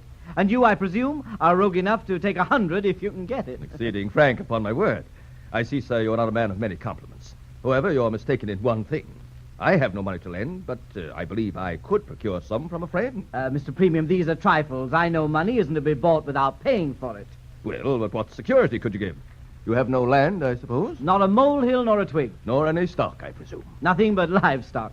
But pray, Mr. Premium, Are you acquainted with any of my connections? Why, to say the truth, I am. Then you must know that I have a devilish rich uncle in the East Indies, Sir Oliver Surface, from whom I have great expectations. That you have a wealthy uncle, I have heard, but how your expectations will turn out is more, I believe, than you can tell. Oh, no, there can be no doubt. They tell me I'm a prodigious favorite, and that he talks of leaving me everything. Indeed. This is the first I've heard of it. Yes, 'tis just so. Moses knows it's true, don't you, Moses? Oh, yes, I'll swear to it. Now, I propose, Mr. Premium, if it's agreeable to you, a post-orbit on Sir Oliver's life. Though at the same time, the old fellow has been so liberal to me that I should be very sorry to hear that anything had happened to him. No more than I should, I assure you. But the bond you mentioned happens to be just the worst security you could offer me. Huh? For I might live to 100 and never see the principal. Oh, yes, you would. The moment Sir Oliver dies, you know, you come down on me for the money. Then I believe I should be the most unwelcome dun you ever had in your life. What? I suppose you're afraid that Sir Oliver is too good a life. No, indeed I'm not, though I've heard he's as hale and healthy a man as any of his years in Christendom. Well, there again, you're misinformed. Oh, no. The climate has hurt him considerably. Poor Uncle Oliver, yes, he breaks a pace, I'm told. And he's so much altered lately that his nearest relations wouldn't know him. No! so much altered lately that his nearest relations would not know him. Hey, gad, Moses. Oh, you're glad to hear that, little premium. No, I'm not. Yes, you are. Yeah, you know that mends your charm. but I'm told Sir Oliver is coming over. Nay, some say he's actually arrived. Oh, sure, I must know better than you whether he's come or not. Very true, as you say. You must know better than I. Though I have it from pretty good authority, and I most... Yes, most undoubted. But, sir, as I understand now, you want a few hundreds immediately. Is there nothing you could dispose of? Not much indeed, unless you have a mind of the family pictures. I've got a room full of ancestors above, and egad, you shall have them at a bargain. Oh, what the devil, sure. Well, you wouldn't sell your forefathers, would you? Every man of them to the best bidder. What, your great-uncles and aunts? I am my great-grandfathers and grandmothers, too. Oh, come, Charles, what keeps you? I can't come yet. Little Premium here may buy all my ancestors. Oh, burn your ancestors. No, he may do that afterwards, if he please. Stay careless, we want you. Egad, you shall be auctioneer. Oh, have with you, if that's the case. I can handle the hammer as well as the dice box. Going. Oh, the prophet. Come, Moses, you shall be appraiser if we want one. Yeah. Oh, gad's life, little Premium, you don't seem to like the business. Oh, yes, I do vastly. Yes, I think it a rare joke to sell one's family by auction. Oh, the prodigal. Well, to be sure, when a man wants money, where the plague should he get assistance if he can't make free with his own relations? Never.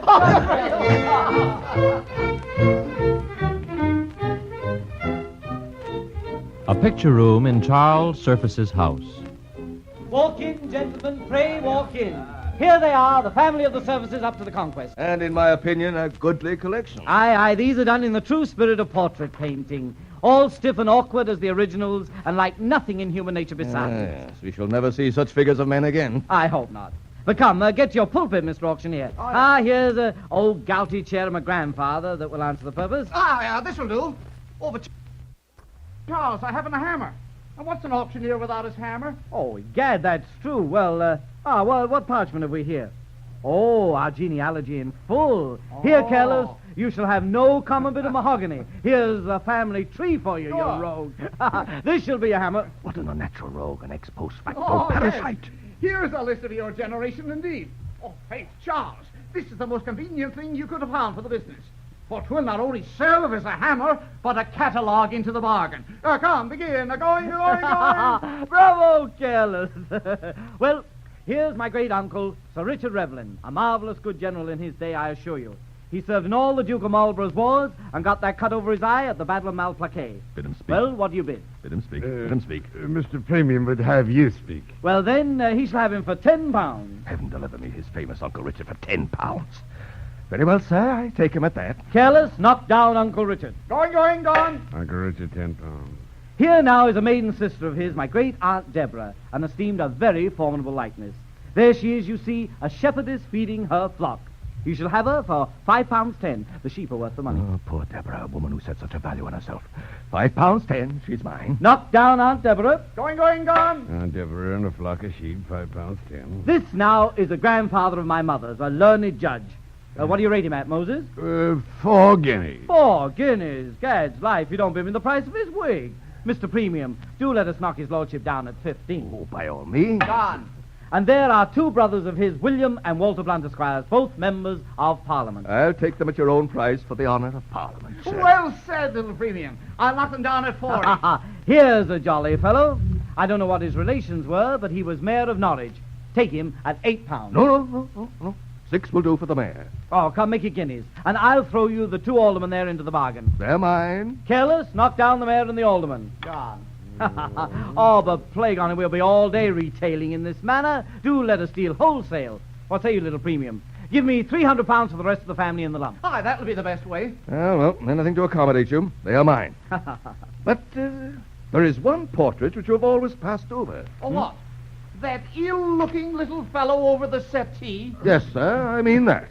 Though I don't think him so ill-looking a little fellow by any means. What, that? Oh, that's my Uncle Oliver. It was done before he went to India. Your Uncle Oliver? Oh, gad, Charles, then you'll never be friends. Oh, that now to me is as stern-a-looking rogue as ever I saw. An unforgiving eye. And a damned disinheriting countenance. Don't you think so, little premium? Upon my soul, sir, I do not. I think it is as honest a looking face as any in the room, dead or alive. But I suppose Uncle Oliver goes with the rest of the lumber. No, hang it. I'll not part with poor Noll. The old fellow's been very good to me. Gad, I'll keep his picture while I've a room to put it in. The rogue's my nephew, after all. But, sir, I have somehow taken a fancy to that picture. I'm sorry for it, for you'll certainly not have it. Uns, man, haven't you got enough of them? I forgive him everything. But, sir, I'll give you as much for that as for all the rest. Don't tease me, Master Broker. I tell you, I'll not part with it, and there's an end of it. Oh, like his father, the dog is. Well, I've done. Yeah, you know. Here is a draft for your sum. There. Why, 'tis for £800. You will not let Sir Oliver go? Zounds, no, I tell you once more. Then never mind the difference. We'll balance that another time. But give me your hand in the bargain. You are an honest fellow, Charles. Oh! I beg pardon for being sorry. Come on. Yes, this is a whimsical old fellow. But hark ye, premium. You'll prepare lodgings for these gentlemen. Yes. I'll send for them in a day or two. But hold. Do now send a genteel conveyance for them. I will. For all but Oliver. Aye, all but the little nabob. You're fixed on that? Peremptorily. A dear extravagant road. Good day. Why, this is the oddest genius of the sort I ever met with. Egad, he's the prince of brokers, I think. I wonder how the devil Moses got acquainted with so honest a fellow. Go, Careless. Say I'll join the company in a few moments. Oh, I will. So, this was an odd old fellow indeed. Let me see. 2/3 of these 530-odd pounds are mine by right. For heaven, I find one's ancestors are more valuable relations than I took them for. Ladies and gentlemen, your most obedient and very grateful servant.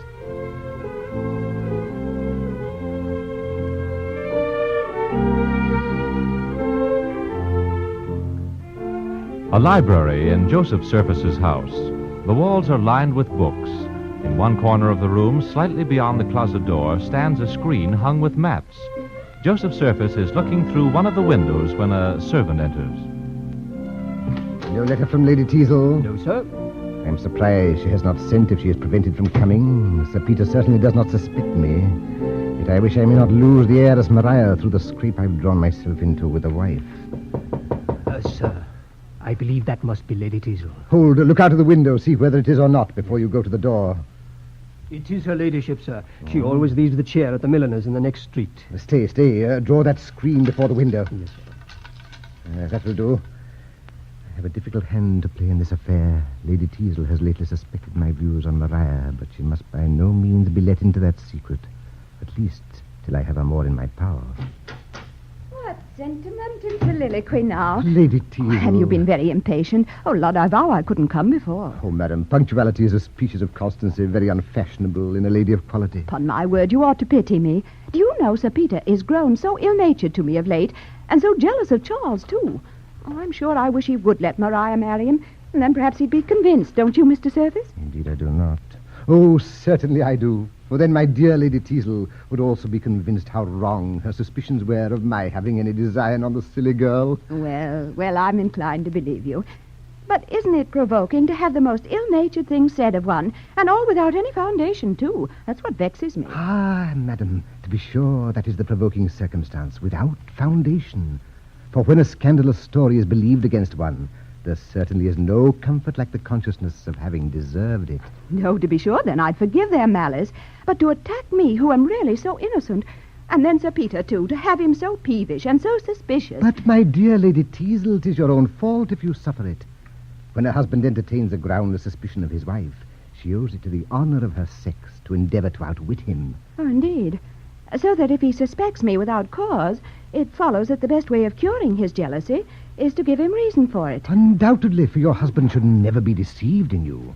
And in that case, it becomes you to be frail in compliment to his discernment. To be sure, what you say is very reasonable.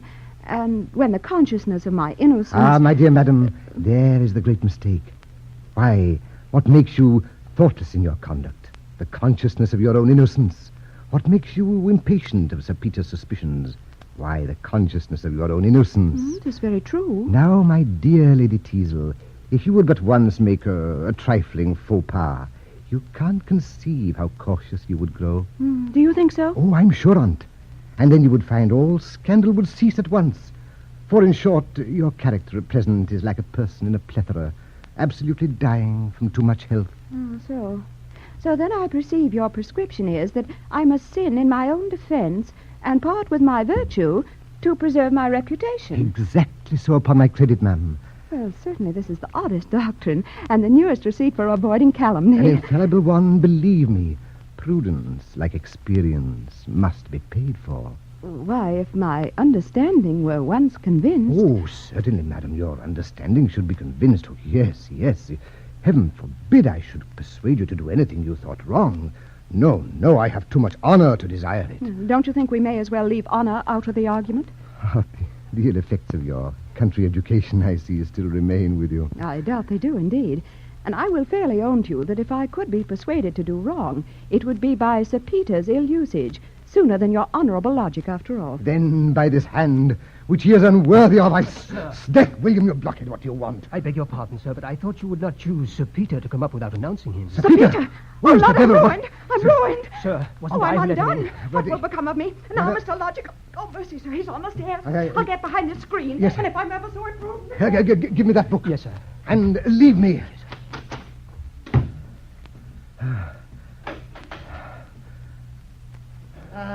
Ever improving himself. Mr. Service. Oh, my dear Sir Peter, I beg your pardon. I have been dozing over a stupid book. You haven't been here, I believe, since I fitted up this room. Oh, it is very neat indeed. And you can make even your screen a source of knowledge, hung, I perceive, with maps. Oh, yes, I find great use in that screen. Yes, I dare say you must, certainly when you want to find anything in a hurry. To hide anything in a hurry, Joseph, there is a subject, my dear friend, on which I wish to unburden my mind to you. A point of the greatest moment to my peace.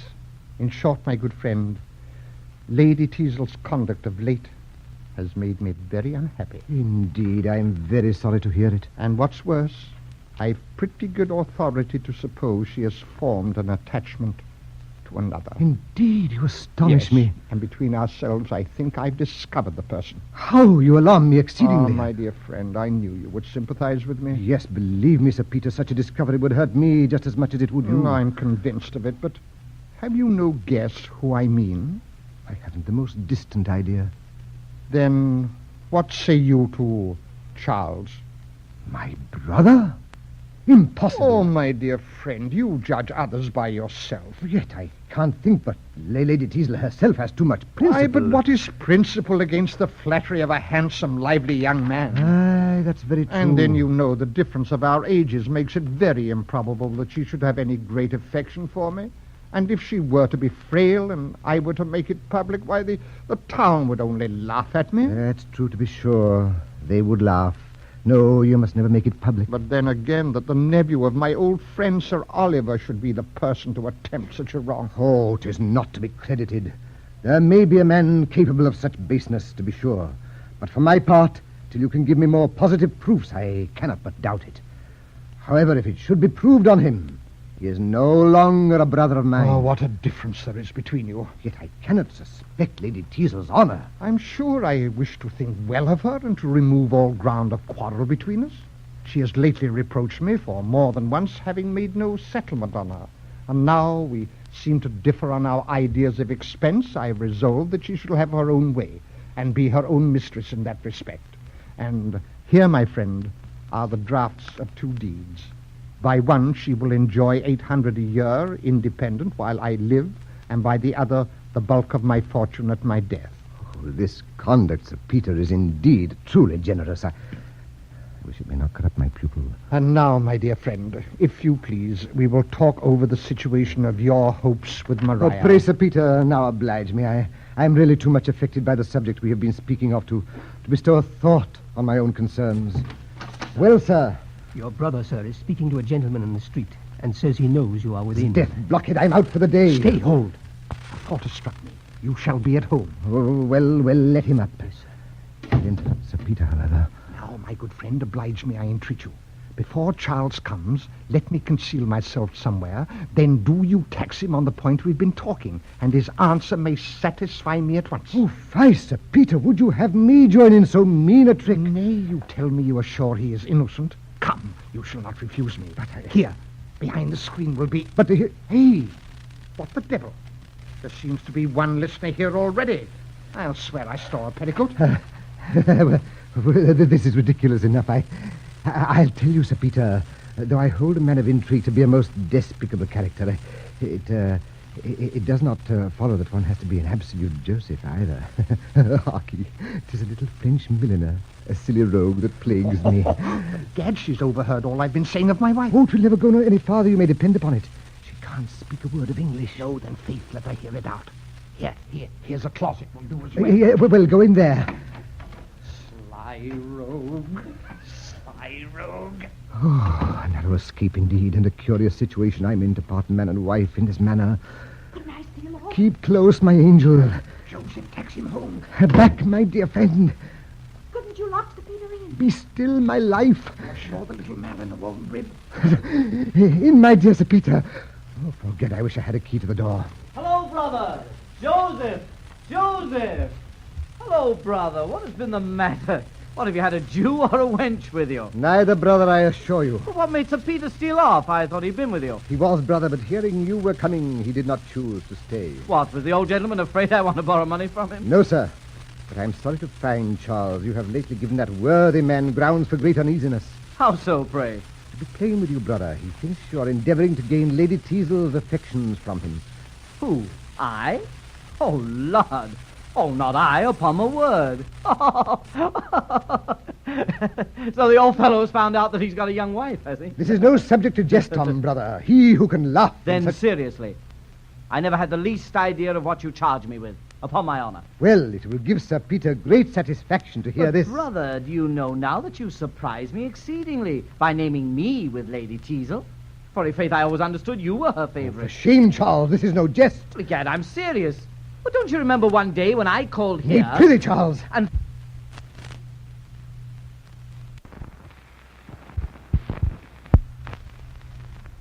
found you together. Found, sir, I insist. And then there was another time when your servant... I beg your pardon, but Sir Peter has overheard all we have been saying. What?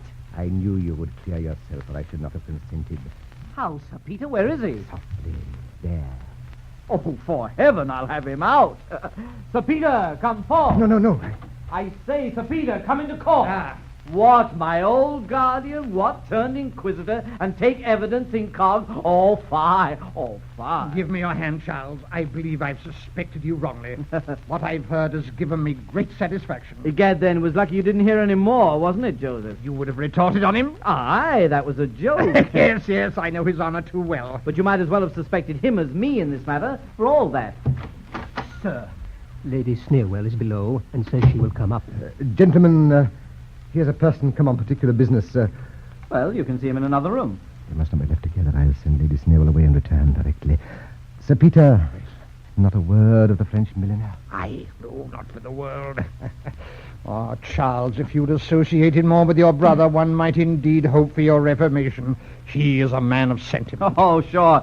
He is too moral by half and so apprehensive of his good name, as he calls it, that I suppose he'd as soon as let a priest into his house as a wench. Now, come, you wrong him. No, Joseph is no rake, but he is no such saint either, in that respect. And I have a great mind to tell him. Oh, hang him. He's a very anchorite. You must not abuse him. He may chance to hear of it again, I promise you. What, you won't tell him? We'll tell him. Aki, have you a mind to have a good laugh at Joseph? Huh? I should like it of all things. Then, i' faith, we will. He had a girl with him when I called. What? Joseph? Oh, you jest. Shh. A little French milliner. Huh? And the best of the jest is she's in the room now. The devil she is where? Behind the screen. Odds life, let's unveil her. No, he's coming. You shan't indeed. Oh, we gad would have a peep at the little milliner. Not for the world. Joseph will never forgive me. I'll stand by you. Odds, he's here. Lady Teazle, by all that's wonderful. Lady Teazle, by all that's horrible. Lady Teazle, by all that's damnable. Sir Peter, this is one of the smartest French milliners I ever saw. Egad, you seem all to have been diverting yourselves here at hide and seek, and I don't see who is out of the secret. Shall I beg your ladyship to inform me? Not a word. Brother, will you be pleased to explain this matter? What, is morality dumb too? Sir Peter, though I found you in the dark, perhaps you are not so now. All mute? Well, though I can make nothing of the affair, I suppose you perfectly understand each other, so I leave you to yourselves. Oh, brother, I'm sorry to find you've given that worthy man grounds for so much uneasiness. Sir Peter, there's nothing in the world so noble as a man of sentiment. Sir Peter, notwithstanding, I confess that appearances are against me. I make no doubt, but I shall explain everything to your satisfaction. If you please, sir. The fact is, sir, that the Lady Teazle, knowing my pretensions to your ward, Maria, I say, sir, Lady Teazle being apprehensive of the jealousy of your temper, and knowing my friendship to the family will... A very clear account upon my word. And I dare swear the lady will vouch for every article of it. For not one word of it, Sir Peter. There is not one syllable of truth in what this gentleman has told you. I believe you upon my soul, madam. Stepman, will you betray me? Good Mr. Hypocrite, by your leave, I'll speak for myself. I let her alone, sir. You'll find she'll make out a better story than you, without prompting. Hear me, Sir Peter. I came here on no matter relating to your ward, and even ignorant of this gentleman's pretensions to her. But I came, seduced by his insidious arguments, at least to listen to his pretended passion, if not to sacrifice your honor to his baseness. Now I believe the truth is coming indeed. The woman's mad. No, sir. She has recovered her senses. Sir Peter, I do not expect you to credit me, but the tenderness you express for me has penetrated so to my heart that had I left the place without the shame of this discovery, my future life should have spoken the sincerity of my gratitude. As for that smooth-tongued hypocrite who would have seduced the wife of his too credulous friend, I behold him now in a light so truly despicable that I shall never again respect myself for having listened to him. Notwithstanding all this, Sir Peter, heaven knows that you are a villain, and so I leave you to your conscience. You are too rash, Sir Peter. You shall hear me. The man who shuts out conviction by refusing... Oh, damn your sentiments!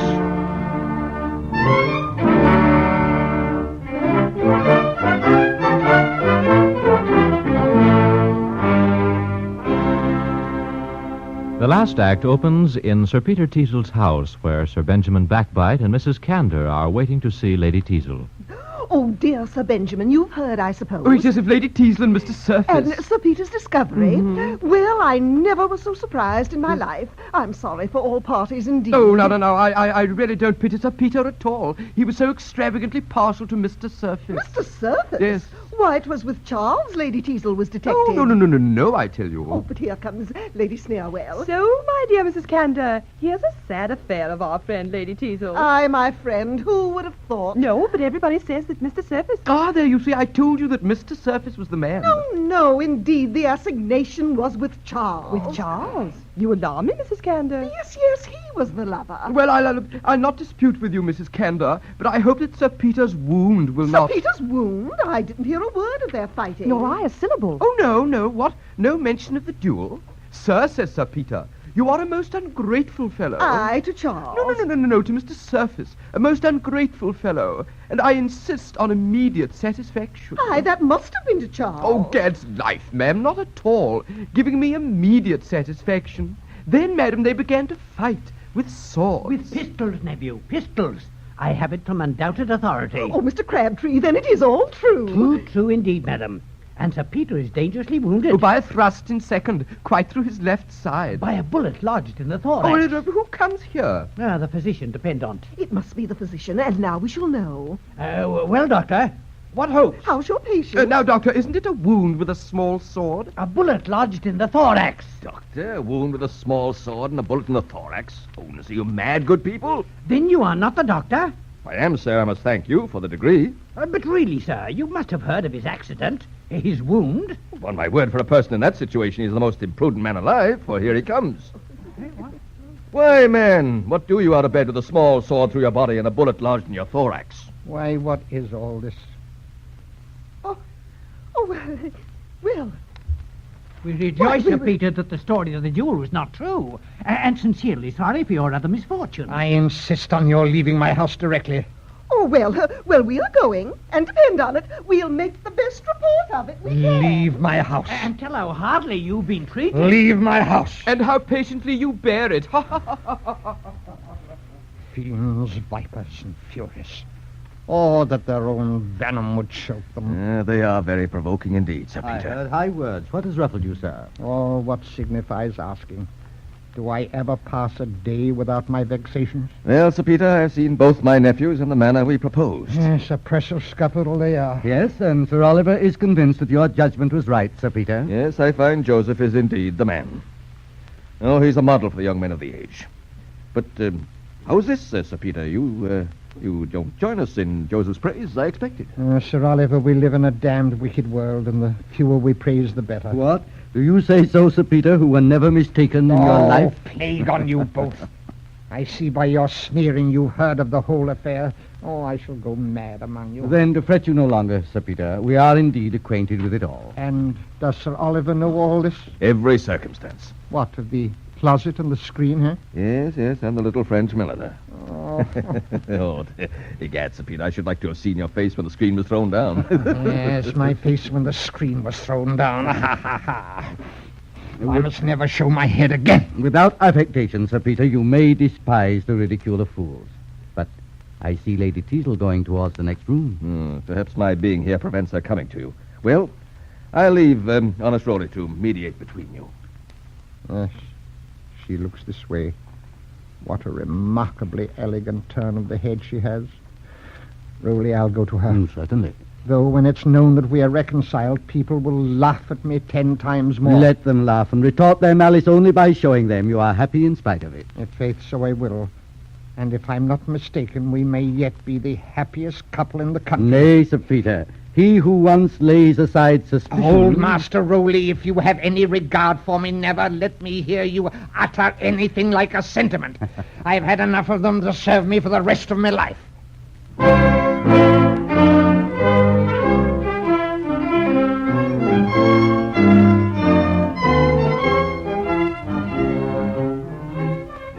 A library in Joseph Surface's house. Joseph mistakes his uncle, Sir Oliver Surface, for Stanley, a poor relation of the Surface family, and is trying to get him to leave the room. Gad's life, Mr. Stanley. Why have you come back to plague me at this time? Sir, I hear your Uncle Oliver is expected here. Sir, it is impossible for you to stay now, so I must beg that No, Sir Oliver and I must be acquainted. Zounds, Hey, sir, brother. Zounds, brother, don't hurt little Premium. So, he's been with you too, has he? To be sure he has. Joseph, you've not been borrowing money too, have you? Borrowing, no, but brother, you know we expect Sir Oliver here every moment. Gad, that's true. Noel mustn't find the little broker here to be sure. Yet Mr. Stanley insists. Stanley, but no, his name's Premium. No, Sir Stanley. No, Premium. Well, no matter which, but he... Aye, Stanley or Premium, 'tis the same thing. Death. Here's Sir Oliver at the door. I beg Mr. Stanley to... And I beg Mr. Premium. Gentlemen! Out with You're him. so violent. My old friend Sir Oliver, eh? What in the name of wonder are all the dutiful nephews assault their uncle at his first visit? Oh, indeed, Sir Oliver, 'twas well we came in to rescue you. Truly it was, for I perceive, Sir Oliver, the character of old Stanley was no protection to you. Nor of Premium either. Charles. Joseph. is now complete. Very. Sir Peter, my friend, and Roller too. Look on that elder nephew of mine, Joseph. You know how gladly I would have regarded half my fortune as held in trust for him. Judge then my disappointment in discovering him to be destitute of truth, charity, and gratitude. Sir Oliver, I should be more surprised at this declaration if I had not myself found him to be mean, treacherous, and hypocritical. And if the gentleman pleads not guilty to these, pray let him call me to his character. Then I believe we need add no more. If he knows himself, he will consider it as the most perfect punishment that he has known to the world. If they talk this way to honesty, what will they say to me by and by? As for that prodigal, his brother there... Now comes my turn. The family pictures will ruin me. Sir Oliver, Uncle, will you honor me with a hearing? I suppose you could undertake to justify yourself. I trust I could. Sure. Leave us, sir. I will, sir. But a man who refuses to listen to one... Moral to the last. Well, Charles... And you could justify yourself, too, I suppose. Not that I know of, Sir Oliver. What? Little Premium has been let too much into the secret, I suppose. True, sir. But they were family secrets and shouldn't be mentioned again, you know. Sir Peter, do you know the rogue bargained with me for all his ancestors? Sold me judges and generals by the foot and made an ounce as cheap as broken china? To be sure, Sir Oliver, I did make a little free with the family canvas, and that's the truth on it. For I don't appear to be mortified at the exposure of my follies. It's because I feel at this moment the warmest satisfaction at seeing you, my liberal benefactor. Charles, I believe you. Give me your hand again. Sir. The ill-looking little fellow over the settee has made your peace. Then, sir, my gratitude to the original is still increased. Yet I believe, Sir Oliver, Maria is one whom Charles is still more anxious to be reconciled to. Oh, I have heard of his attachment there, and the young lady's pardon, if I construe right, that blush... See, Sir Oliver, there needs no persuasion now to reconcile your nephew and Maria. That's as it should be. And again, we'll have the wedding tomorrow morning. Thank you, dear uncle. What, you rogue? Don't you ask the girl's consent first? Oh, I've done that a long time, a minute ago, and she has looked yes. For shame, Charles. I protest. Sir Peter, there's been not a word. Well, then, the fewer the better. May your love for each other never know abatement. And may you live as happily together as Lady Teazle and I intend to do.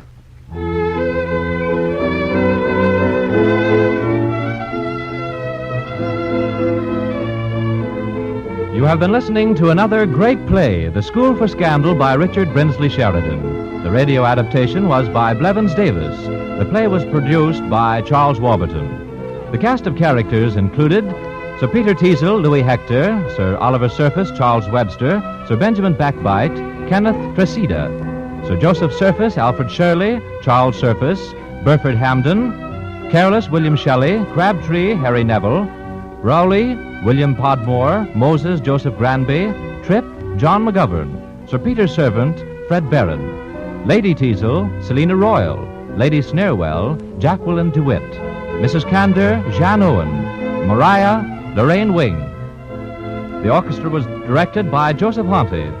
Next week at this same hour, another great play will be presented, The Silver King by Henry Arthur Jones and Henry Herman. Jack Costello speaking. This has been an NBC educational feature presented by the National Broadcasting Company, RCA Building, Radio City.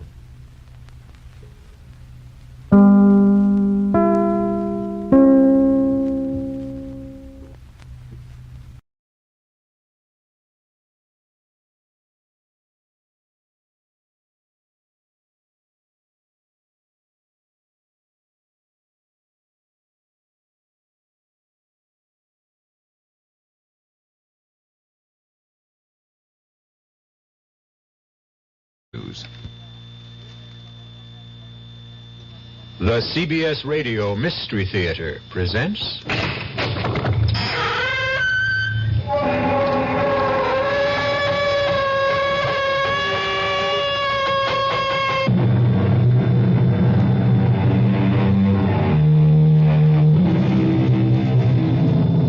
Come in.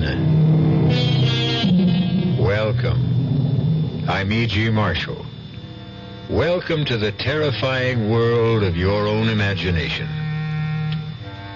One day, a young man named Otis Manley Carter stood before a great work of art in the Metropolitan Museum in New York.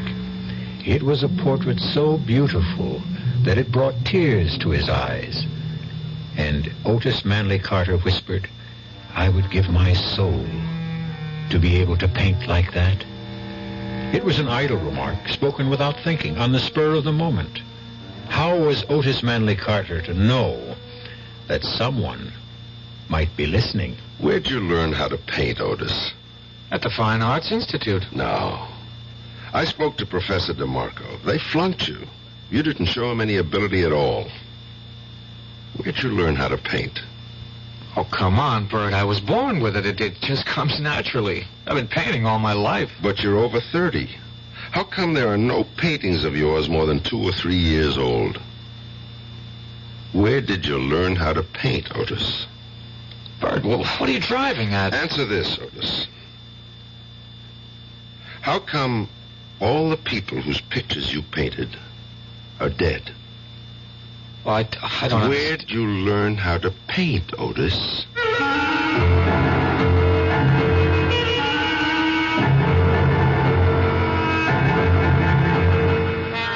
Our mystery drama, A Portrait of Death, was written especially for the Mystery Theater by Sam Dan and stars Nat Polen. It is sponsored in part by the Kellogg Company, makers of Kellogg's Special K cereal, and by new sugar-free Diet 7-Up. I'll be back shortly with Act 1.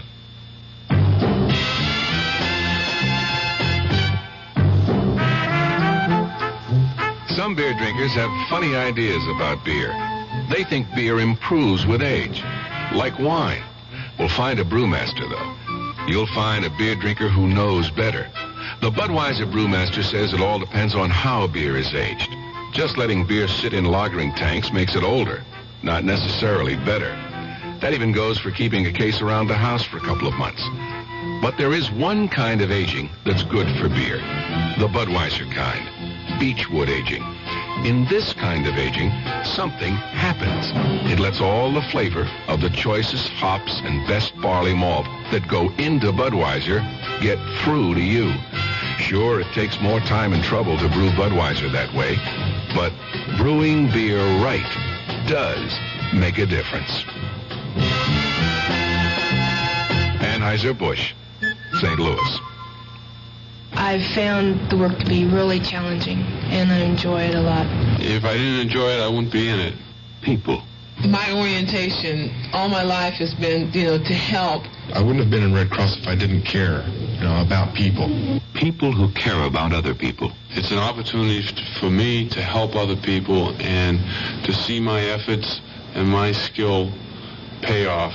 It's just a very rewarding feeling to think that some little thing you've done is going to help somebody else. It's the joy you feel when you help someone. People who help other people. It's like anybody involved with Red Cross programs. They want to volunteer and they want to help. They are just that type of person who will go out of their way to do anything for anybody at any time, and it carries over to the work they do for the Red Cross. It's like they're there when you need them. The people who are the good neighbor. The American Red Cross. I think that anything you know in this world, if you don't use it when it's needed, what good is it?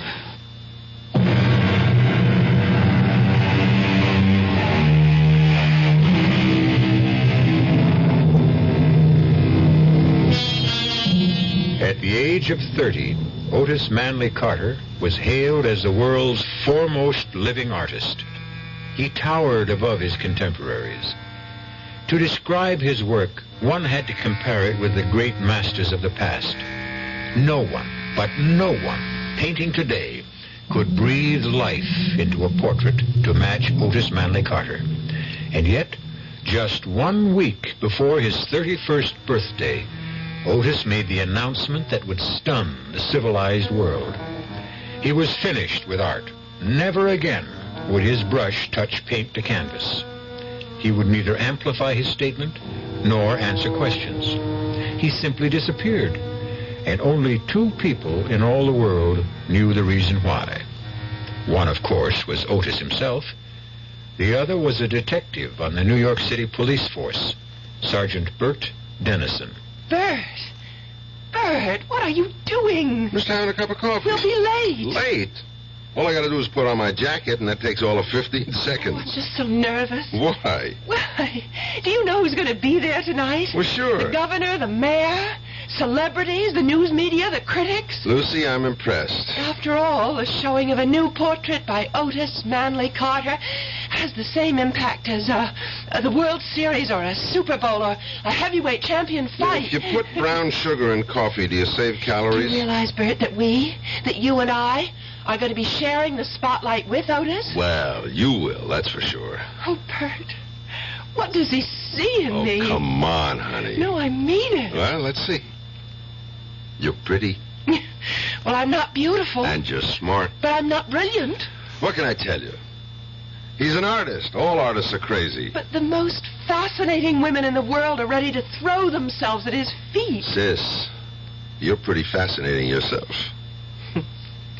Thanks to you, Bert. Thanks to me? You sent me through college, and there were the trips to Europe. Well, I had to shape you up before I could marry you off. And it looks like you got yourself the grand prize, the great Otis Manley Carter. Oh, Bert, I want you to like him. Oh, I like him. He's so sweet, so kind. Except? What do you mean, except? Well, except every time he paints somebody's picture, it seems to me that person dies. What are you talking about? Now, tonight's portrait, that actress, Lila Beaumont. She just died suddenly, didn't she? But what does that have to do And with... in the last 5 years, he painted 4 other women. Not one of those women is alive today. Did you know that? No, I didn't know that. May I ask you how you knew that? I checked Mr. Otis Carter out. World-famous artist or not, I ran him through the ringer. Do you mean you actually investigated Do you Otis? think I'd let you marry him if I didn't? Oh, honestly, I don't know anyone who lives his job 24 hours a day. You never forget you're a policeman. I'm supposed to be on duty 24 hours a day, otherwise I'm cheating the taxpayers. Well, what are you trying to imply about Otis? Nothing. Nothing at all. Just an observation. Idle observation. Oh,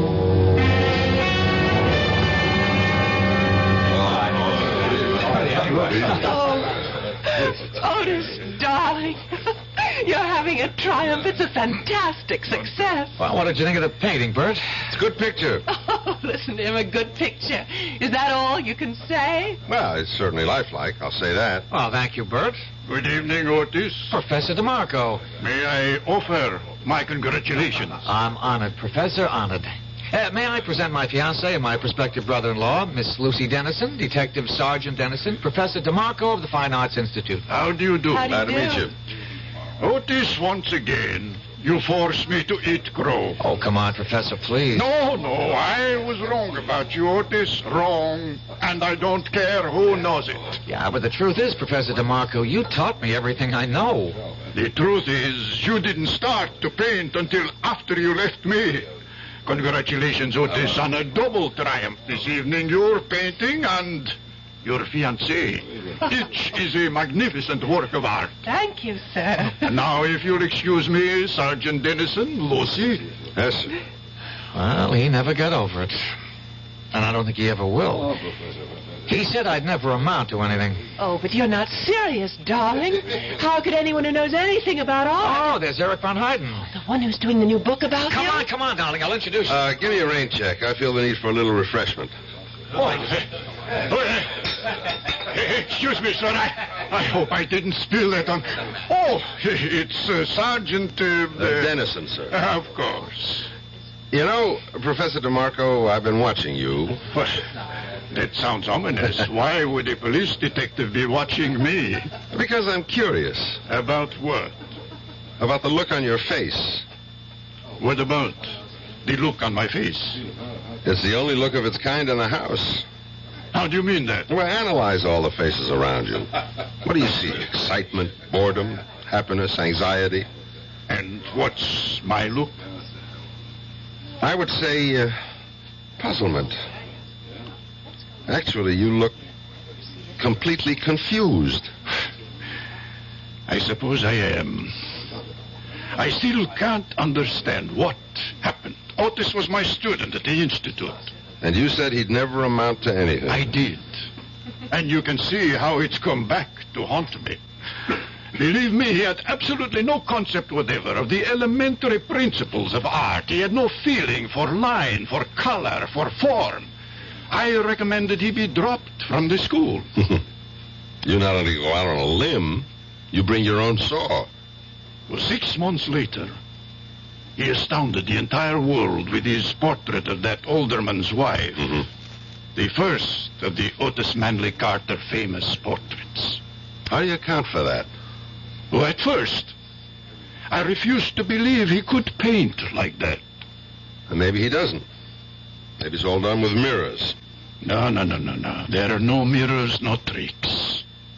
I went up to his studio. He paints. But where did he learn? How did he learn? From whom? There must be an answer. Naturally. But can you even speculate? He probably sold his soul to the devil. You realize that isn't an answer? Of course.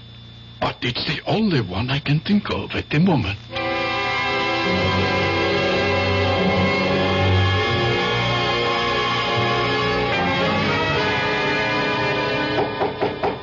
Come in.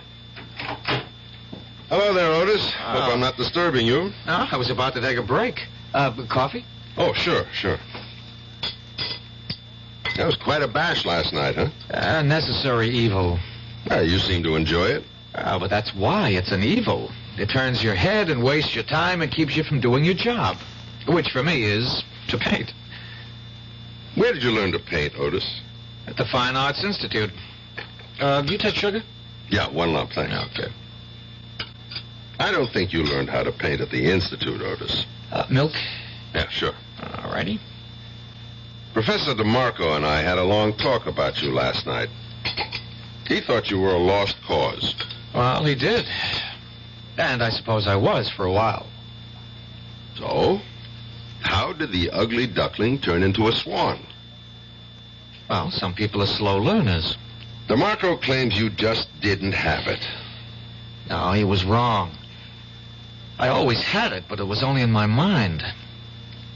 I was showing him nothing but meaningless blobs and dabs. They had to drop me from the school. And where did you study after that? Well, nowhere. I just went to the museum every day. That's all? That's all. And then, one morning I was looking at some of the old masters, just worshipping at the shrine, as it were, and wishing and hoping and praying that one day I, too, could...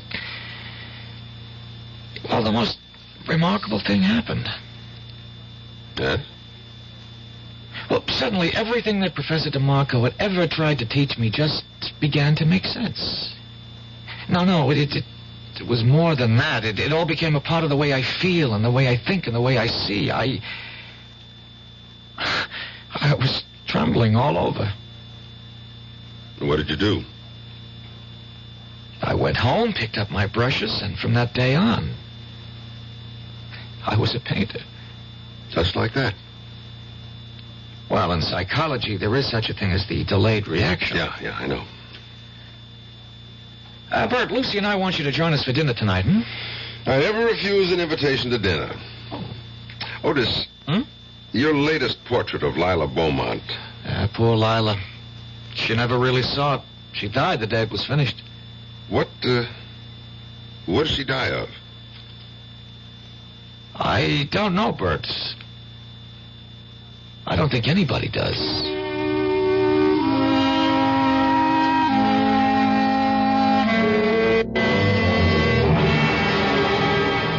Sergeant, I wasn't her regular physician. Who was, Doctor? I don't think she had one. She seemed to be one of those fortunate, healthy people who never needed medicine. Where did she die, Dr. Caswell? In Mr. Carter's studio. And since my office is just next door... Was she alive when you got there? Just barely. She seemed to show all the signs of utter exhaustion. So that's what I wrote on the death certificate. Afterward, I thought about it, and I asked for an autopsy. Why? I simply couldn't believe it. What did the autopsy reveal? Nothing. I was right in the first place. But I still don't believe it. Again, why? Well, how could she change so radically in such a short time? What do you mean by change? Have you seen the portrait Carter painted of her? Yes, It's just brimming with robust good health. It's exactly how she looked. Just about 2 months before she died, I saw her get out of the cab that first time she came to Carter's studio. And? 2 months later, I was shocked. Why? As I said, I'd never witnessed such a rapid decline. She was losing a lot of weight. Her color was gone. She looked so tired. What did you think was happening? I didn't know what to think. I decided to speak to Otis. After all, I knew him when he was just a starving young artist. One morning, I walked up to his studio. Oh, what can I do for you, Doctor? Busy, Otis? Oh, Lila Beaumont will be here any minute. Well, that's what I want to talk to you about. Is she under medical care? Well, why? Well, why should she be? Can't you see why? What are you talking about? Otis, she looks terrible. Oh, she looks great. She's becoming dangerously thin. She has no color. Doctor, are you serious? Are you serious, Otis? Well, I don't understand what you're trying to say. You mean you can't see anything wrong with Lila Beaumont? She looks better than ever. Ah, good morning, Lila. Hello, Otis. Well, you're looking just sensational, as usual. Lila, I'd like you to meet Dr. Caswell. How do you do? Oh, Otis, I'm so tired this morning. Could I have a cup of coffee? Well, coming up. I just have to heat it. Miss Beaumont, I hope you're seeing a doctor. Why? Look in the mirror. You're very perceptive, Dr. Caswell. Perceptive? It's obvious. For one thing, you're losing your looks. Yes. Your looks are your livelihood. Shouldn't you want to do something about it? What can I do? There's a man, and he no longer loves me. But a doctor could prevent this ravaging. There's no way a doctor can help me. But you need special treatment. I would say, Miss Beaumont, that right now you should be in a hospital. Oh, you may be right, Doctor. I don't care anymore. I just don't care anymore. Is that the reason she died, Dr. Caswell? Because some guy gave her the gate? They say you can die of a broken heart. What do you say? Well, I just can't see a vital and perfectly healthy woman like Lila Beaumont simply withering away in so short a time. But if her appearance had changed so drastically, how come Otis didn't see it? You'll have to ask Otis. You still haven't told me, Dr. Caswell. What did she die of? But I did tell you. I don't know. Nobody knows.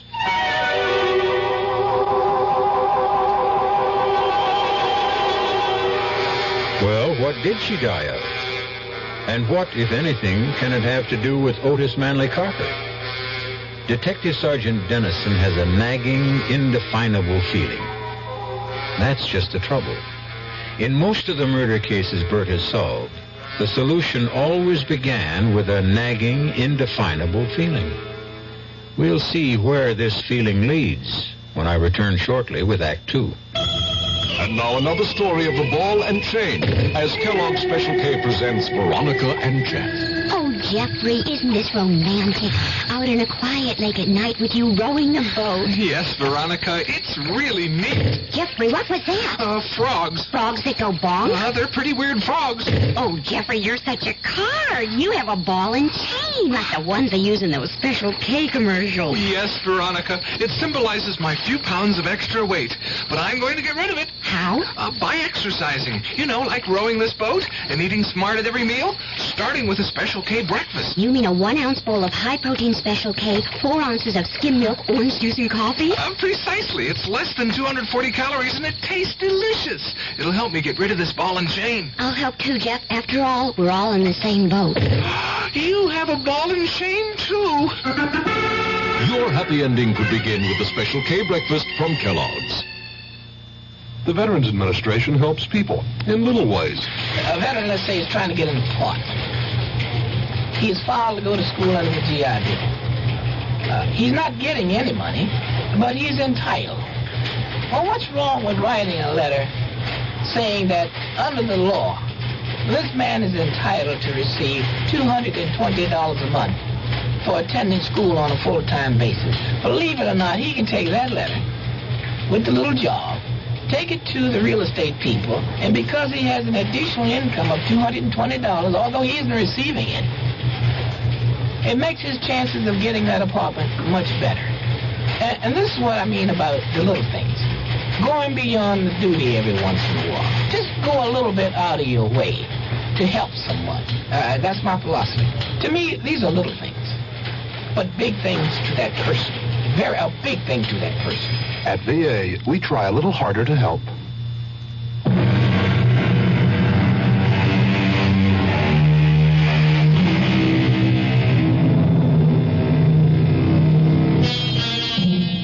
Sergeant Bert Dennison has always been an intuitive detective. He trusted his instincts. He played his hunches. He followed his theories wherever they led him, usually to the right answer. But this time, he has absolutely no idea of how to arrive at the answer. As a matter of fact, at this point, he can't even formulate the question. You really should skip dessert, Bert. I'll only have one helping. Well, do you want to tell him, Lucy? No, darling, I think you should be the one. Somebody's supposed to tell me something? I hope the wedding hasn't been canceled. Oh, no, Bert. Sunday, right on schedule. Otis has something to say to you, Bert. We have a wedding gift for you, Bert. Me? Why? I'm not getting married. Well, that's why you need a gift. Now, on Sunday, Lucy is leaving your house forever. Ooh, that sounds kind of stuffy, doesn't it? Keep going, darling. You're doing fine. And so, therefore, to make sure you never forget what she looks like... How can I forget what she Please, looks like? Bert, don't interrupt. We decided that I would paint a portrait of Lucy and present it to you. Isn't that wonderful? Can you imagine that you're going to own an original Otis Manley Carter? Yeah, but, Well, what is it? Well, these things are valuable. You just can't afford $1 million couldn't buy all the wonderful things you did for your sister, and I'm grateful. Bert, what's on your mind?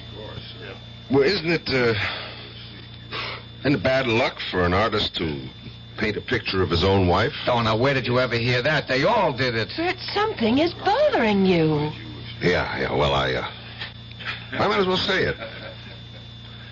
I don't want to hurt your feelings, but I couldn't accept the gift. Bert! Why? I just can't explain it. Otis, you want to give me a gift I'd really like? Of course. Well, just promise me you'll never paint a picture of Lucy. Never. Now, what kind of nonsense... I'm asking him, Lucy. What about it, Otis? Well, one of the reasons I'm marrying her is so that I can always have her near me, so that I can always capture those fantastic expressions and moods. Oh, really? I thought you fell in love with my mind. Yeah, I did. I did. It's your mind that gives animation and meaning. What about it, Otis? I wish you'd tell me why. I wish I could. But I don't think I can. How about it, Otis? Will you promise? All right, Bert. I promise.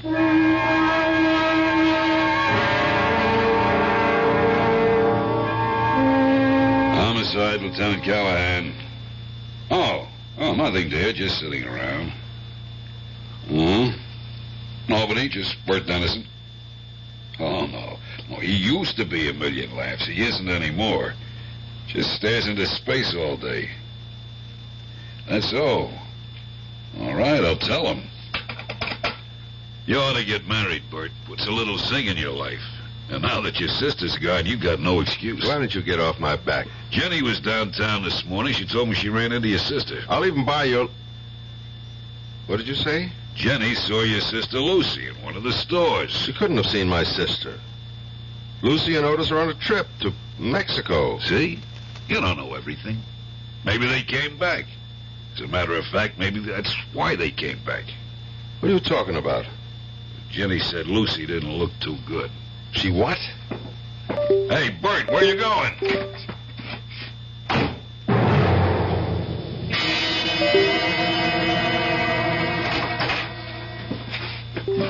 Bert! Yes, it's Bert. You never told me you were back. Oh, we meant to. We just got in this morning and we haven't even unpacked. Of course not. How could you unpack when you never packed in the first place? All your clothes are in the closet. Bags are up on the shelf. You didn't go anywhere, did you? I want you to call a doctor. There's Dr. Caswell. He's just next door. Well, why do I need a doctor? You look terrible. Oh, well... You've lost about 5 pounds. There's no color in your face. Oh, it's absolutely true. I lost 5 pounds because I'm on a diet. And if there's no color in my face, it's because I don't have my makeup on. You sound tired. Well, we were up late last night. Why did you want me to think you were in Mexico? Bert, you and I, we've been very close. We've shared a home. You've practically raised me. Never mind all that. What are you leading up to?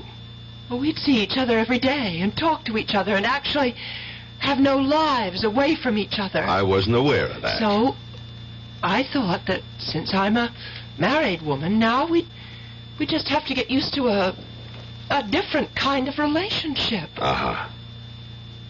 You can tell when I'm lying. I can tell when you're lying. Otis broke his promise, didn't he? What promise? His promise never to paint your picture. Well, how can you say that? Why don't I ask him? You can't ask him. He isn't home. All right, I'll wait. But he may be gone all day. Who rang the bell just before? Oh. Hi, Bert. How are you? Just fine. Just fine. You've been painting, I see. Anyone I know? Well, I haven't been painting exactly. I've been cleaning brushes, things like that. You know, chores. Why don't we go inside and see? Bert, if you walk into that studio, I'll never talk to you again as long as I live. If I don't walk into that studio, you'll be dead in a month. Bert! Oh, Bert, we wanted so much for you to have a portrait of me. Yeah, so I see. No, not yet. You don't see. It's nowhere near finished, but you can just sense what it's going to be like. Bert, it's going to be my finest work because it's for you. Oh, darling, don't be unreasonable. You can't finish that painting, Otis. Tell me why. Why? Otis. For some reason, you kill the people you paint. What? Don't interrupt me. It's not easy to say this. And I can imagine what it must sound like, but... Otis, you've painted the portraits of 5 women.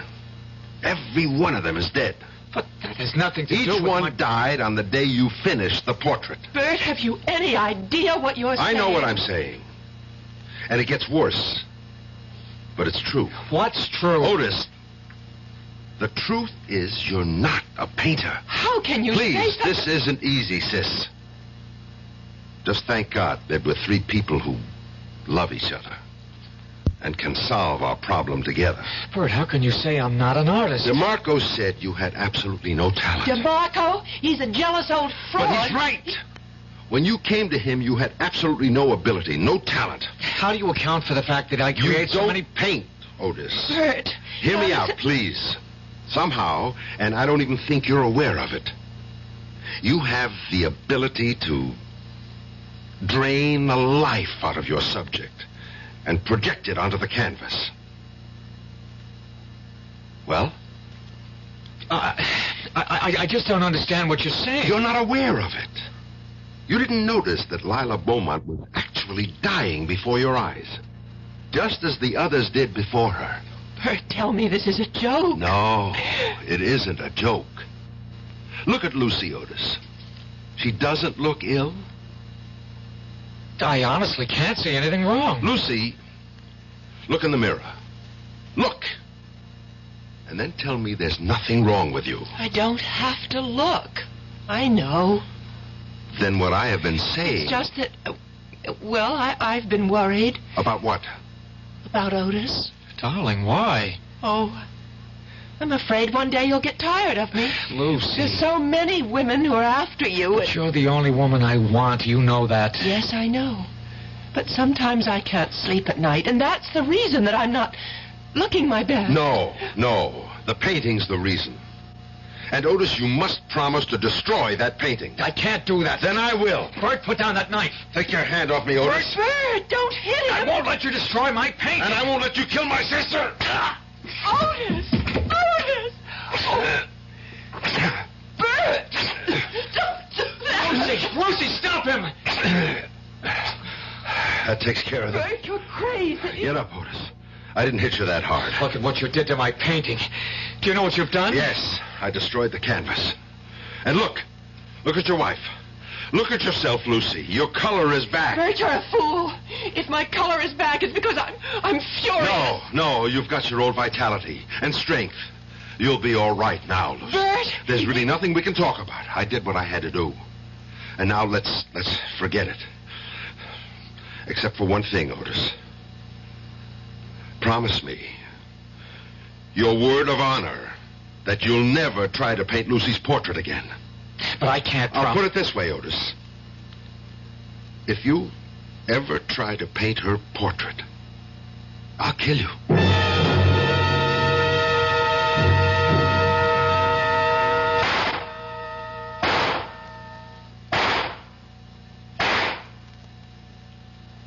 Hi, Bert. Callahan?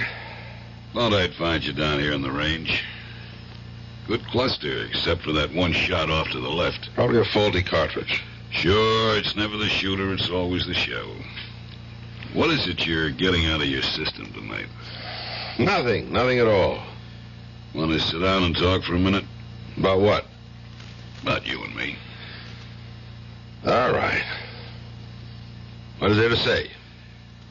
We have to decide what I'm going to do about you. Why?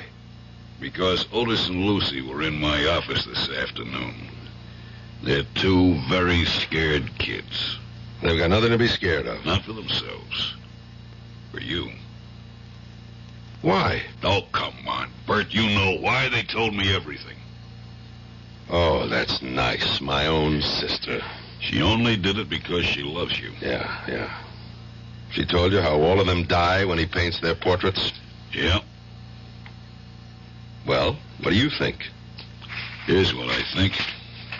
I just put in this application. Application? For your leave of absence. But I'm not... Yes, you are. It'll all be done quietly, and when you're better, you can come back to duty as if nothing happened. Where am I supposed to go? There's a private sanitarium. Absolutely the top doctor. Callahan, I'm not crazy. Of course not. You just got this temporary little quirk, and it can be ironed out easily. Subconsciously, I guess you just miss not having Lucy around the house. Well, thanks for everything, but I'm not going.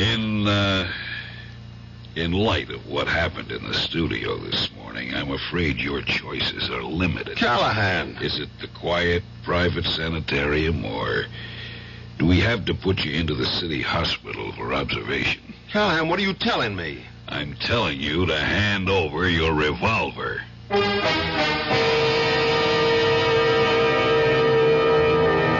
Who was it who wrote, "Heaven keep me safe from my well-meaning friends"? It's certainly a sentiment that's shared right now by Detective Sergeant Bert Dennison. All he wants to do is prevent a terrible tragedy. And who's trying to stop him? Those people who truly love him. We're going to meet more well-meaning people when I return shortly with Act 3. Oh, sure. You can talk about good-tasting diet drinks, but I know. I'm Goldilocks, and here at my taste-testing laboratory, I taste-test them all. And nobody's been drinking my diet drinks until I tested sugar-free Diet 7-Up. And then, kabloomy! Every bear wanted some. Diet 7-Up is fresh, natural, delicious. Sugar-free Diet 7-Up. This one's just right. By the year 2000, our country will be guided by today's youth. Learning how our legal process works should start now through involvement, like working to register voters, helping to elect candidates, campaigning, and voting. Law Day, May 1st, urges young America to lead the way. Help preserve good laws. Help change bad laws. Help make better laws. A public service announcement of the American Bar Association and your state and local bar associations. Young I may be, but still I'm a man. Just turned 18 and I'll do what I can. Find me a place where I can be me. Get ready for life, be free and the sea. Oh, where do I go from here? Oh, where do I go from here? I'm finished with school, but what lies ahead? Don't want to get trapped, want to feel free instead. All over the world, there's so much to do. The call of the sea, don't you hear it too? Oh, where do I go from here? Oh, where do I go from here? What about the new Navy? You'll get your chance at success, learn an exciting job, and see the world. Call toll-free 800-841-8000 or see your Navy recruiter. Be someone special in the new Navy. I know where I'm going from here.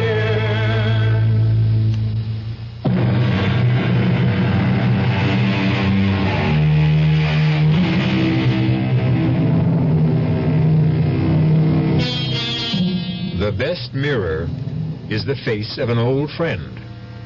Sergeant Dennison stares at Lieutenant Callahan. Stares at the look on Callahan's face. It's a strange look. A look that's a mixture of pity, concern, and fear. And suddenly Dennison realizes that this must be the same look that showed so often when he knew he had to arrest a suspect who might turn out to be criminally insane. I have to have your service revolver, Bert. Want to put the cuffs on me too, Callahan? Cut it out. Why not? It's a pinch, isn't it? It's nothing of the sort, and you know it. Now, look. Let's go to your apartment, pick up some stuff, and I'll drive you to this place myself. Tell me something, Callahan. Don't you want to hear my side of it? Bert, you slugged your brother-in-law, you slashed the painting. Mm-hmm, so? That's violence. You and me, we never used violence in the line of duty? Justified force. Slice it any way. Why am I wrong this time? Because what you say is crazy. Callahan, you and me, we're not the new breed of college cops who know everything, but still we're very careful about that word crazy. You mean you really believe Otis kills people by painting their portraits? Yeah. Quit fighting me. Work with me. How? Let's go out and get some expert testimony.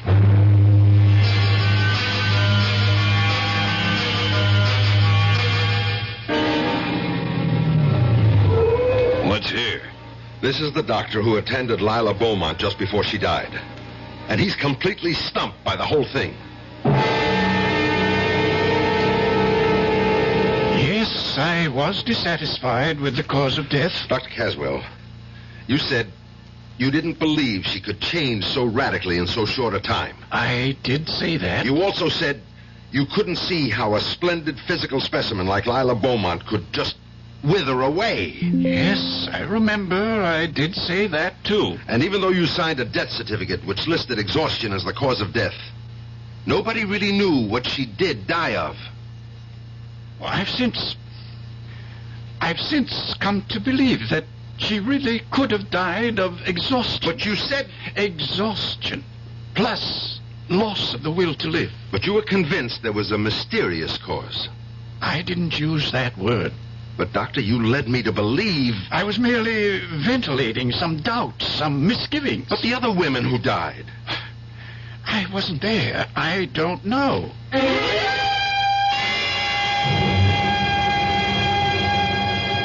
You told me, Professor DeMarco, that Otis had no concept of the basic principles of art. I did. No feeling for line, form, color. I think I said something like that. And since those things can't be learned, there was no way he could become a painter. Oh, it's a relative thing. Well, you even went so far as to say the only way he could have learned them was if he'd sold his soul to the devil. That was a figure of speech. He never did learn to be a painter. Something happened. He found a way, or was given a way, who knows. to draw the vital essence from a living thing and put it on canvas. I don't think I could agree with... I can prove it. Look at everything he's done. He's never painted an inanimate object. Just the face, the body, but no clothes, no furniture, no jewels, no decorations. I'm sorry if I gave you the wrong impression. Maybe I was jealous. Jealous of what? You said he had no talent. Maybe that was a lie I told myself. Maybe I resented his youth, his promise. After all, I never fulfilled mine. Yeah, sure. And besides, you really don't want to be remembered as the art teacher who flunked Otis Manley Carter. I guess that's the simple answer. I wish there were such a thing as a simple answer.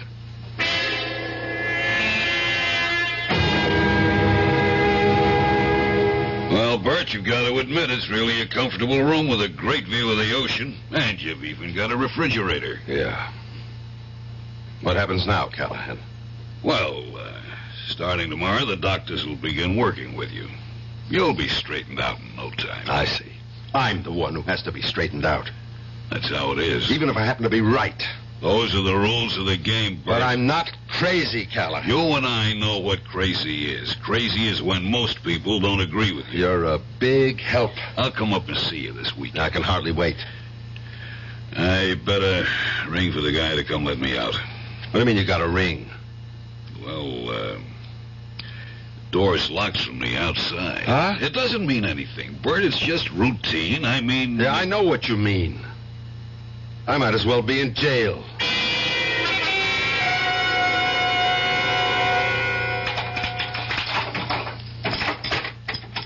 You wanted something, Sergeant? Yeah, Jerry. I gotta make a phone call. You can't. What do you mean I can't? Well, the first couple of weeks you can. It's like you gotta get your interviews and orientation. But I have to make a phone call. The doctor says... Forget what the doctor says. Look, part of the treatment is to isolate you completely from your former environment. But I have to know if my sister is okay. She's okay. How do you know? Because if she wasn't, you'd be told about it. Yeah. Listen, I know I can't make a phone call. But if I could, where would I make it from? Well, there's a phone outside, the end of the hall. There is, huh? Jerry, I want to show you something. What?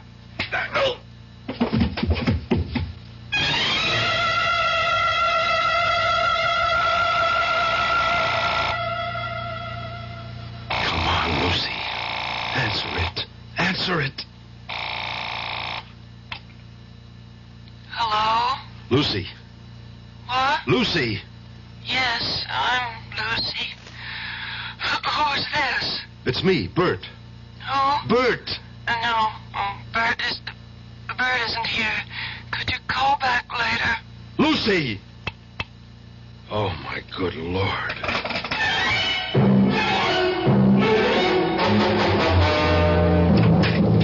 Lucy! What?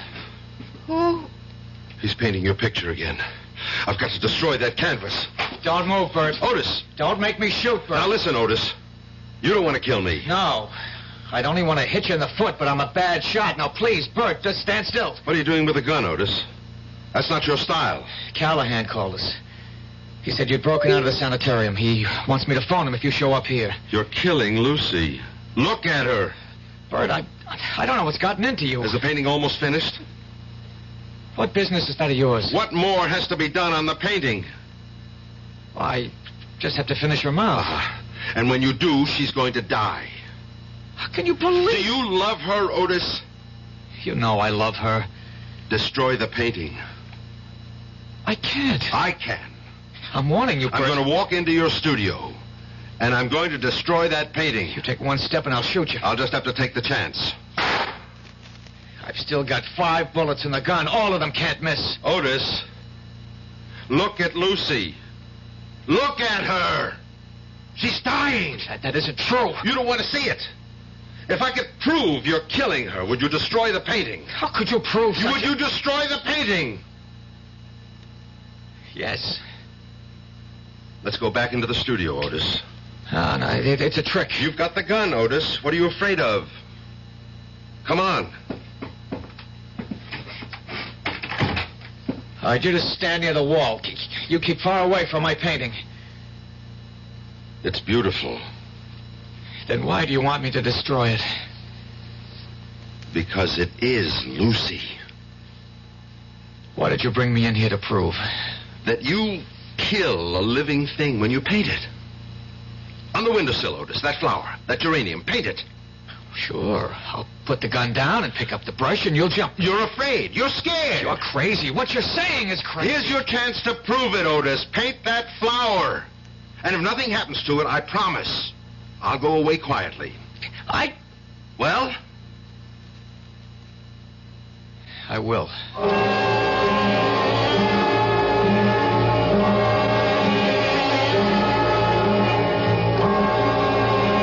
Well, there. It's a quick sketch. How do you like it? It's beautiful. All right, now look at the windowsill. Look at the geranium. Go on, look at the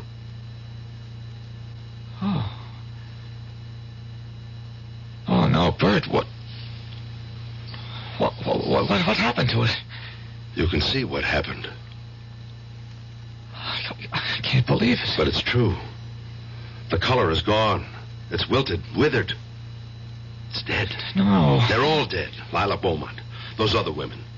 And Lucy is dying. Before it's too late, Otis, you know what you have to do. No. Otis! You do it for me. No. You have to destroy that canvas yourself. Why? Because I can't keep watching you guarding my sister forever. You have to put an end to it yourself. I promise I won't paint Lucy. You must never paint anybody. I don't know if I can give it up. But you're not really a painter, Otis. Somehow you stumbled into some sort of mysterious power. And now you've got to give it up. Destroy the painting. I'll go back to Lucy. How do you know I just won't finish it? How can you trust me? I trust you. I trust you because you love Lucy.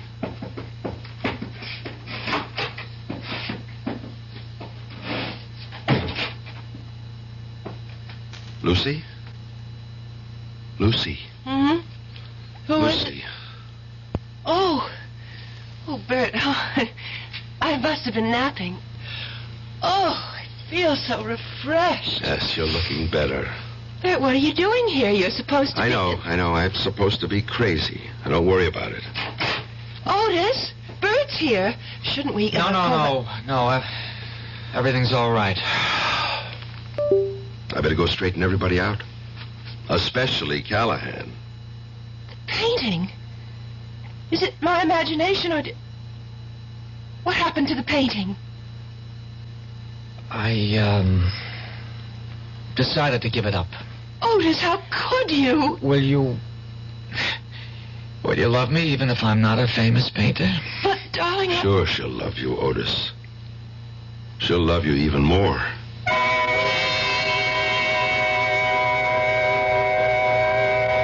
She'll love you even more. There's a lot of truth to that, Otis. A woman in love with a famous man has a problem. She wants him all to herself, but she is forced to share him with the entire world. And you ladies in our audience might think about it, too. If you're married to a man who doesn't seem to be going anywhere special, look on the brighter side. Just think.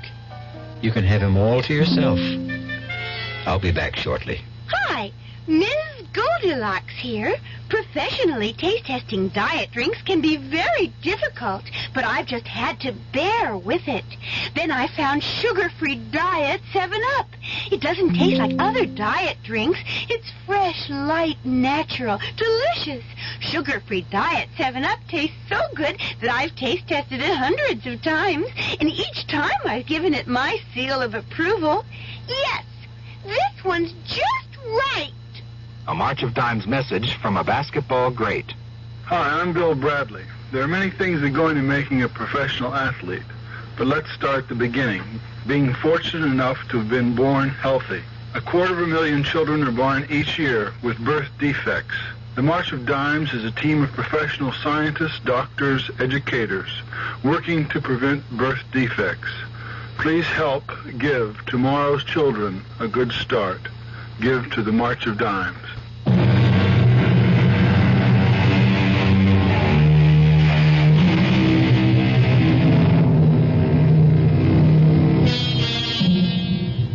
What killed those women? A coincidence of real and fancied illness? Or can an artist really drain the life from a living creature and transform it to canvas? Certain primitive tribes agree. It's taboo to create a likeness. Maybe they know what they're talking about. Our cast included Nat Polan, Marion Seldes, Jack Grimes, Jackson Beck, and Roger de Koven. The entire production was under the direction of Hyman Brown. And now, a preview of our next tale. I told you I burned it. And you know that's a fairy tale that no one will believe. I don't care whether you believe it or not. Now, are you coming with me? Where? To talk to your Colonel Blake. He won't see you. Oh, I think he will. Goodbye, Carol. It was nice knowing you. I think. You will kindly step back into your room, Monsieur Feeling. Now, wait a minute. Move. I am Major Simonovich. Oh, of the Gay Payou or the NKVD? It does not really matter. What matters is that you and I have something to discuss. I warned you. Yeah, sure you did. I do so dislike dealing with amateurs. This is strictly a business. You mean you want to make a deal with me? Correction. I mean you would find it wise if you wanted to make a deal with us. For the paper? Exactly. Where is it? No, not so fast. Not so fast. You spoke about a deal? You give us the paper, we give you your life.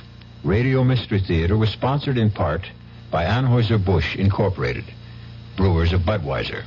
This is E.G. Marshall inviting you to return to our Mystery Theater for another adventure in the macabre. Until next time, pleasant dreams.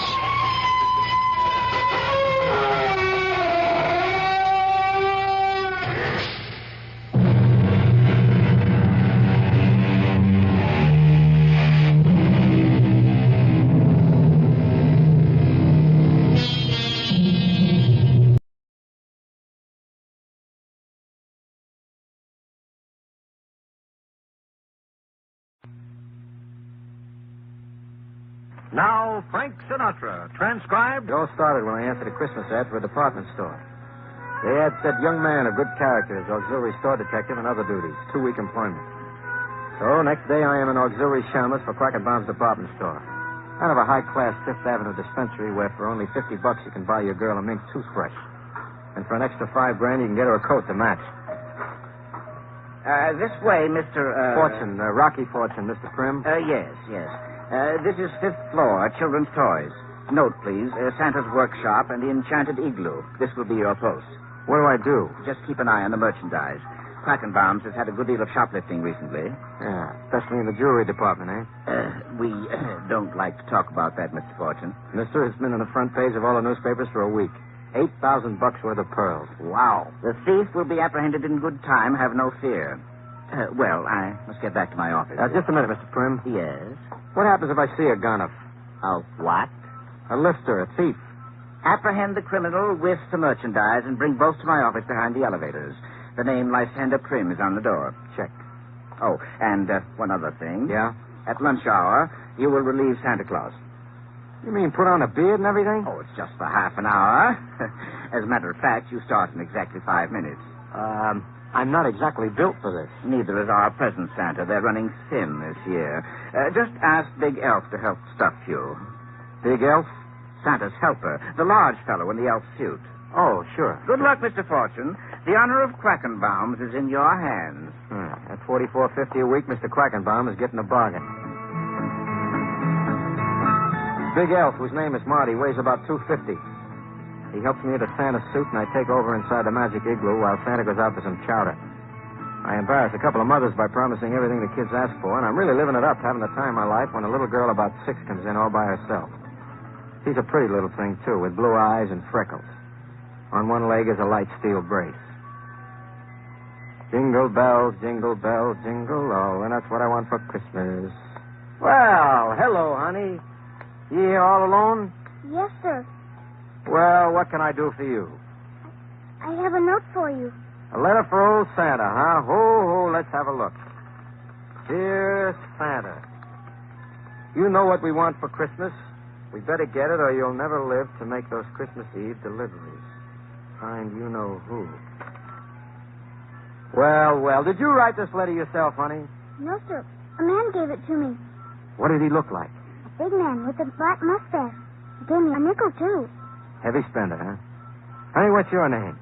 Gail. Gail Grayson. And what would you like Santa to bring you for Christmas, Gail? I'd like your elf. You mean Big Bonehead out there? Oh, no. Not the man in the elf suit. I mean the elf doll. The one with the red silk suit and the green hat. Oh, well, that's pretty expensive, honey. Maybe your mommy and daddy can't afford it. I don't have any mommy and daddy. Oh. Well, you leave your name and address with Santa, and I'll see if we can't arrange for something. It might not be that same doll, but... That's the one I want. Yeah, I can see that. Well, look, Gail. Gail? Gail, there you are. I told you to wait outside the man's office. I wanted to talk to Santa about getting that elf doll. Honey, I told you that doll cost too much. Santa says maybe he can arrange something. Santa's wrong. Look, mister, I just been seeing a man about trying to get a job in this place so we can afford to eat. I don't have money for expensive dolls. Well, I'm sorry, miss. Well, you've no business building up false hopes in children. They put so much faith in this. Well, if you just let me explain... Come around and explain Christmas Eve if you can. Well, I'd like to, but I don't even know your name. This is my sister Laura, and we live at 65 Lisbon Street, 5 flights up, Santa. Gail, for heaven's sake. Come along. You won't forget the doll, will you, Santa? Please, please don't forget, please. Lose a customer, Jack? I'm afraid I lost a friend, too. Cheer up. Maybe you won't live long, then you won't need a friend. Why don't you just stick to being a big elf, huh, Marty? Don't be a wise guy, Fortune. Me? I'm never a smart aleck. By the way, how do they spell elf? O-A-F?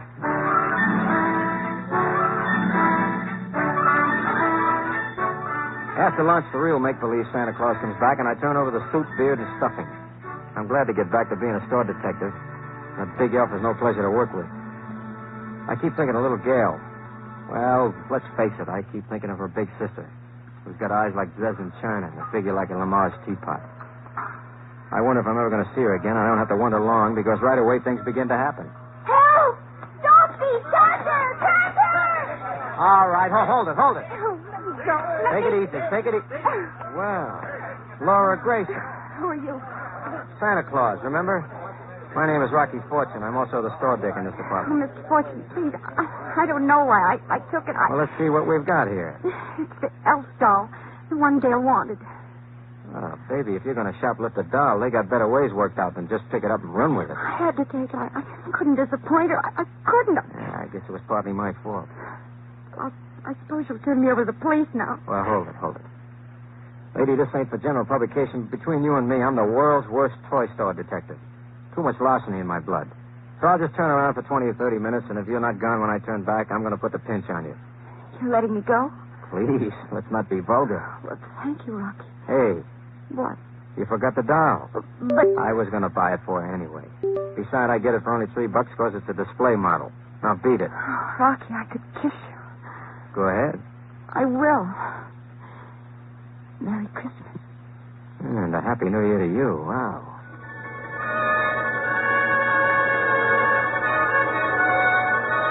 The kid slips down the stairway with the elf doll, and I am still wearing a lipstick on my cheek when Mr. Trim boils over. He looks so much like a clothing store dummy, you expect to find a price tag on him. Right behind him is Marty, the big oaf elf. Mr. Fortune. Oh, hi. Where is he? Where is who? Whom? He. The dame who stole the doll from Santa's workshop. Oh, you are a little elf, aren't you? Mr. Monty here tells me he saw you catch her. Where is she? Overpowered me. She must be a lady wrestler or something. Mr. Fortune. Tell you what, though, Mr. Prim, just to make everything okay, I'll pay for the doll. What? No kidding. You see, I know the young lady, and I was going to buy it for her anyway, so I... Well, this is highly irregular. Oh, come on, Mr. Prim. Think of how proud Mr. Quackenbaum will be when you tell him you unloaded that shop-worn display model. Huh? Well, it's highly irregular, but go ahead. The sales clerk will make out the proper form. Well, thanks, Mr. Prim. I'll do that. Hey, Fortune. Yeah. What was the dame's name? What's it to you? Just curious, you know. I know. Stay just as you are.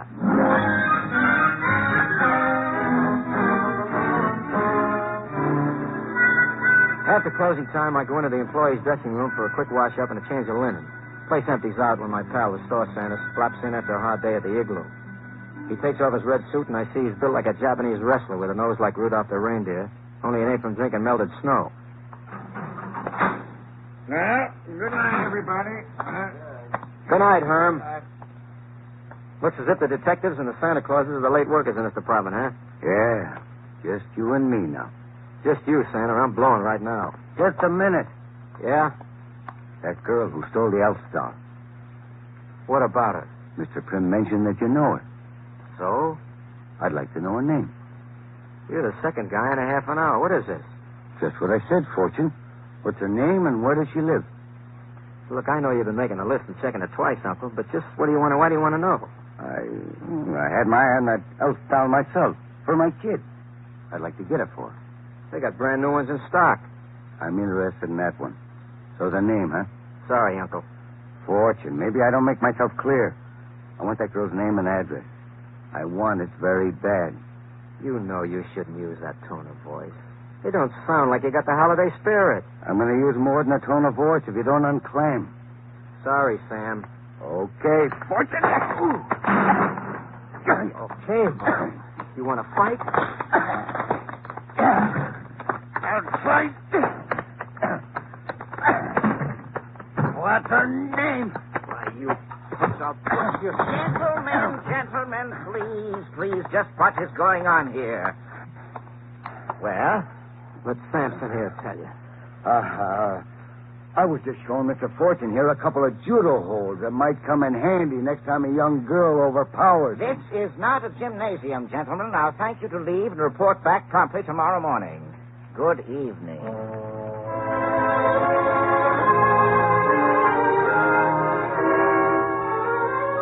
I managed to stagger out of my own power and head back to my flat. I figure I'll have some supper and then locate Laura Grayson for another look at that elf doll that everybody wants to get his hands on. Also, for another look at Laura Grayson. Yeah. I stopped to line my flu at a local cafeteria and go up to the flat. I walk in like I live there, which I do, and discover I have guests. Hello, Rocky.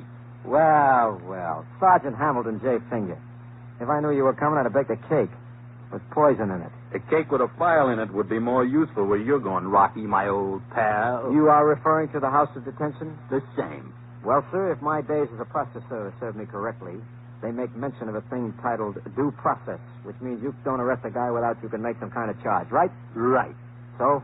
So we would like to revolve the wheel of our conversation around the axle of your understanding down at the Irish Clubhouse. Concerning a murder. You said a murder? Yeah. Who? Rocky, this is going to come as a shock to a naive young boy like yourself. But there ain't no Santa Claus. How come? How come? Because somebody stuck a knife in him. He's laying on his face over in Quackenbaum's department store. Let's go.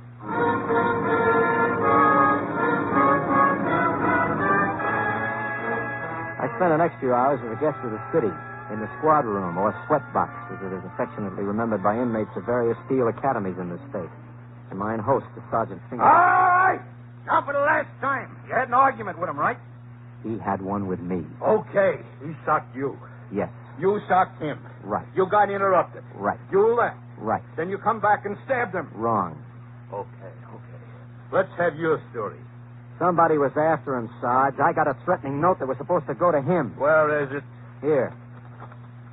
This is kid stuff. You ever hear of a kid threatening Santa Claus? Come on, Okay, okay. So it ain't kid stuff.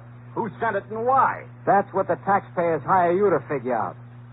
Maybe it's got some connection with a jewel robbery. What do you know about the jewel robbery? Just what I read in the papers. Somebody snatched $8,000 worth of pearls. You, maybe? Don't be ridiculous. I wasn't even working there when it happened. What makes you think it was an inside job? The newspapers. They got the opinion from the police. You familiar with this organization? Don't get funny. Did it ever occur to you that maybe Santa Claus was in on that jewel job? As a matter of fact, Rocky, the guy in that Santa Claus suit has a record as long as your arm. Only one thing is wrong. Yeah. We can't arrest him for his own murder. So why pin it on me? You're available. Also, whoever stabbed him was in on the inside. It happened after the store closed. Also, there's $8,000 worth of pearls floating around someplace and a reward for 1,000 to whoever finds them. No kidding. Yeah, you want to claim it? All you have to do is confess you killed a guy, turn in the pearls, collect the reward. And go to the chair. I'll tell you what, Sarge. You do me a favor and I'll confess to the murder. The jewel robbery and all of the other old crimes you're too stupid to solve. What's the favor? Drop dead. Rocky, someday, pow! right in the toy department.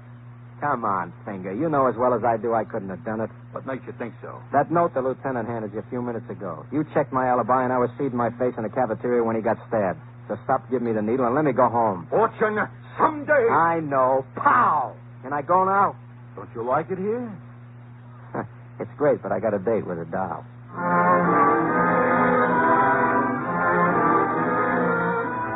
Finger turns me loose, and I jockey my way right down to Laura Grayson's apartment in the cheap village flat. It's about 9 p.m. when I get my finger in the doorbell. Just a moment. Rocky. Hi. Can I come in a minute? Of course. Where's Gail? Sleep. I hope so, anyway. Listen, honey, I have to ask you something. Well? Have you got the doll? Of course. Gail's so happy about it, she's ready to fly. Look, I'll have to ask you for it back. You what? Well, I'll get another one to replace it, a brand new one, really. But right now, I got to have that one. Sure, Rocky. Sure. It sounds kind of funny, and I can't explain it now, but you tell the kid I'll get her another one, huh? It isn't necessary, Rocky. Wait a minute, I'll get it for you. Thanks. I have to get back to the store. I'll call you tomorrow, maybe for dinner, huh? Uh-huh. Good night, Laura. Good night, Rocky.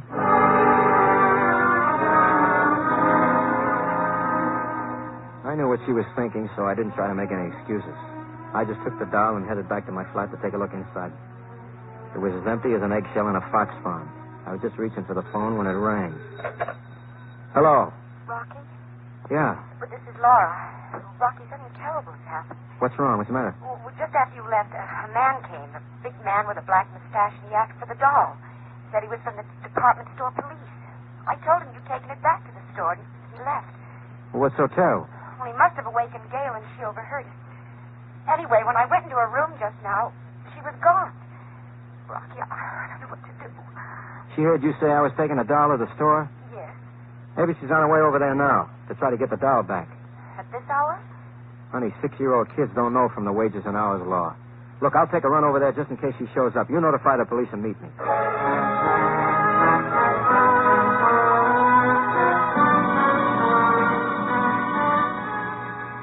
I stuffed the kid's doll in my overcoat pocket and flagged a cab over to Quackenbaum's department store. There's no sign of the kid out front, so I leg it around to the delivery entrance. No sign. I decide to check inside and show my pass to the night watchman at the entrance. Hold it, mister. Hiya, Pop. I work here. Let's see your card. Here, right here. Yeah, store dick, huh? That's right, Pop. Now, listen, I'm looking for a little girl about 7 years old. Wears a brace on one foot. You seen her? What would a kid like that be doing here after hours? Her mother thinks she got lost in the store. Oh. Well, I only been on a couple of minutes. I ain't seen her. I'm going up to check the toy department on 5. You keep an eye out, will you? If she comes along, send her up to 5. I'll be waiting. Okay. I'll keep watch, Fair. Thanks.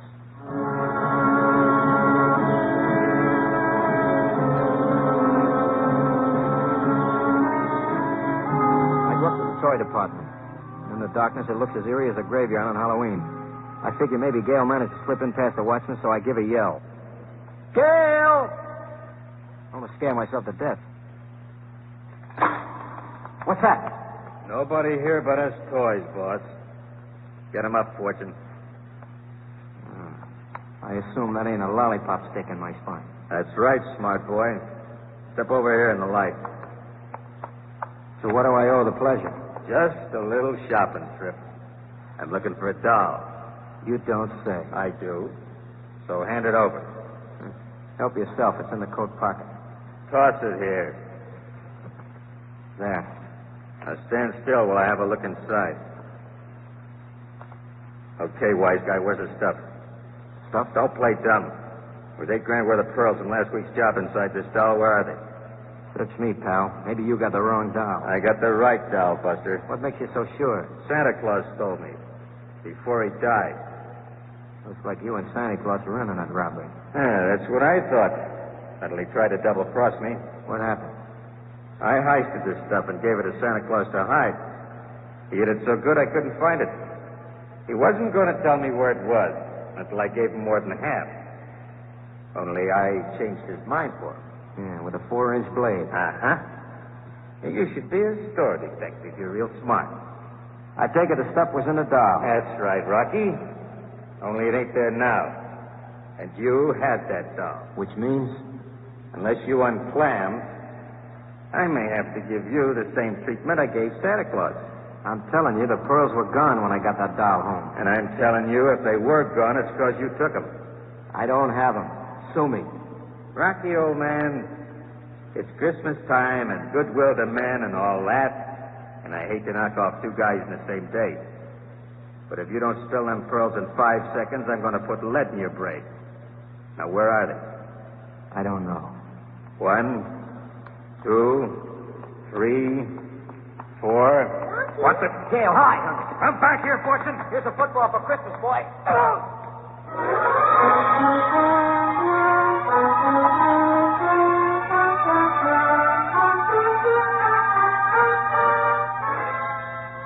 I let Big Elf have it in the puss with a football from the toy counter and grab the kid. We duck into the maze of counters and crawl along until we get behind some packing crates. Marty's cursing and looking for it. And he's still got a gun, too. Rocky,